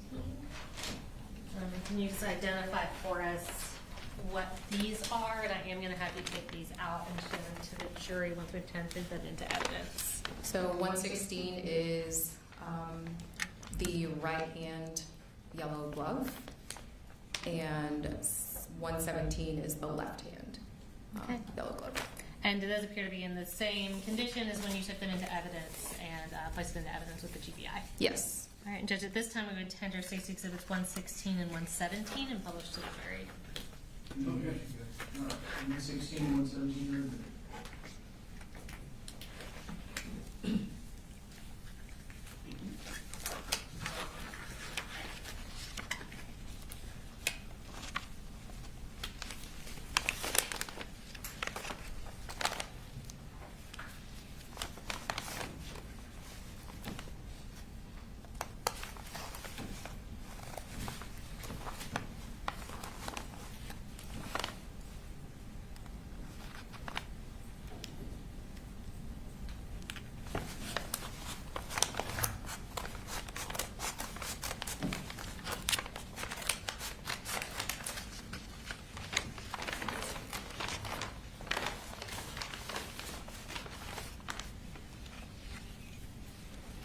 Do you want me to take both out at the same time, or one? Yeah, you can bring that out. Okay.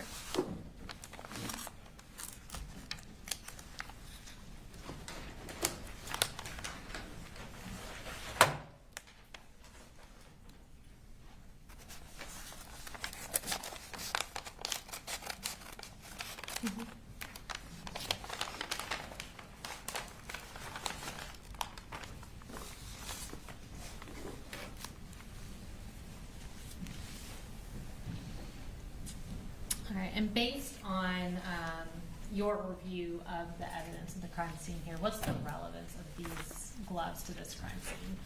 It's my understanding these are the gloves that he was wearing during the incident. Okay, and was where they were recovered consistent with being those gloves, as well as their appearance? Yes. Okay.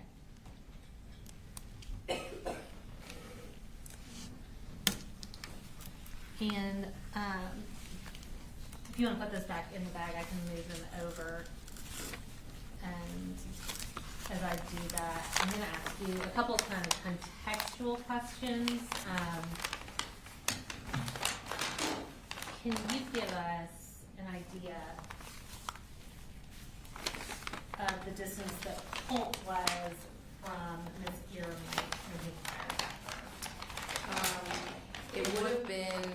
approximately 40 feet. And similarly, can you tell us approximately how far Colt was when he fired towards Coach Aspinwall and Mr. Phoenix? It would have been probably between 16 to 18 feet. Coach Aspinwall, I believe, was closer than Mr. Phoenix was. Okay. And then just to kind of give us some context, what is the width of the hallway, like J Hall in the school? The width of the hallways is approximately 11 feet. 11 feet wide, okay. Thank you. And now going back, we have a few more photos. We'll go to the next slide. And what does this show in 110? This is a overall photograph of the gun and some of the items around it. Okay. And the next slide, well, it's 111. What is that in that photo? That's one of the magazines. There were 3 additional magazines along with the one that was in the gun for a total of 4. Okay. And now I am going to tender into evidence. So we've got State's Exhibit 118, which is contained in the box. I believe 118 and 119 are inside of this white box. Do you want to step down? Sure. And review that and identify it for us and confirm whether it appears to be in the same condition as when it was recovered?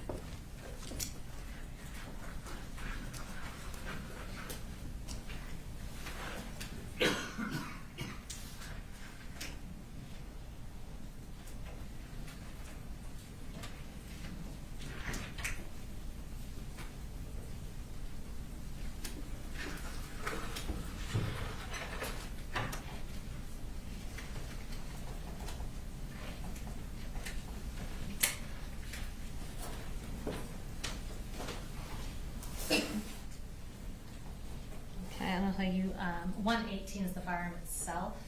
Can you identify that for the jury? Yes, this appears to be the same gun that was collected from the crime scene.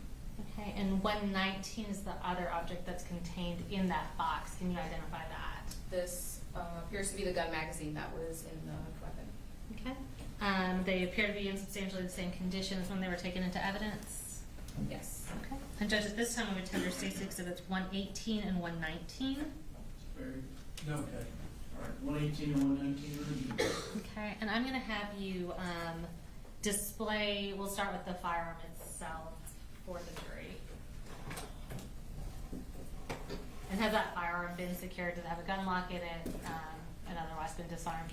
Yes. Okay.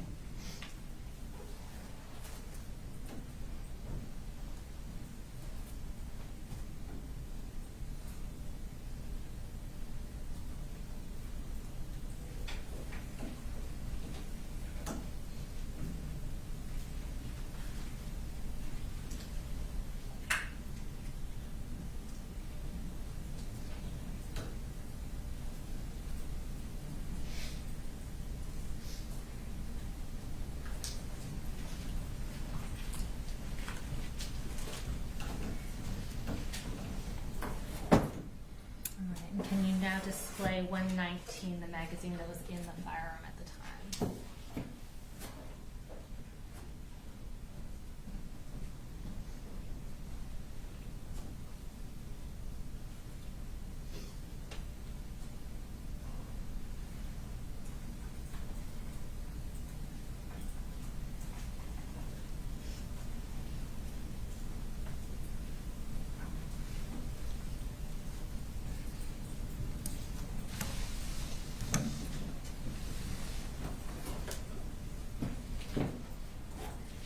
And you can have a seat. I do have a couple other pieces of evidence.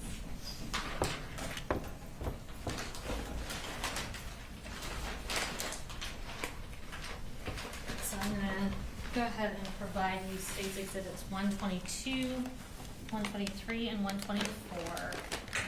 I'm not going to take all of those out.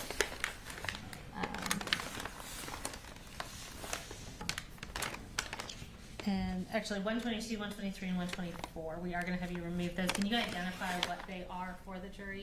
Yes, 122 is the tan-colored magazine, and there was one cartridge that was in the magazine, so both items are in this bag.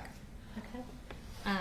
And does it appear to be in substantially the same condition as when it was put into evidence? Yes, it also has the blue firearms tape. And likewise, can you go ahead and identify 123 and 124? As I stated previously, there were 3 additional mags. So 122 was the tan-colored magazine at evidence marker 5.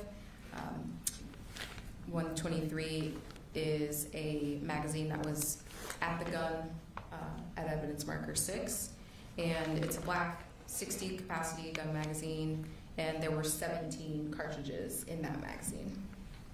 Okay. And then 124, as I stated previously, was also near the gun, and it is a black gun magazine, but this time it's a 30 capacity magazine, and it was full.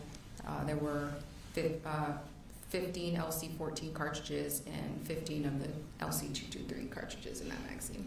All right. And similar to 122, do 123 and 124, with the exception of having markers from being to the GBI crime lab, do those appear to be in substantially the same condition as when they were taken into evidence? Yes. All right. And Judge, at this time, we would tender State's Exhibits 122, 123, and 124. Okay. All right, 122, 123, and 124. I'll move to- All right. And starting with 122, if I could just have you remove that from the bag and show it to the jury. Do you want just the magazine or also the coin envelope that has the cartridge?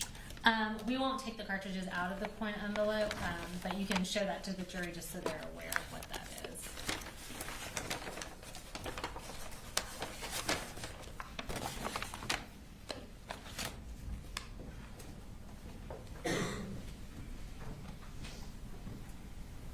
And can you explain what's inside that envelope? Yeah, so when we are collecting evidence, we try to put everything in paper, and when we're collecting cartridges and cartridge cases and fragments and bullets, we tend to put them in coin envelopes.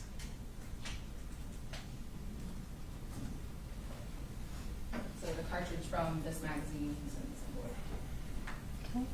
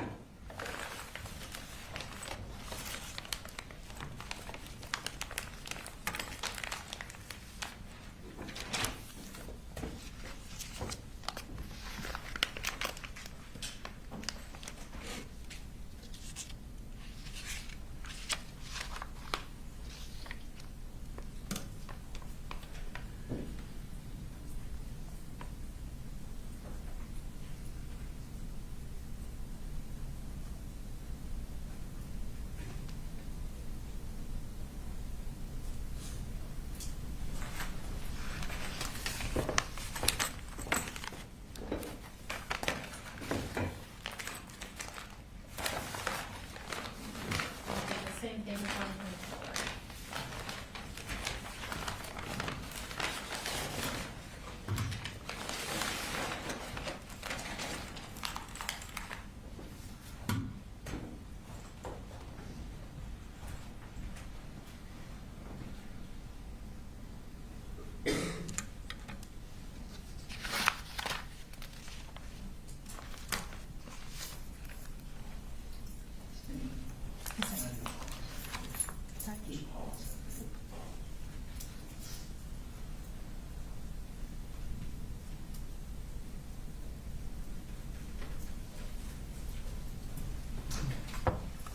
I know you all had a longer break than you anticipated previously. You've been in here since 1, and I need to take sure. So we're going to take a 10 or so minute break. Thank you, Judge.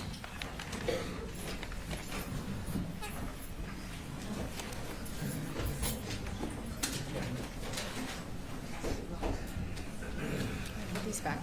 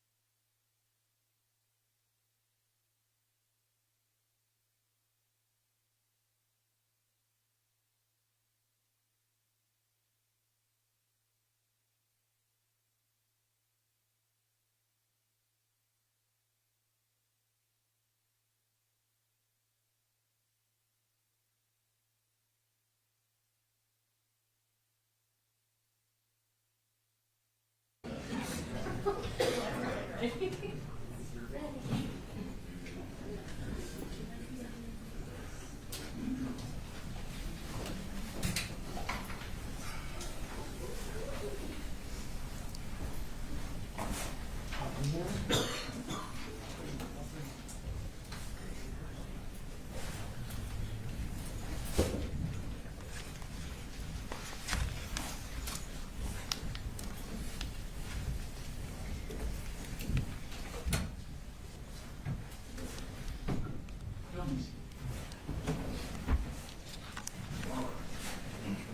Go ahead.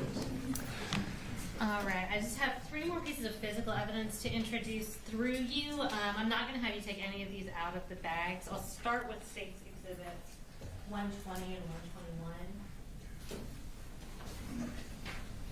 And can you just identify what these are and tell us if they appear to be in substantially the same condition as when you took them into evidence? So 120 is the cartridge that came out of the chamber of the gun, and then 121 are the 18 cartridges that came out of the magazine that was in the gun. Okay. And do they appear to be in substantially the same condition? I feel like they have the crime lab tape on them as well? Yes. Okay. Judge, at this time we would tender State's Exhibits 120 and 121. Any objection? No, good. All right, 120, 121 are admitted. Okay. Lastly, before we talk about the contents of Colt's bag and the firearm in slightly more detail, I'm going to show you what's been marked as State's Exhibit 205. And can you just identify what that is? Yes, this would be the poster that was in the hallway at evidence marker 19. Okay, and we won't take it out since we had a pretty clear picture of it. Again, does that appear to be in substantially the same condition as when you took it into evidence? Yes. All right, and we'll tender State's Exhibit 205 into evidence. No, good. All right, 205 is admitted. And regarding that poster board, just to be clear, we talked about whether the bag appeared to be the same backpack that Colt was wearing at the time. Based on the location of where the poster board was found and its appearance, is it consistent with the poster board that was concealing Colt's gun when he came into Apalachee High School on September 4th of 2024? Yes. Okay. Now at this time, we are going to go back to the photos. We just have a few more. If we can go to the next slide.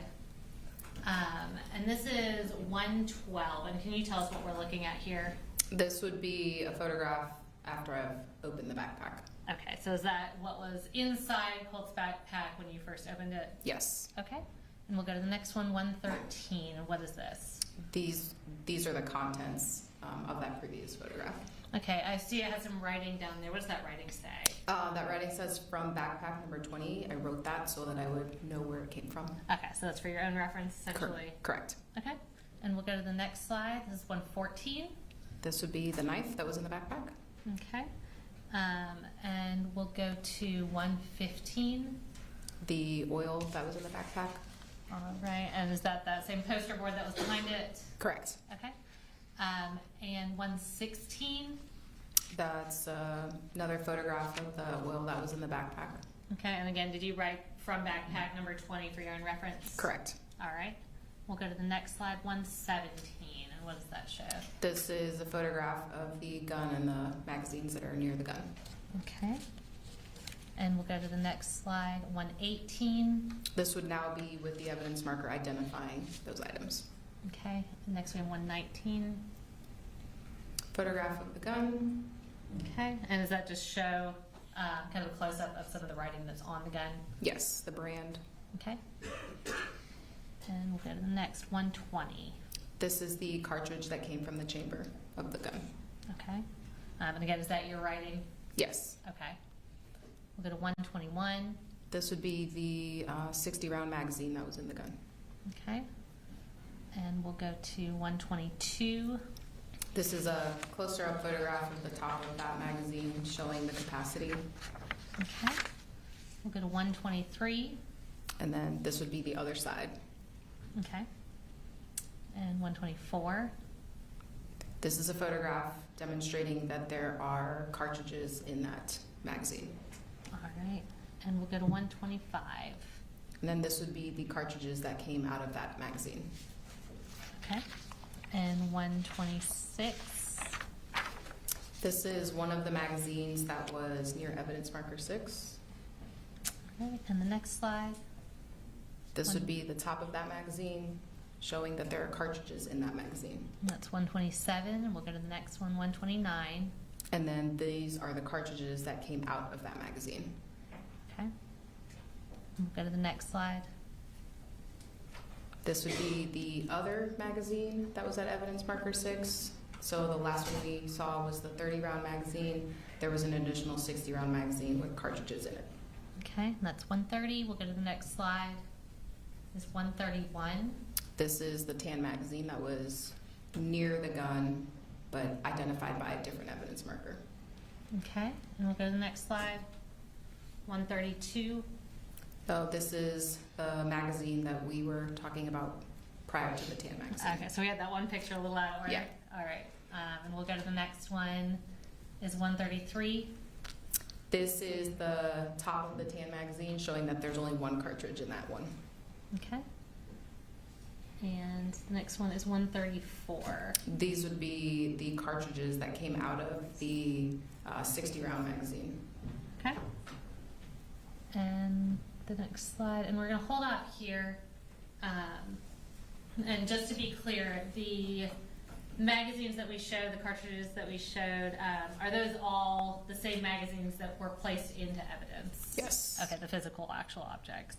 And Judge, this time we do have a few slides showing the deceased victims at the crime scene.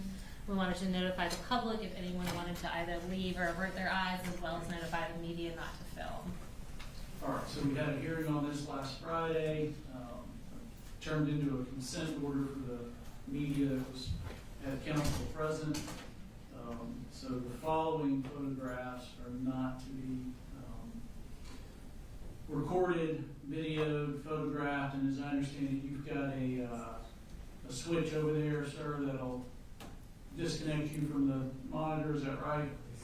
All right, if you will be sure that that disconnects occurred.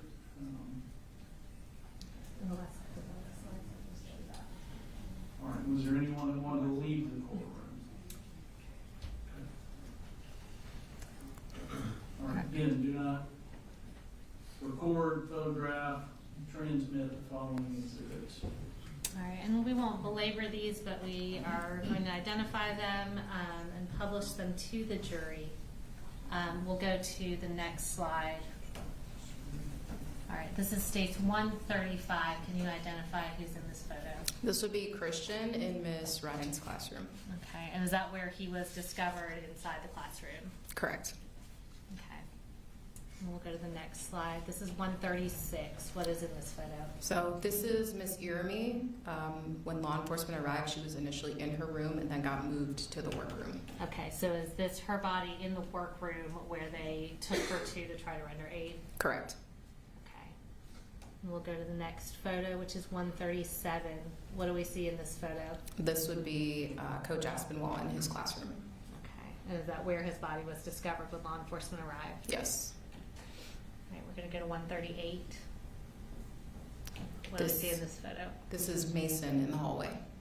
Okay. Go to the next slide. This is 139. What do we see in this photo? We see Mason at the top part of the photograph and the gun near his body. All right, and we had another photo that had Mason's body removed but showed where his blood remained. Did that picture accurately show the distance where Colt surrendered from where Mason fell? Yes. Okay. And that's all we're going to show of those photos. I have just a few more questions for you before I sit down. So we just showed photos showing the distance of where Colt was when he surrendered from Mason's body. Can you tell us, based on your measurements, the distance of where Colt was when he surrendered from where the SROs were at the end of the hallway when they told him to surrender? Yeah, so from the approximate center of the intersection of K and J, where Colt was, and then the approximate center of where the SROs were is approximately 165 feet, which is about 55 yards, which would be about the width of a football field, or this courtroom is almost 42 feet from the wall behind the jury and the wall behind the judge. So if we had 4 courtrooms stacked width-wise that way, it would be about 165 feet. Okay, thank you. And we've showed a lot of different cartridge cases in different contexts and different locations. How many total cartridge cases did you find at the scene? There were 36. Okay, so is it fair to say that means at minimum 36 shots were fired? Correct. Okay, and when I say at minimum, is it fair to account for a world where a case wasn't recovered or something like that? Yes. Okay, in spite of obviously a very, very thorough Yes. investigation and evidence collection. So in addition to the 36 cases, the 36 shots we know were fired, how many unused cartridges were with Colt Gray? There were 67. Okay. So is it fair to say that would mean at least 67 more shots that he could have fired if he used all the ammunition he brought? Correct. So total, how much ammunition minimum did Colt Gray bring with him that day to Apalachee High School on September 4th of 2024? 103 cartridges. No further questions from me at this time. The defense may have some questions for you. Cross, Mr. Perry. Thank you, Judge. Good afternoon, Agent. Good afternoon. I just have a couple of questions for you. About the backpack, was there anything else found in the backpack? Yes, there were other items found in the backpack. Okay, what other items were found in the backpack that you didn't photograph? I did photograph them, they Oh, you just did? weren't included. Okay. The main thing that came out of there was the oil. Correct. Is that correct? That was one of the items that came out of the Okay. backpack. And tell me the other items that came out of the backpack. There was, aside from the oil, the knife, there was a computer charger in there was a cell phone in there, and then there was also a binder in there. Okay. And you collected the cell phone to send off to have it looked at, Correct. correct? And we saw on the photograph, one of the last photographs, there were earphones that plug into a telephone. Were they laying there, if you remember? Yes, that would have been near the weapon. Okay. And you associated those with Colt? I don't know who they belong to specifically. Okay. They were just in close proximity. Correct. All right.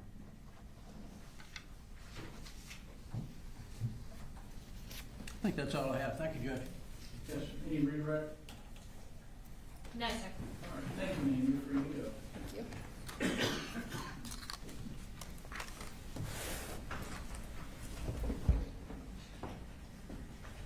Brooks, if you want to take the 2 that are on the table, thank you. Any other evidence there? Yes, sir.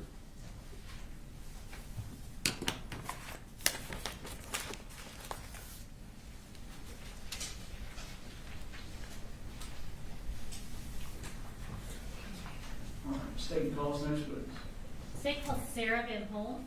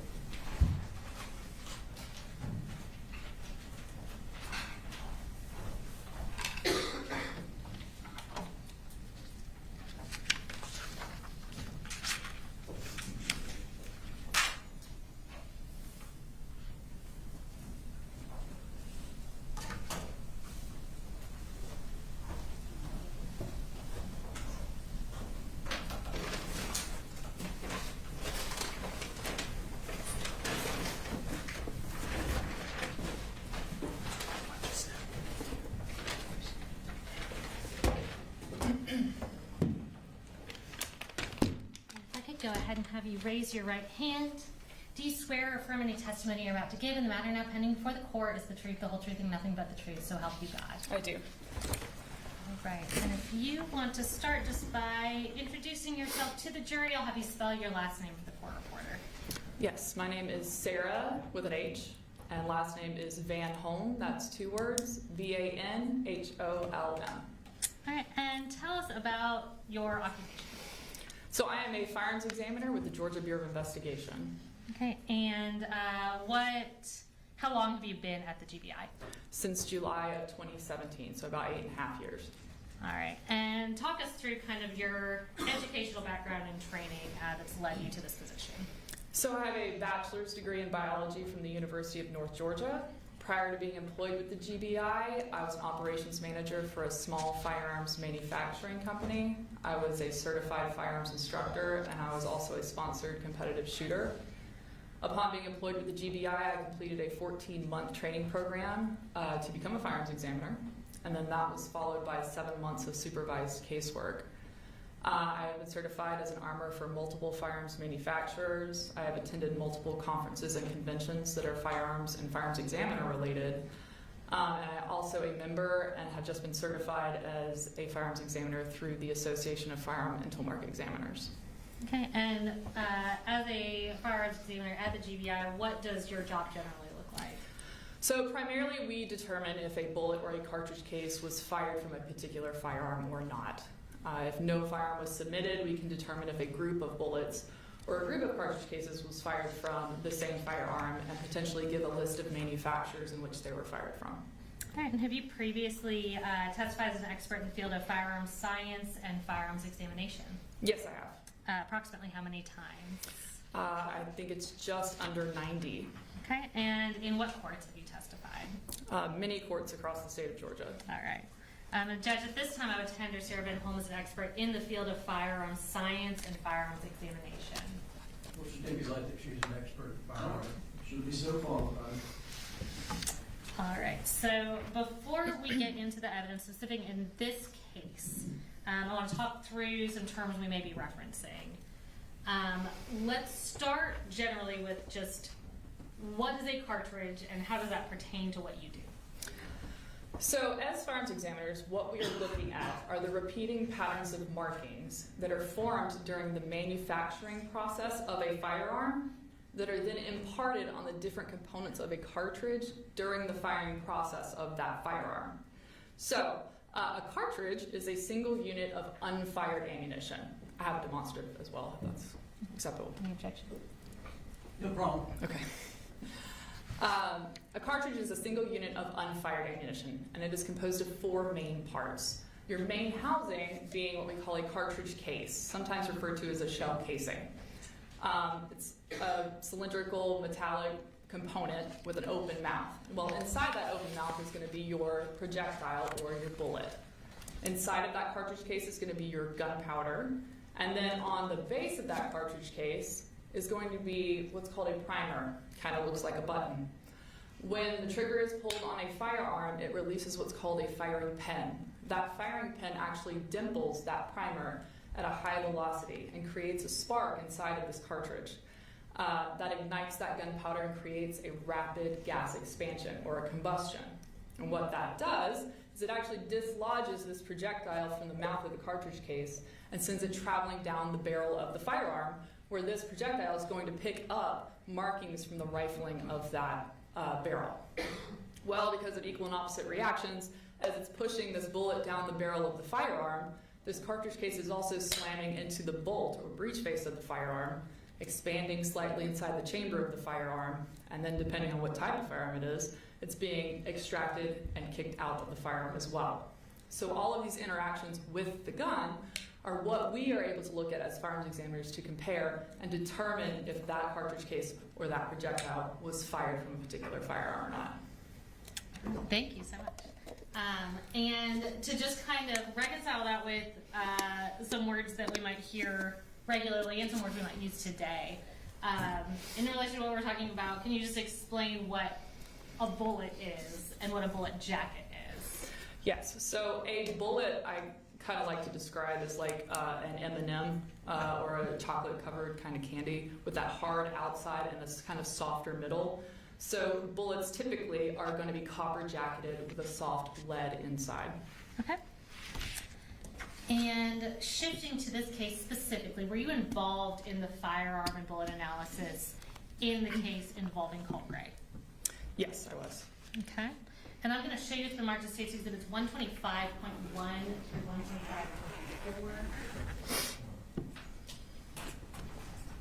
And can you just review these, identify them, tell us what they are and if they're fair and accurate copies of those.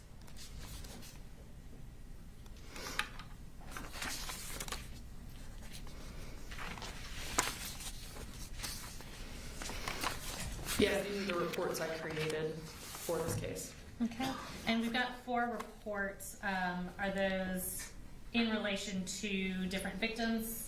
Yes. Okay. Can you tell us which victims are associated with those reports? Yes, so States Exhibit 125.1 is the report for that contains the victim Anna Christina Ermi. I apologize for the names. You're fine. States Exhibit 125.2 is for the victim Christian Angulo. 125.3 is for Mason Skirmerhorn, and then 125.4 is for Richard Aspinwall. Okay. And Judge, at this time we would tender States Exhibits 125.1 through 125.4 into evidence. We don't have any objection to her testifying about it, but that's not something that will go to the jury. All right, 121.1 through 4 are admitted into evidence, and we'll take that up later. Okay, and you can use those for your reference throughout your testimony as needed. I'm going to turn your attention back to October 4th of 2024. Were you employed at the GBI Crime Lab on that date? Yes, I was. And on that day, did you examine a firearm that you received from Region 11 of the GBI? Yes, I received evidence from Region 11. Okay, and when was that firearm received by the Crime Lab from Region 11? The firearm was received on September 11th, 2024. And who requested examination? GBI Region 11. Okay. Did you also receive magazines, cartridges, cartridge cases, bullet fragments, and bullet jacket fragments, all in relation to this case? Yes, I did. Okay. And what sort of examination was requested? So it was requested that I look at the projectiles from the autopsies and the cartridge cases I received and determine if the firearm I received fired them. Okay. And were the different bullets and bullet jacket fragments associated with specific victims in this case? The projectiles were, yes. Thank you. And so I'm going to show you what's been marked as States Exhibits 197, 198, and 199.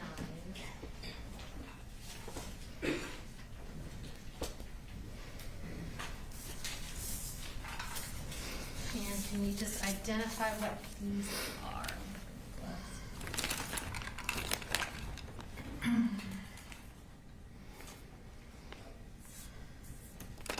So States Exhibit 197 are the autopsy projectiles from Mason Skirmerhorn. States Exhibit 198 are the autopsy projectiles from Richard Aspinwall. And States Exhibit 199 are the projectiles from autopsy from Christian Angula. Okay, and are these all some of the fragments that were provided to you to examine in this case? Yes. All right, and do they include ones that you were able to compare to the gun? Some of them were, yes. Okay, and do they appear to be in the same condition as when they were tested? Yes, they do. Are your initials also on boxes containing the evidence? Yes, they are, as well as the seal. Okay, and so Judge, at this time, we are going to tender States 197, recovered from Mason, 198 recovered from Coach Aspinwall, and 199 recovered from Christian. No objection. All right, 197, Kate. All right, so what did you do with the evidence once you received it? So when I received the evidence, I sorted the evidence based on what we call class characteristics, and those are going to be characteristics that are indicative of the design of the firearm. So we want to make sure that the evidence is agreeing with the firearm that we received. If it is agreeing with it, then we will test fire that firearm and then compare those ammunition components to what we received as evidence. Okay. Now, in this case, were there types of fragments that you couldn't compare? Yes, there were some fragments we could not compare. Okay, and what would be some reasons that you wouldn't be able to do that? So when a projectile hits an object, it can break into different pieces. So it may not have any rifling on it once it breaks into those fragments. And then also there were some lead fragments as well, so that's going to be the inside of the projectile, so that just has no information for us. Okay, and I want to go through some of what you were able to compare to a gun. I guess we can start with regarding Mason.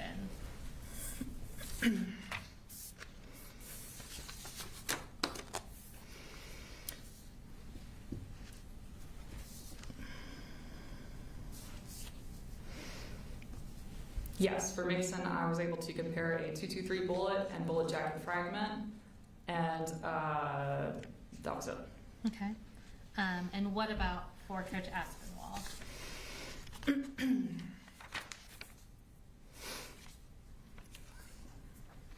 Coach Aspinwall was a .223 bullet and bullet jacket fragment and an additional .223 projectile bullet. Okay, and for Christian?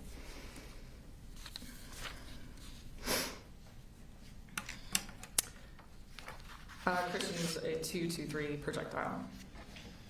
Okay. Now I'm going to have you retrieve what's previously been tendered into evidence as States Exhibit 118. If you want to step down and come get this.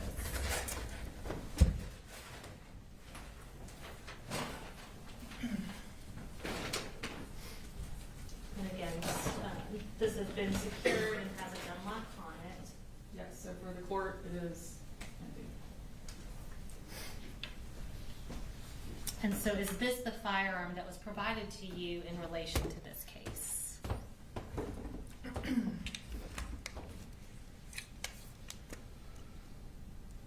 Yes. Okay. And tell us what you're checking to see about that. I'm checking for my initials and also the serial number as well. Okay. Is this also the firearm that matched the bullets and fragments that you tested that you previously referenced? Yes. Okay. And can you read the serial number on that firearm just for the record? I know the lighting in here is not the best. Yes, it's 20 L as in Lima 185839. Okay. And what kind of gun is this? This is an AR-15 style semi-automatic rifle. Okay. And talk to us a little bit about characteristics of this weapon. So characteristically, this is again, a semi-automatic, but it's a rotating bolt gas impingement type firearm. Okay. And approximately how much would this kind of weapon cost? This brand is probably going to be, I mean, obviously there's factors, but it's going to be around probably $1,000. Okay. What's the trigger weight of this firearm? So I did perform trigger pulls on this firearm. We take 3 trigger pulls and then take an average of those, and it was 7.25. Okay, and for pounds. someone who might not know what that means, can you explain what that is? Yeah, 7.25 pounds, which is essentially the amount of force it takes for this firearm to discharge when pulling the trigger. Okay, and can you give us kind of something of an analogous weight to sort of quantify what that would feel like? Yeah, so like a gallon of milk is about 8 pounds. Okay. And is that a typical trigger pull for this type of gun? It's not abnormal. Okay. You testified this was a semi-automatic rifle. Can you explain what that means? Yeah, so semi-automatic essentially means this firearm will fire 1 cartridge per pull of the trigger. So when this trigger is pulled, a projectile will travel down the barrel of the firearm. That bolt will cycle, which means that it will move rearward. When that bolt moves rearward, it's actually going to extract a cartridge case from the chamber of this firearm and eject that cartridge case from the firearm. Well, as that bolt moves back forward, it's going to load another cartridge into the chamber, at which case it's ready to be fired again. So one trigger pull is one cartridge fired. Okay. And so we've had several magazines tendered into evidence. I won't grab one right now, but can you explain what a magazine is? Yes, a magazine is where the cartridges are stored inside the firearm before it is fired. Okay. And I'm going to grab what's been marked as State's Exhibit 119 and put into evidence. This is 119, and I'll provide this to you. So, can you explain to us, if somebody has multiple magazines with this kind of firearm, can you explain how they would change out those magazines? Yes, so this is the magazine well of this firearm. You just insert this magazine into the magazine well, and to remove the magazine, you just press the magazine release button on the side here and pull the magazine out. Okay, so is that a pretty quick process to be able to do if someone knows how to do it? If you know how to do it, yes. Right. Was there also a bore sight on the gun when you examined it? There was not a bore sight on the gun. Okay, can you tell us what a bore sight is? A bore sight is typically, it's a device that kind of looks like a cartridge. You typically load it into the chamber of the firearm, or it's on the muzzle of the firearm, but it assists you in sighting in your firearm roughly, so that you do not have to go to the range and shoot with actual ammo. You can do it somewhere else without firing it. Okay. And I want to talk about a few specific cartridges. So if you want to either, if there's somewhere you feel comfortable setting that up there, we can return it to the box. Thank you. I'm going to show you what's been previously marked as State's Exhibit 120 and tendered into evidence.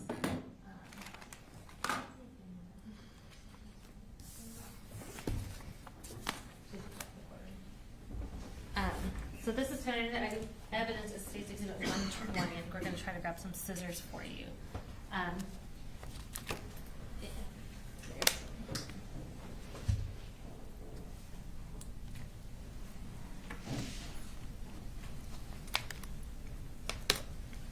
And just to refresh the jury's recollection, could you tell us what that is and where it was recovered from based on the evidence bag?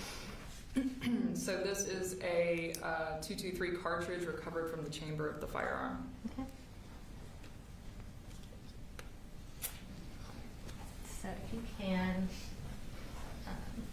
remove that from its evidence bag just so you can show the jury while we're talking about it.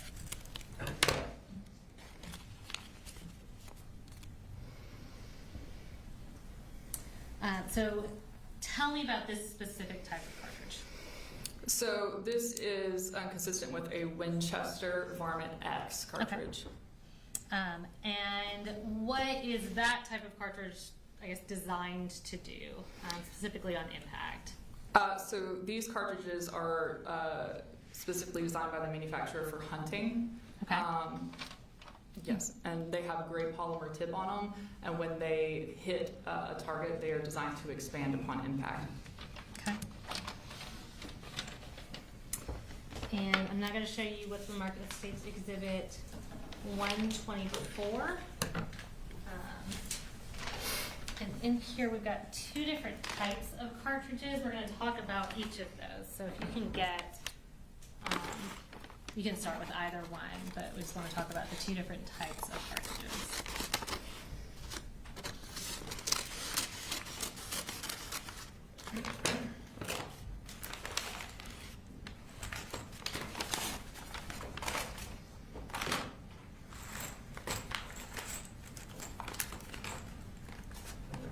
Sorry, there's a lot of layers.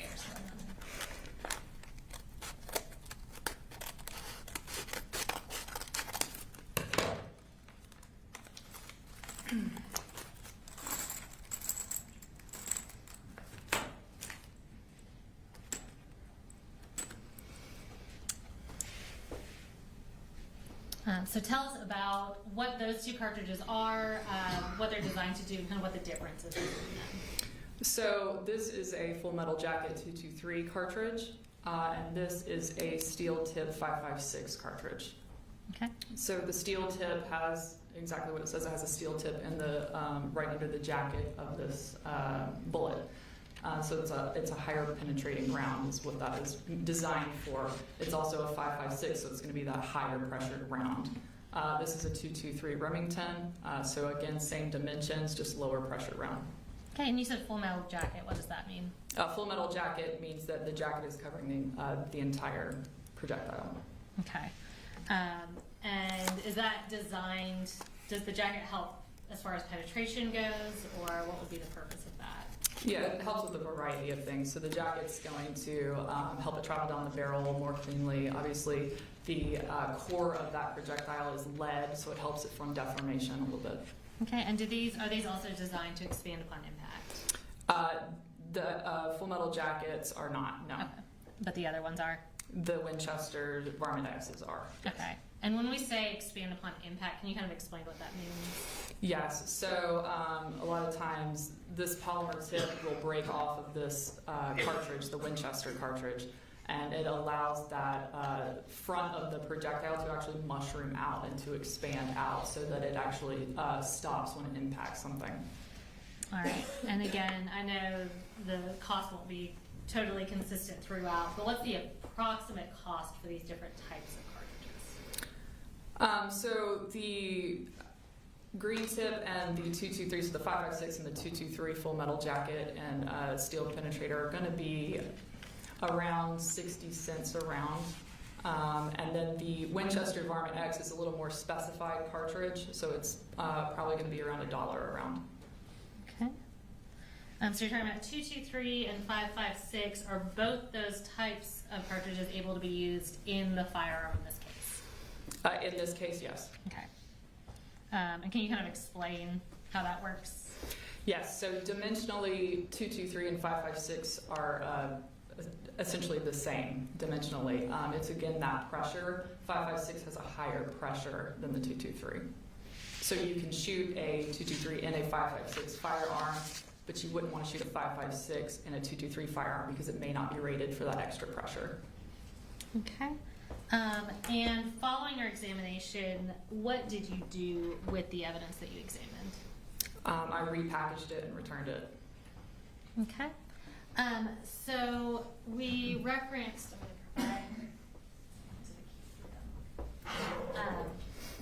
these keys to you.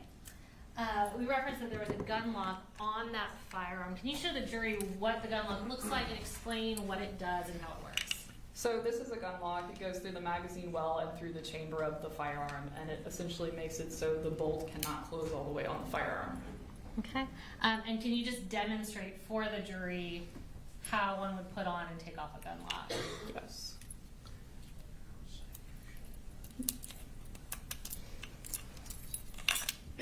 So essentially you take one end and you feed it through the chamber with the magazine well and through the chamber, and then you would just lock it on the end. Okay, so it's kind of just like putting a lock on a locker. Yep, okay. Exactly. I do not have any further questions for you. Mr. Berry may have some questions.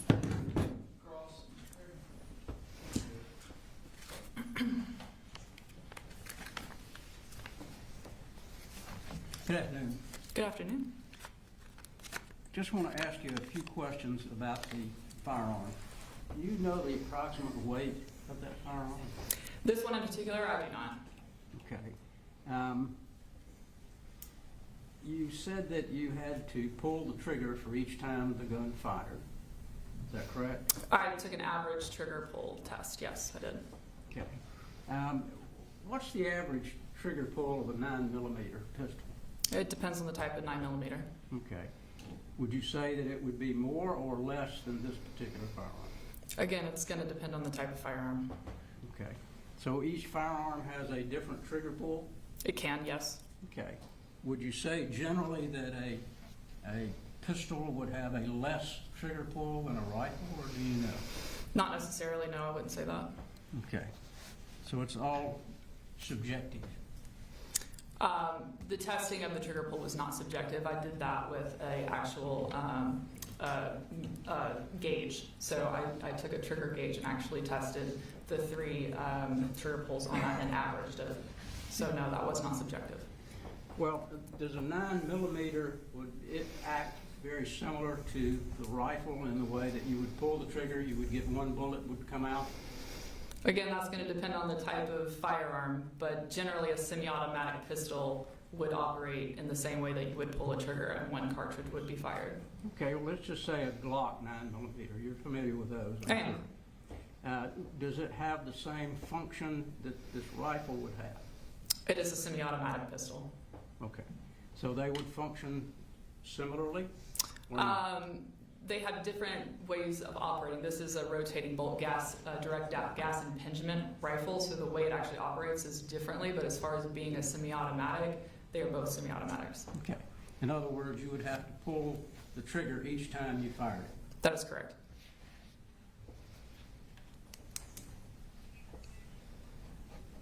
Do you know the approximate cost of a Glock 9mm?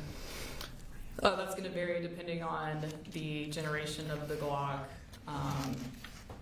So there's a lot of variations that can go into that, whether it's a newer Glock or an older Glock.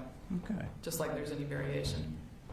Have you actually checked on the cost of the firearm that you examined? This one in particular, yes, I did look at the MSRP. Okay. And did you do that about the same time that you did the testing? Yes. All right, nothing further. Thank you. Any redirect based on cross? Has anything been added to that firearm to modify it in any way? From the original equipment manufacturer, yes. Okay, can you tell us about that? Yes, so this firearm is not sold with a vertical foregrip typically from the manufacturer.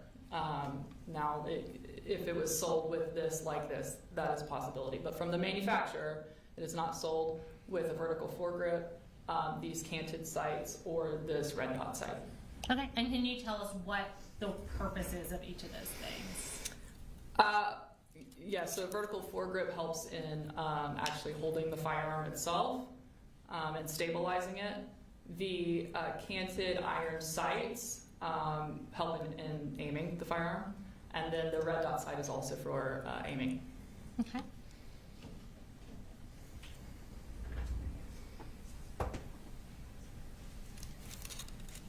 Is there an accessory rail added? Yes, there's a Picatinny rail added so that you can put on the canted sights. Okay. Nothing further from me. Thank you. Any recalls? No, yeah. All right. Thank you, ma'am. You're free to go.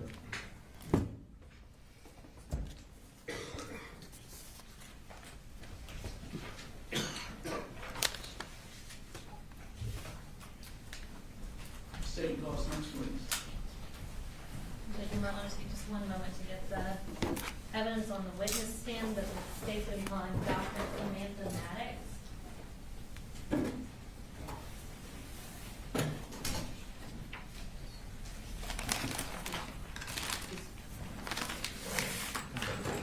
Yeah, I was just waiting for you.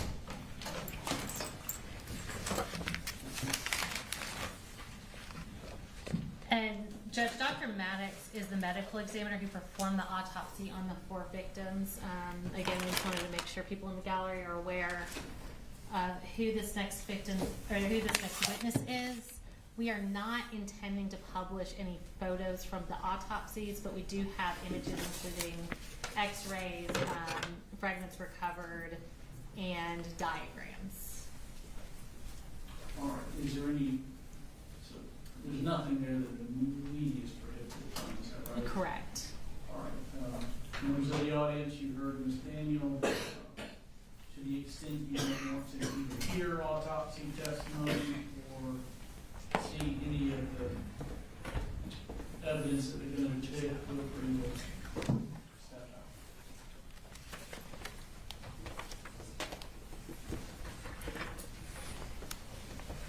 All right, if you can go ahead and raise your right hand.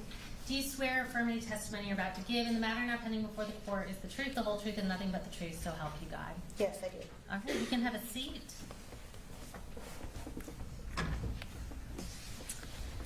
And if you will start just by introducing yourself to the jury, and if you can spell your last name for the court reporter. Yes. Hello, my name is Dr. Samantha Nieves Maddox. Last name is spelled Mattox. All right, and Dr. Maddox, where are you employed? I'm employed with the Georgia Bureau of Investigation. All right, and what's your role there? I am an associate medical examiner.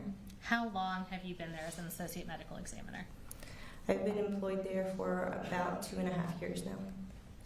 And what are your duties at the GBI Crime Lab as an associate medical examiner?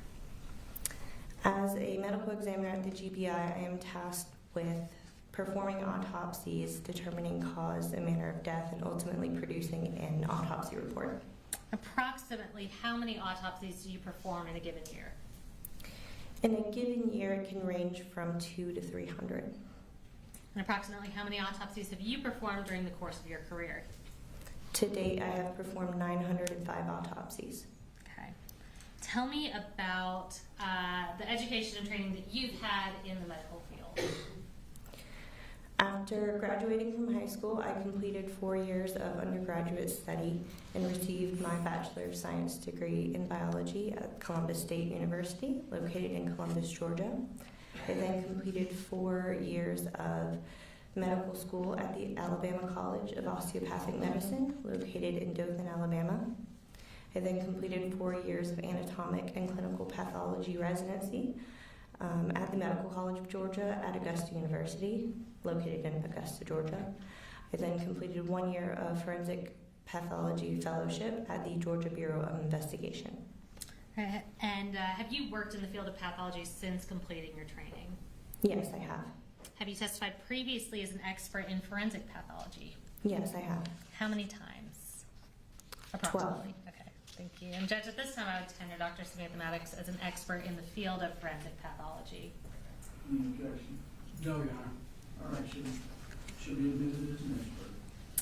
I'm going to turn your attention to September 5th of 2024. Were you working at the GBI Crime Lab on that date? Yes, I was employed with the GBI on that date. Okay.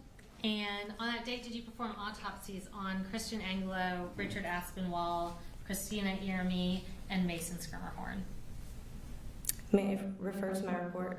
Yes, and I will go ahead and provide you may have it for reference, but these are State's Exhibits 43 through 46.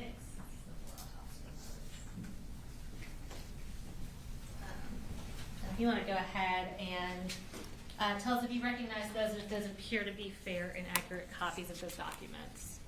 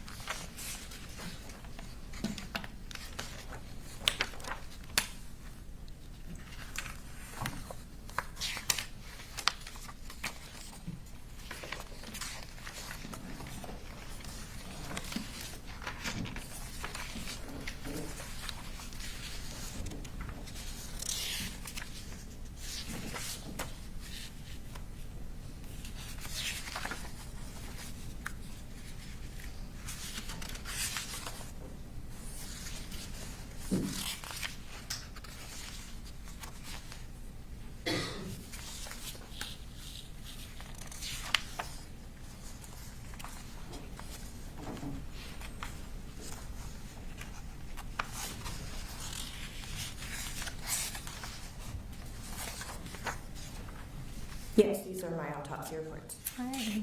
Judge, at this time we would tender those exhibits into evidence. Any objection?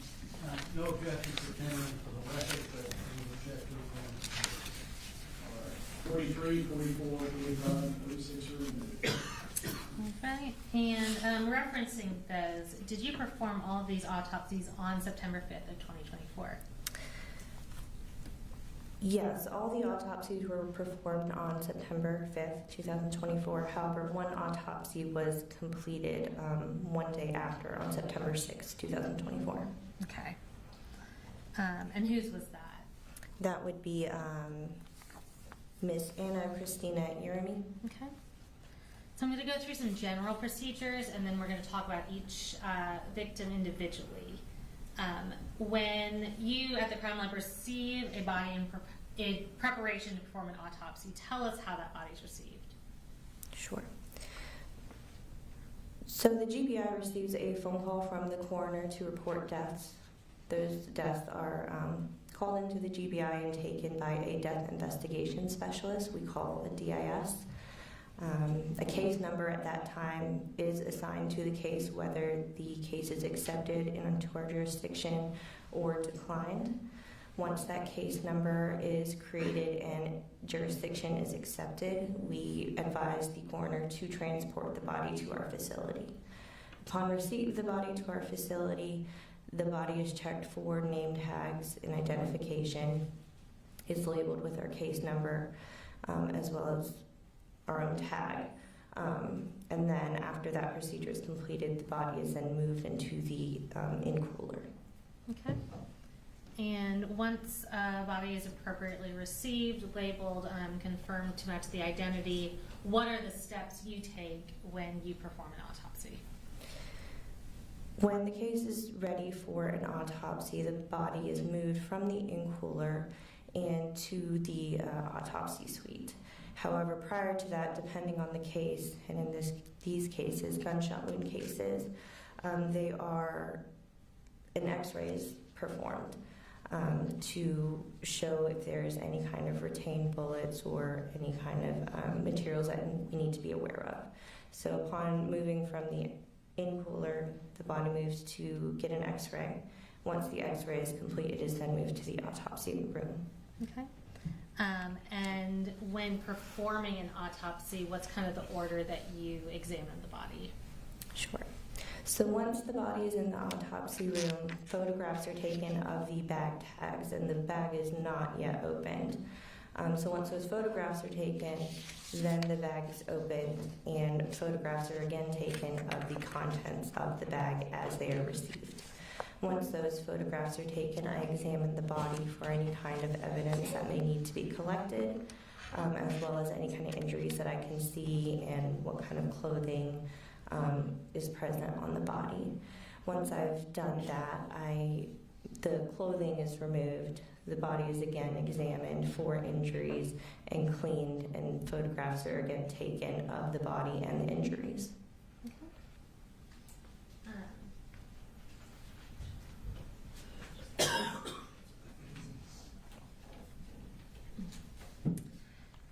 And how do you document your findings when you perform an autopsy? At the time of autopsy, I document my findings on a body diagram, which are then later transcribed into a full autopsy report. Okay, and is the full autopsy report what we previously tendered? I believe is State's Exhibits 43 through 46. Yes, they are. All right, I'm going to show you what's been marked as State's Exhibits 47, 48, 49, and 50. And are those the diagrams that you prepared regarding these 4 victims?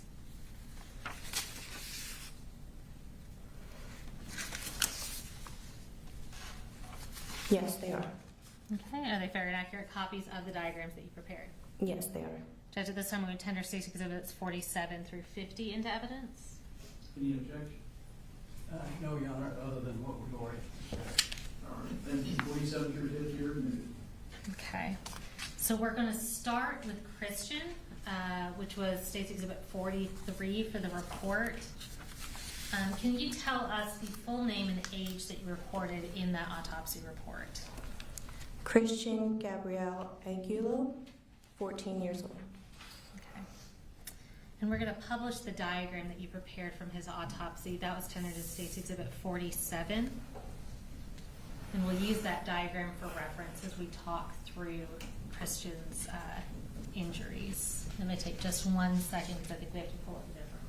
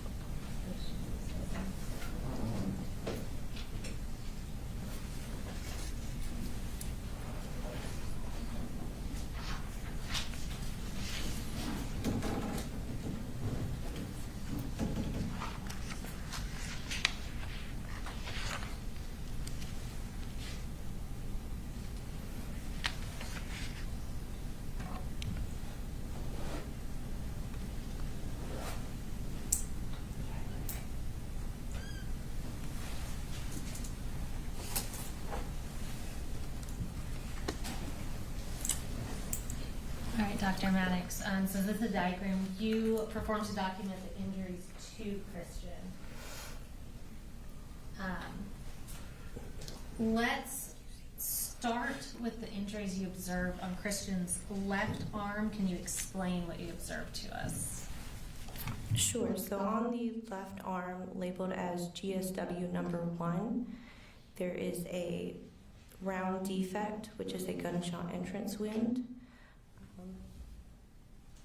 No. 47, sorry. Yes, sir. And I believe there's a pointer still up there. Yes. Pointer, yes, it expands. If you can slightly.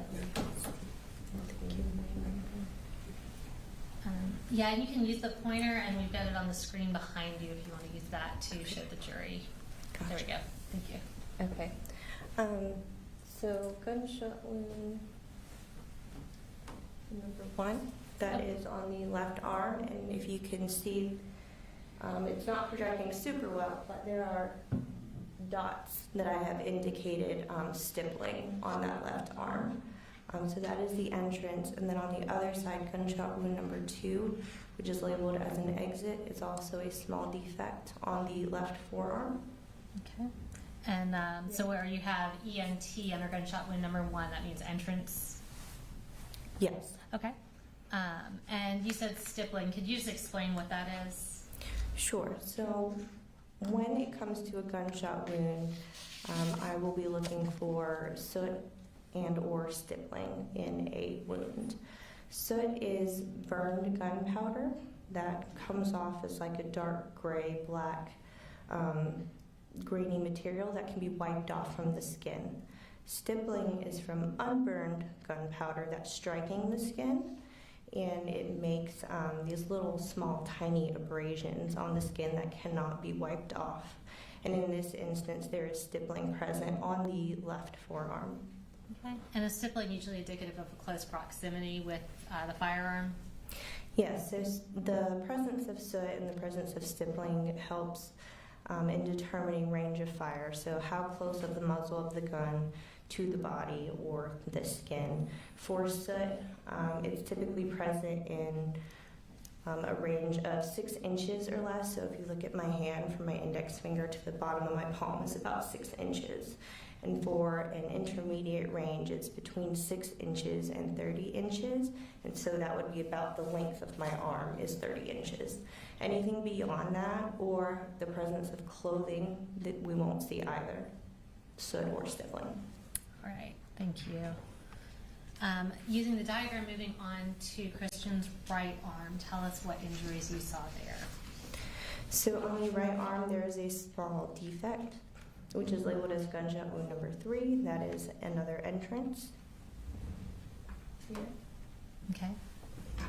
And then gunshot wound number 4 is the corresponding exit to that wound, and it is a very large defect. Okay. And I want to talk about, there are lines denoted on the exit wound on the left arm and the entrance wound on the right arm. Can you explain to us what that is indicating? Yes, so upon examination of these gunshot wounds, it was noted that there are these 2 parallel lines between these 2 wounds, gunshot wound number 2 and gunshot wound number 3. So here and here. Okay. And they align and kind of match each other, which gives me information as to a possible position that Christian was in when he was shot. Okay, so are those injuries from the arms hitting each other? Yes. Okay. And can you also explain why we see the exit wound on your diagram, gunshot wound number 4, is significantly larger than the entrance wound? Can you explain that for us? Yes, typically in rifle wounds, the entrance is quite small and round, as you would see as a normal gunshot wound. However, once the bullet enters the body and goes a certain distance, the damage is severe, and so exit wounds typically are larger, and so that is what we are seeing in gunshot wound number 4. Okay, so is that consistent with a projectile that's designed to expand upon impact? Yes, it's consistent. Okay. Next, I want to talk about the injuries to his chest. So can you tell us about the injuries we see there? Yes, so on the chest there is a small round defect, which is labeled gunshot wound number 5, which indicates an entrance wound. However, on the chest throughout there is a laceration on the right side, as well as abrasions on the chest. And abrasions are basically rubbing of the top layers of the skin. So if you got like a scratch, that would be called an abrasion. So to point out the gunshot wound.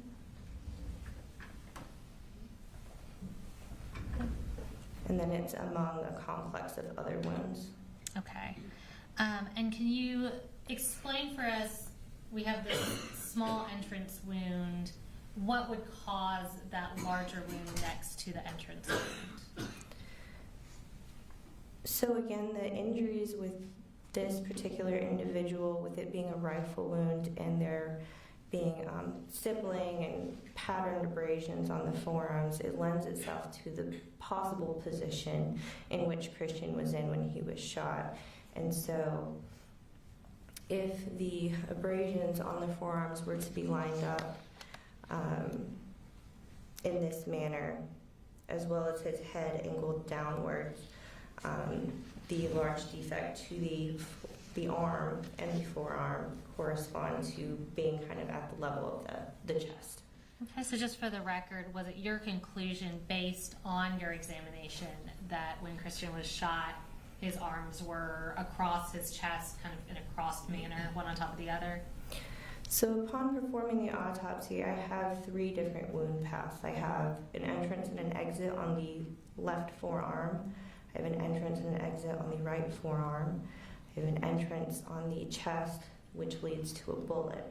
So possibly 3, but given the constellation of the stippling pattern, which is on his left forearm more so than the right, a little bit on his face, the patterned contused abrasions on the forearms, which line up with those 2 holes, and the pattern of abrasion on his chest lend itself to a single gunshot wound with him in a position where his arms are crossed, the left in front of the right, and his chin is down.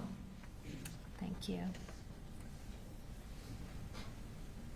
And next I'm going to show you with regard to State's Exhibit 51. And you referenced taking x-rays of gunshot victims. Is that the x-ray taken of Christian? Yes, it is. All right. Is that a fair and accurate copy of the x-ray of his body? Yes, it is. Okay. And Judge, we would tender State's Exhibit 51. All right, any objection? Some objection. 51. All right, and we are going to pull that up on the screen. And can you just tell us what you were able to see from this x-ray?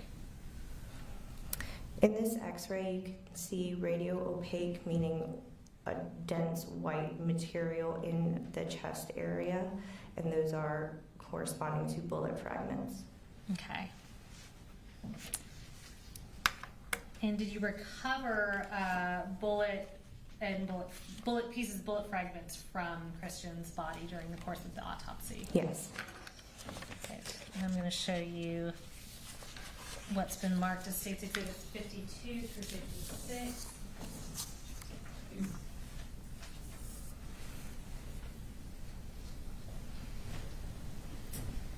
And are these fair and accurate photographs of the pieces that you recovered from Christian's body? Yes, they are. Okay. And Judge, we would tender State's Exhibits 52 through 56. Okay, all right, they're in the 52 to 56. All right, and we'll start with 52 and pull that up. And can you just tell us what we're looking at and where it was recovered from? So this yellow piece of material was recovered from the clothing. It was recovered at the time of the external examination. It may possibly represent a jacket garment. Okay. And we'll go to 53. And tell us what that is and where it was recovered from. This is a gray metal bullet fragment that was recovered from the sternum being like the breastbone in the middle of your chest. All right, and 54. This bullet fragment was recovered from the thymus. The thymus is a gland that sits on the anterior chest, kind of above the heart. All right, 55. These fragments were recovered from the skin of the chest. So as I said before, there was a complex of wounds. There were some superficial wounds in which these bullet fragments were found. And 56. This is the bullet that was recovered from the torso.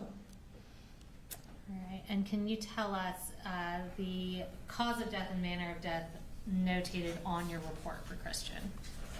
Yes, cause of death is gunshot wound or gunshot wounds of the torso and upper extremities. Manner of death, homicide.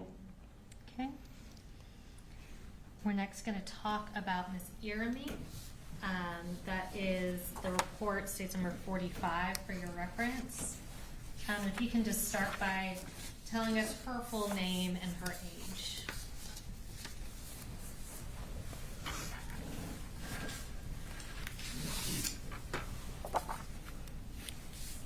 The decedent's name is Anna Christina Irami, 53 years old.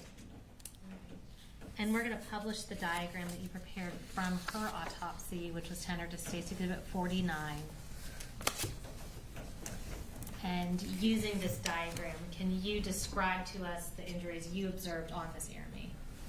Yes, Ms. Irami had a single gunshot wound, entrance wound to the left supraclavicular region, which means it's just above the left clavicle, and then she had an exit wound on the left upper back. Okay. And similarly to what we previously talked about, what distinguishes the entrance wound from the exit wound in this type of firearm? So again, typically in gunshot wounds that are produced by a rifle, there is a small round entrance wound and a bigger exit wound. Okay. Upon completing an internal examination, can you tell us about the internal injuries that she suffered? Yes, this gunshot wound transects the subclavian artery. The subclavian artery is a main vessel that comes off of the aorta. So if you think of the heart, pumps the blood to the rest of the body. The aorta comes off of the heart and feeds the rest of the body. So you have 3 branches. One branch will go to the right, one branch goes up to the neck, and then this branch, the left subclavian, supplies the left arm. So this artery is completely in half. It's no longer connected. That was one injury, and then another injury was to the left lung. Okay. And did you recover any bullets or fragments from Ms. Irami's body or see any on her x-ray? No, I did not. Okay. And can you tell us the cause of death and manner of death for Ms. Irami notated on your report? Her cause of death is gunshot wound of the torso, manner of death, homicide. All right, we're going to talk about Coach Aspinwall next. I'll refer you to State's Exhibit 44, which was his report. And again, will you tell us his full name and his age? Richard Aspinwall, 39 years old. All right, we're also going to publish his diagram. That was State's Exhibit 48, and use that as a reference. Using that diagram, could you again just talk us through the injuries that he suffered? Okay, I'm going to start with the injury to the right arm. Okay.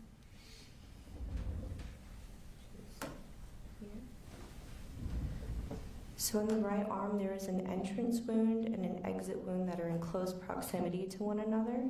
And then just adjacent to that, right next to it, is a gunshot re-entry wound into the torso. Here. This gunshot wound goes just through the skin and soft tissue of the arm. And then when it enters the torso on that right side, it goes across the chest, fractures the manubrium, which is the top part of the sternum. It actually sits between your clavicles, which are your collarbones here. Fractures that. It perforates or injures the left lung, and the bullet is found in the base of the neck. Okay. And so is that bullet that we see indicated on the diagram appear to be or consistent with being the bullet that went through the arm and then into that reentry? Yes. Okay. Tell us about the additional injuries we see on that diagram. Another gunshot wound injury is on the left side of the abdomen. Here. Okay. And this gunshot wound goes sharply upward. So it injures the ribs on the left side, it injures the stomach, it hits the left diaphragm, the diaphragm being a big flat muscle that separates your heart and lungs from the rest of your abdominal organs. Goes up, hits the left lung as well, and there is a bullet fragment recovered from the chest as well as from the left side of the back. From here. Okay, so that bullet fragment, you said it appeared to go a sharp upward trajectory through his body, and that bullet that is higher appears to be from that gunshot wound? Yes. Okay. And then you also have a graze indicated. Can you tell us about that? Yes, there's also a graze wound on the back of the left shoulder. Right here. Okay.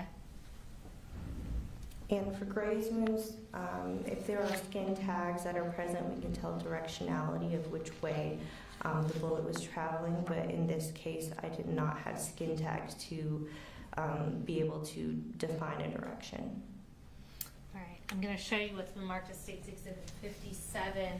Is this the X-ray from Richard Aspinwall? Yes, it is. And is that a fair and accurate copy of that X-ray? Yes, it is. Judge, we would tender State's Exhibit 57 into evidence. Any objection? No objection, other than our side. All right, 57 is submitted. We're going to publish that. And can you just tell us what you were able to observe on this X-ray? Sure. So bullet fragments, I'm going to go ahead and point out. Please.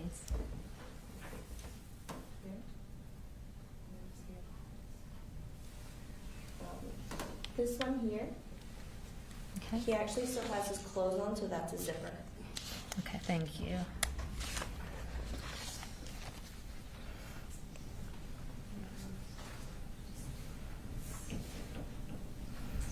Next, going to show you with marked as State's Exhibits 58, 59, and 60. Were you able to obtain parts of the bullet and fragments from Coach Aspinwall? Yes.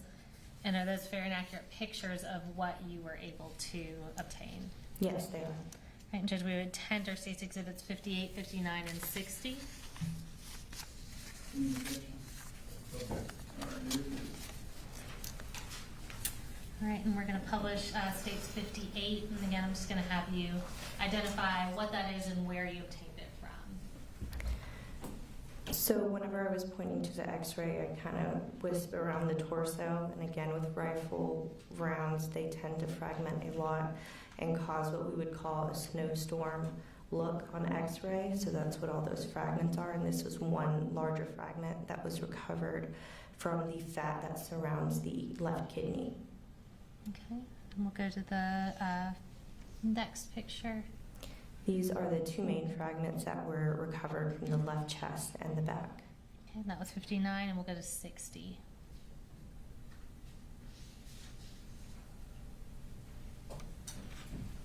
This is the bullet that was recovered from the left side of the neck. Okay. And will you tell us the cause and manner of death notated on your report for Richard Aspinwall?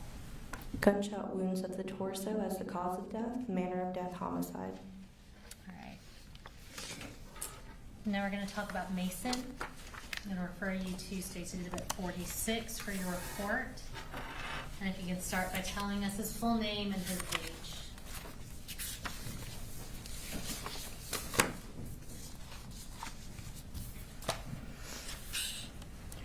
Mason Schermerhorn, 14 years old.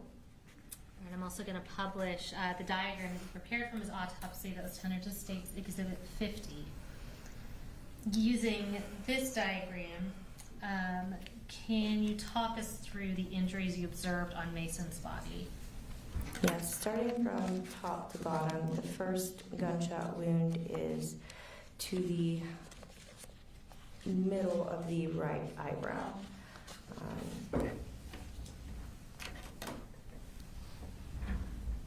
That's a round gunshot wound indicating an entrance. And then there's a corresponding exit on the right side on the back of his scalp. And if you want to just briefly tell us about the internal damage that was caused by that gunshot wound. Sure. So this gunshot wound fractures the skull extensively, goes through the brain, injures the brain. There's hemorrhage throughout and around the brain, and his right eye is collapsed. Right. And let's talk about, I guess we can just go downward, the next injury you saw. Sure. The next gunshot wound, again going from top down, was a gunshot entrance wound on the back of the left shoulder. Okay. And then the corresponding exit wound is on the front of the left shoulder. Again, it's much larger. Here. And this gunshot wound just injures the soft tissue and skin. The major vessel here is still intact. All right. And then going down to that next injury we see. The next gunshot wound is on the left side of the back. Here. And this gunshot wound enters the skin and soft tissue, goes in a downward trajectory to the side of his abdomen, injures the right hip bone, and then the bullet becomes lodged in the left thigh. So the bullet is here. Okay, so just to be clear, Mason had an entry wound to the front of his face, but then the other two entry wounds were to the back of his body. Is that correct? Correct.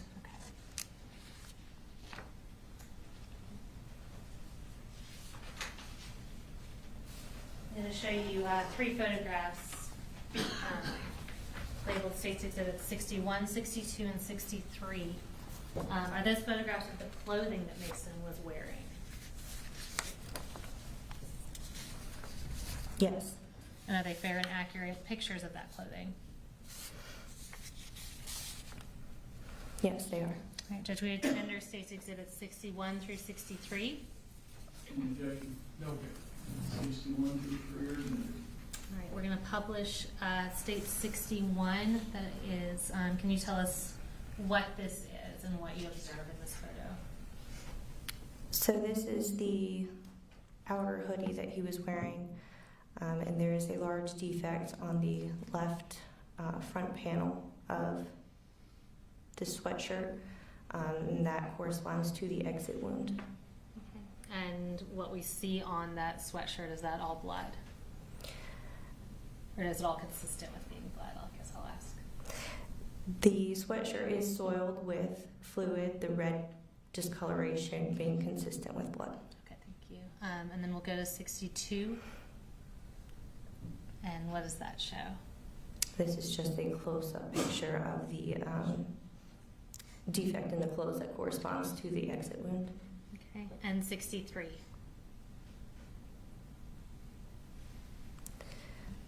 It's very hard to tell, but it's under the blue arrow. It is the entrance wound. Okay. That was on the left upper shoulder.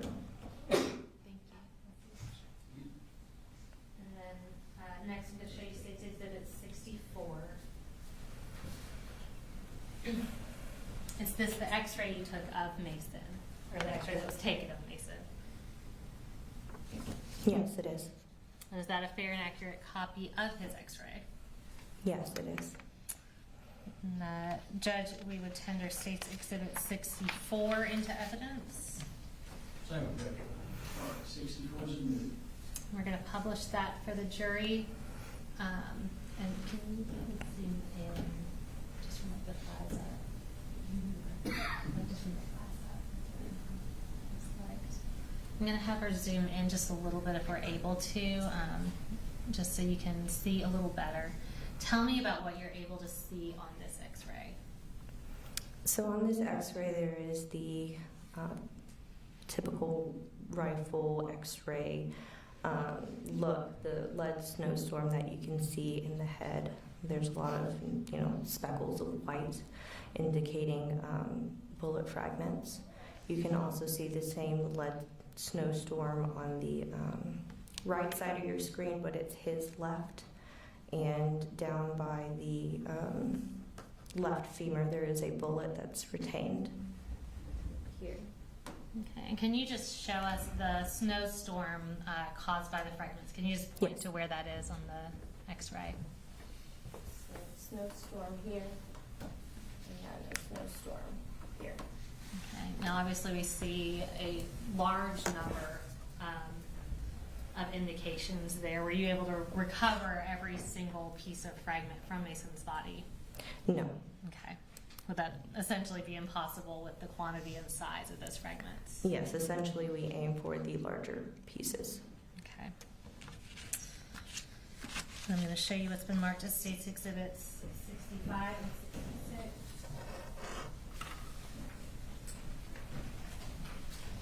And did you recover those fragments from Mason during the autopsy? Yes.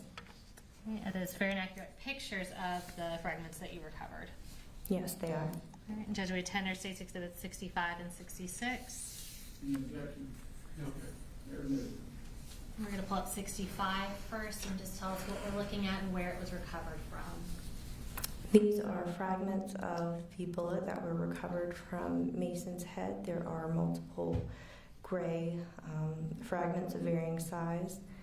There is also a small yellow jacket fragment and a gray plastic type piece that I'm not sure exactly what it is, but I added it as well. All right, thank you. And we'll go over to 66.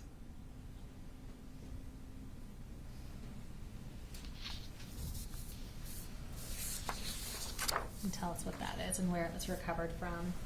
This is a deformed jacketed bullet that was recovered from the left thigh. And can you tell us, based on your report, and we can pull that down, the cause of death and manner of death notated for Mason? Cause of death is gunshot wounds of the head and torso. Manner of death, homicide. And Dr. Maddox, in your professional opinion, for all 4 of these victims, with any of these victims, is it likely that quicker medical intervention would have prevented their deaths? In all of these cases, the injuries that were sustained, even if they were sustained in front of a hospital, I don't believe would have survived. Thank you.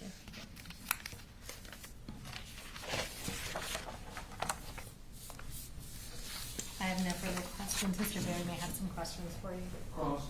No question, Judge. Thank you. Ma'am, you are free to go.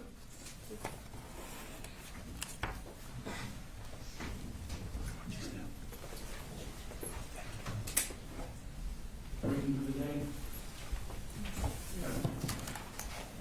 All right, ladies and gentlemen, you're going